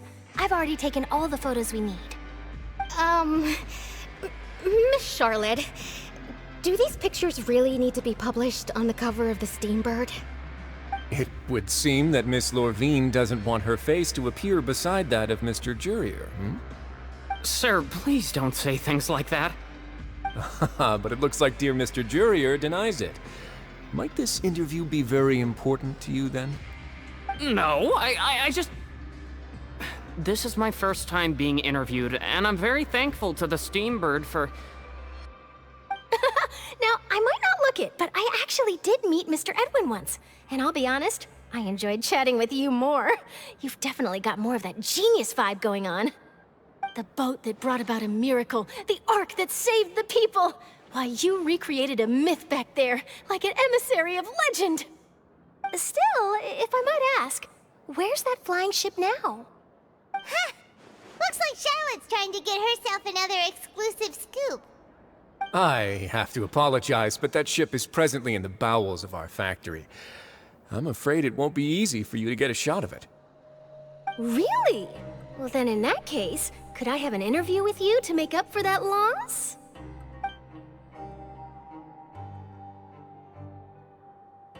You already know my answer, I'm afraid. Best you interview our head nurse instead.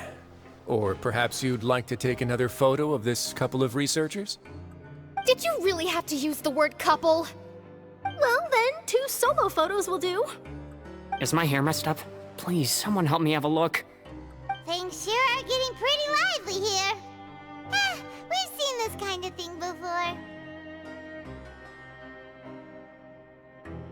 Oh, seems like everyone's here.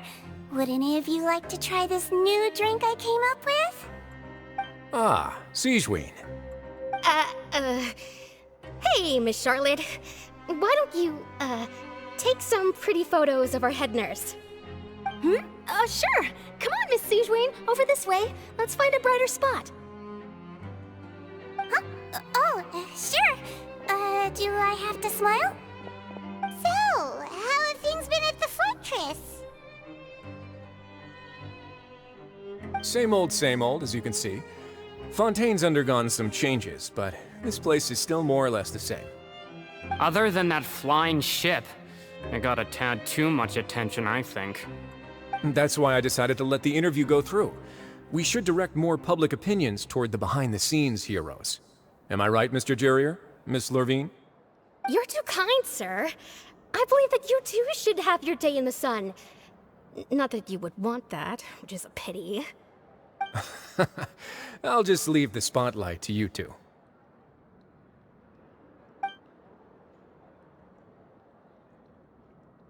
I see. Lots of things happened that day, huh? Anyway, regarding that Harbinger, I'm not sure you remember, but his 3 young followers are still waiting for his return. He sure did win them over, huh? I'll tell them that there's good news and bad news. The good being that their boss seems fine, and the bad being that they must face extended sentences for abetting his escape. Oh, actually, what about you? Are things gonna change for you too? What change can there be? The fortress will keep chugging along, and so will my duties. As to what Miss Furina's departure will mean for the nation, and if our laws and governance will be transformed, we'll leave those to the folks in the overworld. Hey everyone, the photo shoot's done. Good. In that case, let's call it a day here. Thanks for your cooperation. Come on, Traveler, let's go. Till next time, everyone. There'll be a next time? Maybe. Who knows? I might write a story about the underwater factory next time. Until then. All right. Last stop, the docks.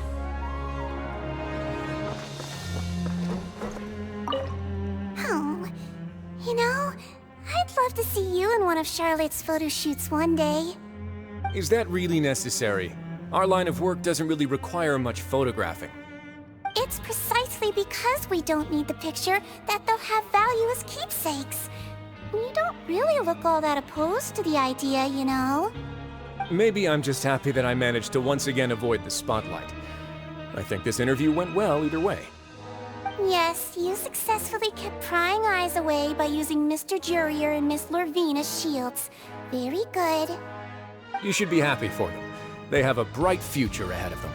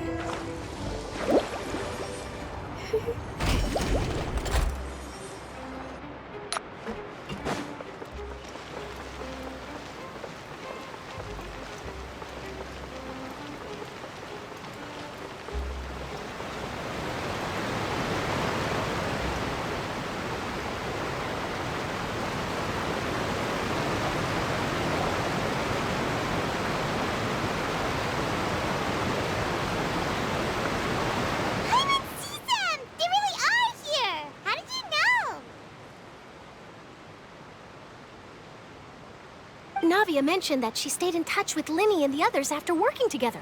Apparently, they've been at the docks distributing these strange pockets the whole time since. Traveler, Paimon. Ah, and Miss Charlotte, too. Would you like a magic pocket? What sort of gadget is it? It's a wondrous bag that can be used to carry many things. The water level has returned to normal, but if you see any of your things floating around, you can use this to carry them. Or you could trick a friend into doing it for you. Trick a friend? I wonder which of my friends would fall for that.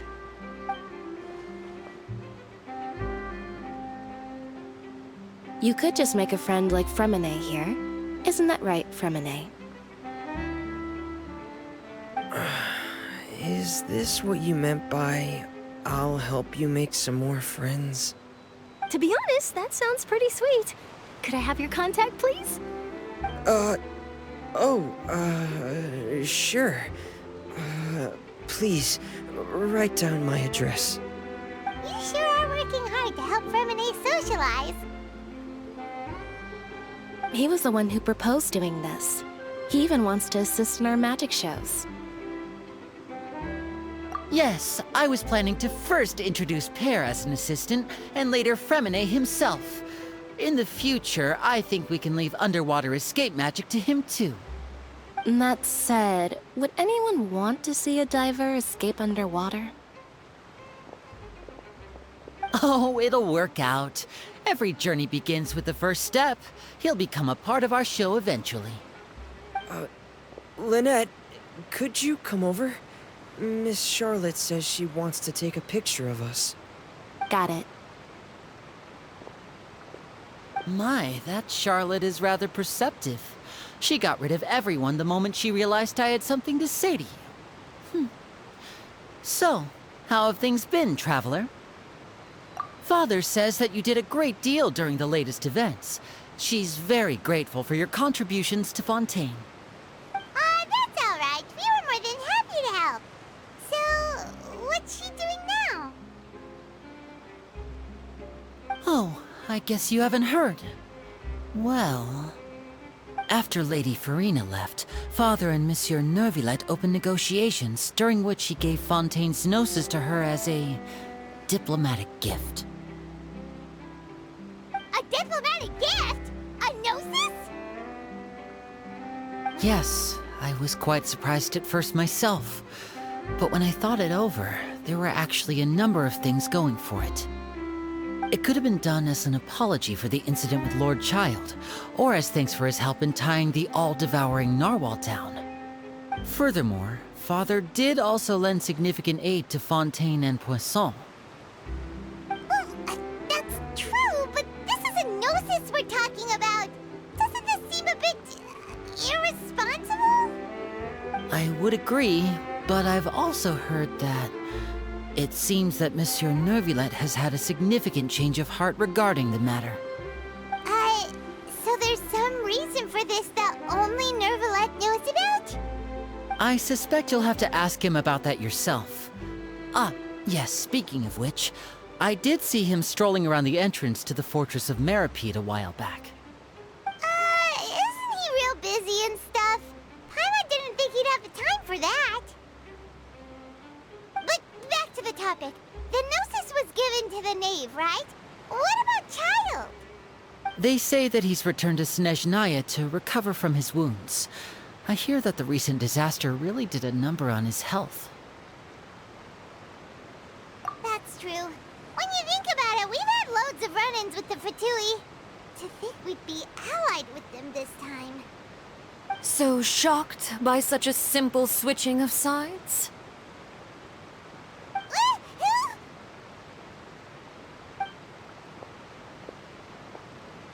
Father! Well, what do you know? Come to the docks to see how my children are doing and meet the Traveler by chance. Please do not pay my accomplishments in Fontaine too much mind. I would have done them regardless. Are you going to take the gnosis back to Snezhnaya? That is our duty as harbingers, yes. Don't be too preoccupied with sides. The goal of the Fatui concerns not a single place or person, but the entire world. With such a grand goal in mind, it is inevitable that we must wear many masks. Switching my masks is something I've always done. Well, that depends on many things. No one truly knows what the future holds. What good is honesty if you can't rely on it forever? As for you, I very much look forward to our next collaboration. Good things cannot be achieved alone, and you've proved yourselves to be great partners. A vision? All right. I'll remember to return it. Thank you for keeping it safe for him this entire time. And that's a wrap for me. Huh? You're... Greetings, Miss Journalist. Hello. If I'm not mistaken, there are diplomatic channels I'll need to report to take a photo of you. That is correct. So forgive me, but I will not be able to serve as a subject in your article. However, feel free to write as much as you'd like about our dear magicians and our upcoming rookie talent. I will. The sea breeze is quite pleasant. I shall continue my walk while the weather remains so agreeable. Farewell. Farewell, Father. Oh, she has such an intimidating presence. I didn't even dare to take a picture. Thankfully, I've already wrapped up all my pre-scheduled interviews. Thank you all. This'll be more than enough for me to write about, I'm sure. Don't be too nervous. Why don't you take a magic pocket before you go? Here, Traveler, Paimon, you take one too. To move things about? That's right. Funny. I was giving out magic pockets when we first met too. And what do you know? I'm doing the exact same thing right now. So many things have happened, but the pockets are still the pockets. I guess this must be life. We will all follow our own paths, and serendipity will lead you to your fated friends. All right then. We'll be handing out pockets in some other districts later, so we'll get going now. Have a good day, you two.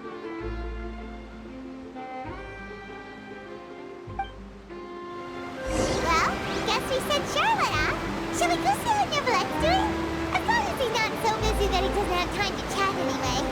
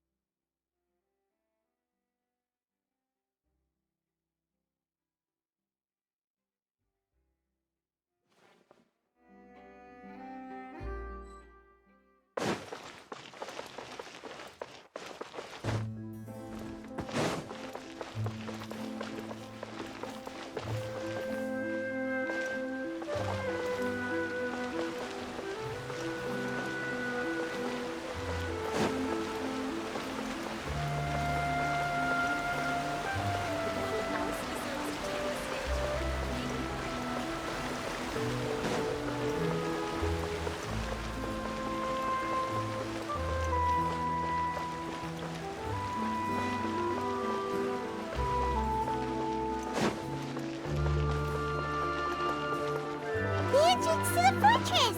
Ooh, he really is there! Let's move out.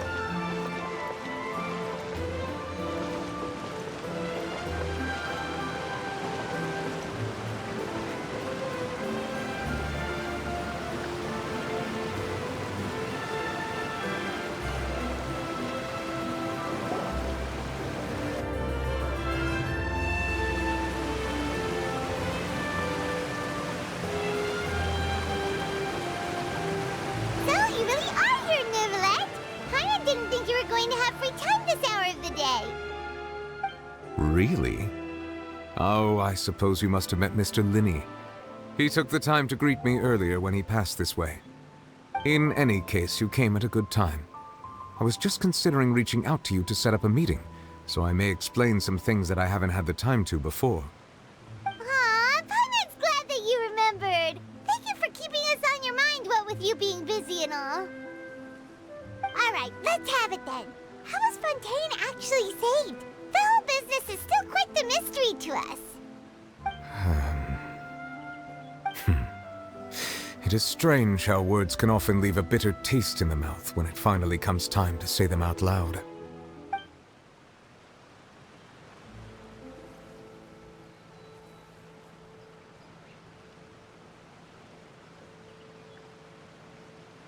Whoa. So that's what happened? Focalor destroyed the divine throne of the Hydro Archon and restored your power to you, transforming you into a fully fledged elemental dragon sovereign. But Paimon still doesn't quite get what you did to save the Fontainians from dissolving. For me, the authority of the ancient dragons refers to absolute control over the hydro element.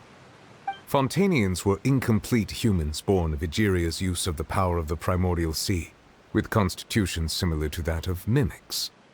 But so long as those primordial energies remain within them, I could use the ancient dragon's authority to grant them true blood, after the fashion in which life was first brought into being on this planet. In other words, when I gave my verdict, Fontainians became true humans, and thus would naturally no longer be dissolved by water from the primordial sea. Focalor must have counted on you to make that decision as well. Your verdict was the key to making the prophecy appear to have come true while saving everyone. Yeah, and in a manner of speaking, Focalor finally managed to fulfill the original Hydro Archon's wish to turn Oceanids into real people too! It seems from your expressions that you still have more things you wish to ask. Ask away. I will tell you the truth as I know it.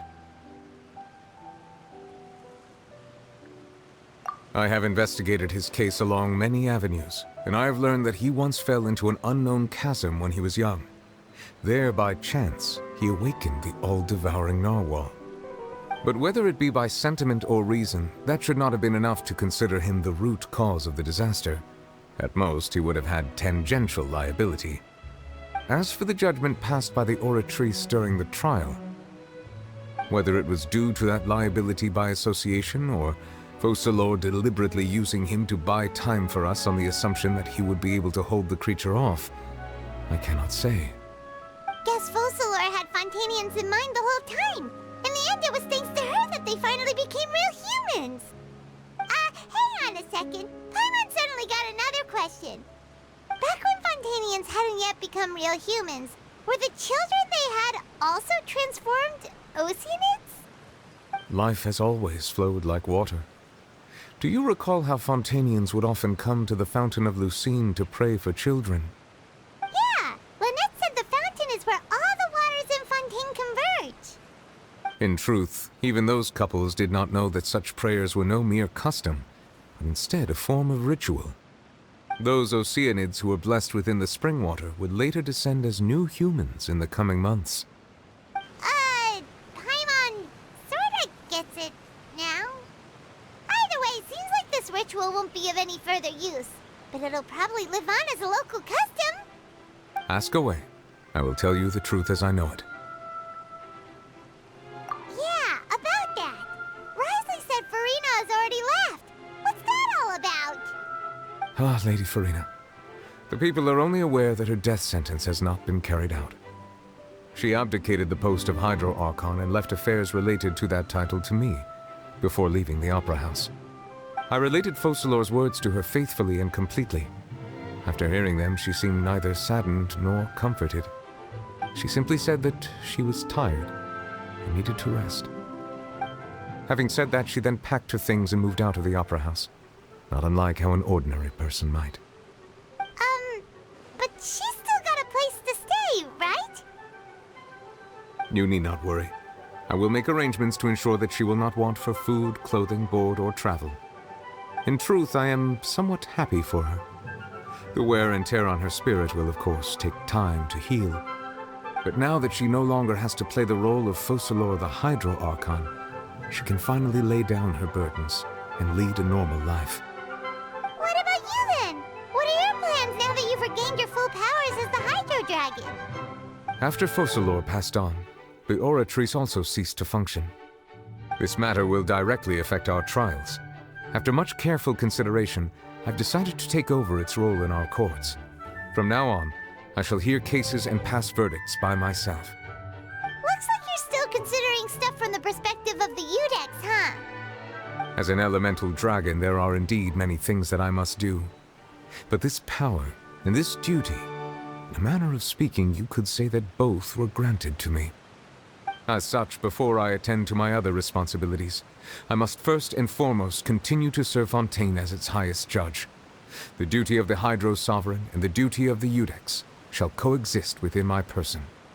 Additionally, the Hydro Archon's departure has brought about another problem, which is that the Opera House shall no longer produce indemnitium. That's true. That power was derived from the people's faith in the Hydro Archon, wasn't it? Wait, but the various mechs and machines in the city are all still okay. Where are they getting their energy from? As I am now, I have full command over New Musia, and it can serve as a complete substitute. Another reason why I cannot quite leave Fontaine immediately. Wow. This ancient dragon's authority stuff is really quite useful, huh? Ask away. I will tell you the truth as I know it. Oh, that's right! They say you've given it to the knave as a diplomatic gift or something! Leaving aside their intentionality, the two Fatui Harbingers have indeed done much for us during this crisis. Their sole remaining goal in Fontaine, at least at this point, would seem to be the Gnosis.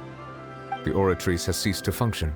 The Hydro Archon's divine throne is now no more, and I do not need the Gnosis's power. As such, it has lost all meaning for Fontaine. If the Fatui have impure designs, we might as well accede to their request now, and avoid unnecessary conflict. What complicated considerations! Paimon thought you were just giving it to them out of gratitude to the knave and as an apology to Child. Ask away. I will tell you the truth as I know it. You will soon be heading to Natlan, I presume. I'm afraid that I have little talent as a travel guide, so all I can do is tell you what I know about that land. As far as I'm aware, Natlan can be said to be a nation of dragons. A nation of dragons? You mean like you? No, I suspect that I would not find myself welcome there.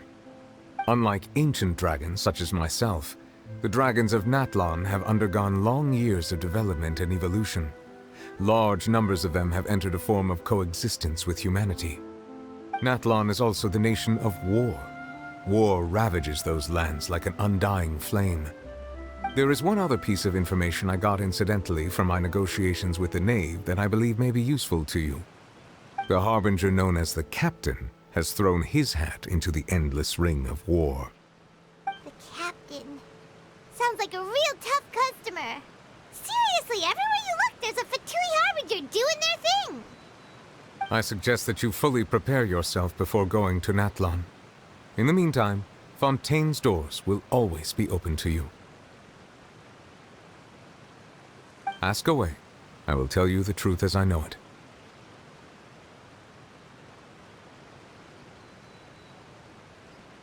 Hang on a sec. Paimon's still got a question about the Gnosis. When we spoke to Linny earlier, he mentioned that your attitude towards giving away the Gnosis had clearly changed. We guessed that there might be some reason for it that only you were aware of. No wonder the House of the Hearth is the Fatui's intelligence division. They are certainly sharp. So regarding this specific issue, I was just getting ready to share something with you. What is it? In truth, I exchanged some further words with that lady named Skirk after sending you two back to the surface. It went something like this.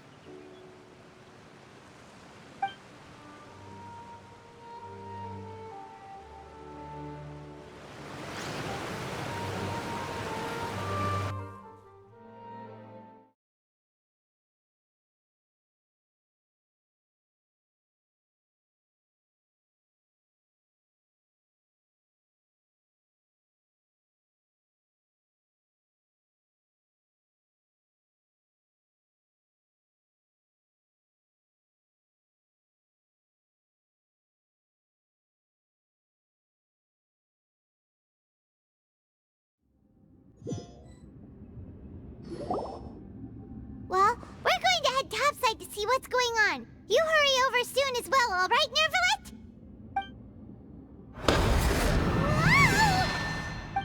What next? The all-devouring narwhal isn't here, so I'm no longer getting any interference. I can finally catch the scent of your power, what it's made of.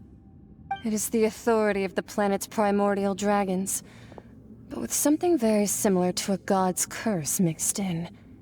It's quite a novel blend. I'm sure I've encountered something like this before. What was it again? I do not know what you speak of. Ah, of course. How could I forget? You should have the remains of the third Descender on your person, yes? Remains? I've never heard of any such thing. Huh. According to your parlance, I believe it may be called a gnosis. Well, that much is true. After Focalor's divinity faded, she handed her gnosis to me. But I fear I have never heard of it described in the manner that you just did. I've been training with my master, the Foul, ever since I was young, and I have never returned to the surface since. So most of the information I possess, I got from him. It is only natural for those who are greater than humanity to possess a different sort of common sense, which is why there are so many problems in our attempts to communicate with humans. Regardless, you should probably get rid of objects of misfortune to prevent any disasters from befalling you. To live in itself is a blessing. But once a person dies, the bonds he once had with this world shall all turn to curses. What do you mean by that? No need to fret. These are just my personal thoughts, and my reason for no longer wishing to return to the surface. This third Descender you refer to, who are they? And when did they die? Master never mentioned them to me. Perhaps it just wasn't that important for me to know. If you're interested, though, I could ask him. I'll be sure to pass the answer on to you next time. Next time? You believe we will meet again? I do. Wait. I have a disciple of my own, don't I? He can be the messenger, then.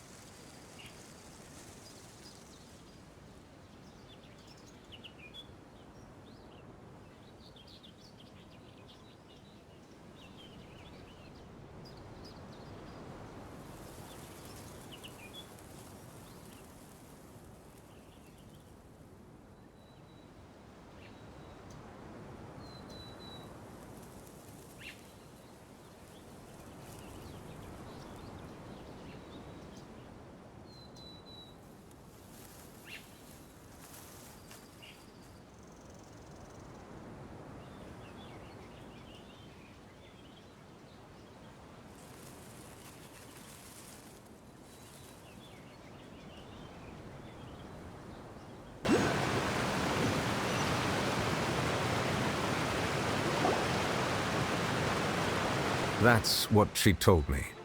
Whether it would prove useful or not, I wanted to pass that information on to you. The remains of the third Descender? So that's what the Gnosis actually are. Paimon just thought they looked like chess pieces. How could they be a person's remains? All the same, assuming that there was no misunderstanding or special metaphor at play, that is what she meant to say. And she said that it would bring misfortune and that you should check it, which is why you gave it to the Fatui. If she speaks the truth, then I would simply be putting Fontain at unnecessary risk by keeping it here.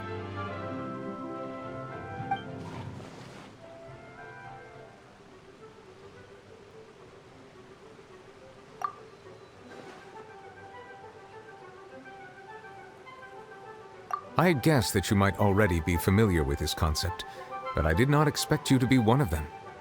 That means that the Gnosis, which are exceedingly element-compatible and can even enhance elemental abilities, do indeed come from the third descender. I wonder, does your body also possess similar properties?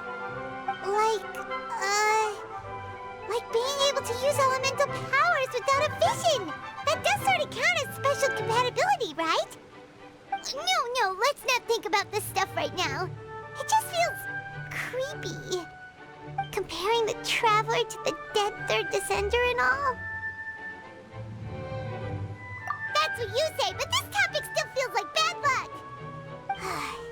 Once Child recovers, let's get some more answers out of him.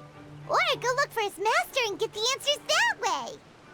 I too believe it unwise to make too many blind guesses when information is lacking. The same is true of being at court. All right. Whatever the case, it seems like the crisis here in Fontaine's over for now. Yes. All of Focalor's efforts were for this moment as well. But she sacrificed herself in the end as a god, and she suffered through all those years as a human. Was that really what she wanted? I suppose that would be the mystery of a god's will. I suspect not. But once in a while, I too would guess that if wishes were like the clouds in the sky, they will one day return to the earth as raindrops. Life flows like water, and rain is the final answer. The water levels may sometimes tilt one way or another, but the rain falls fairly upon all. And what, ultimately, is the difference between the rains that fall upon all of us?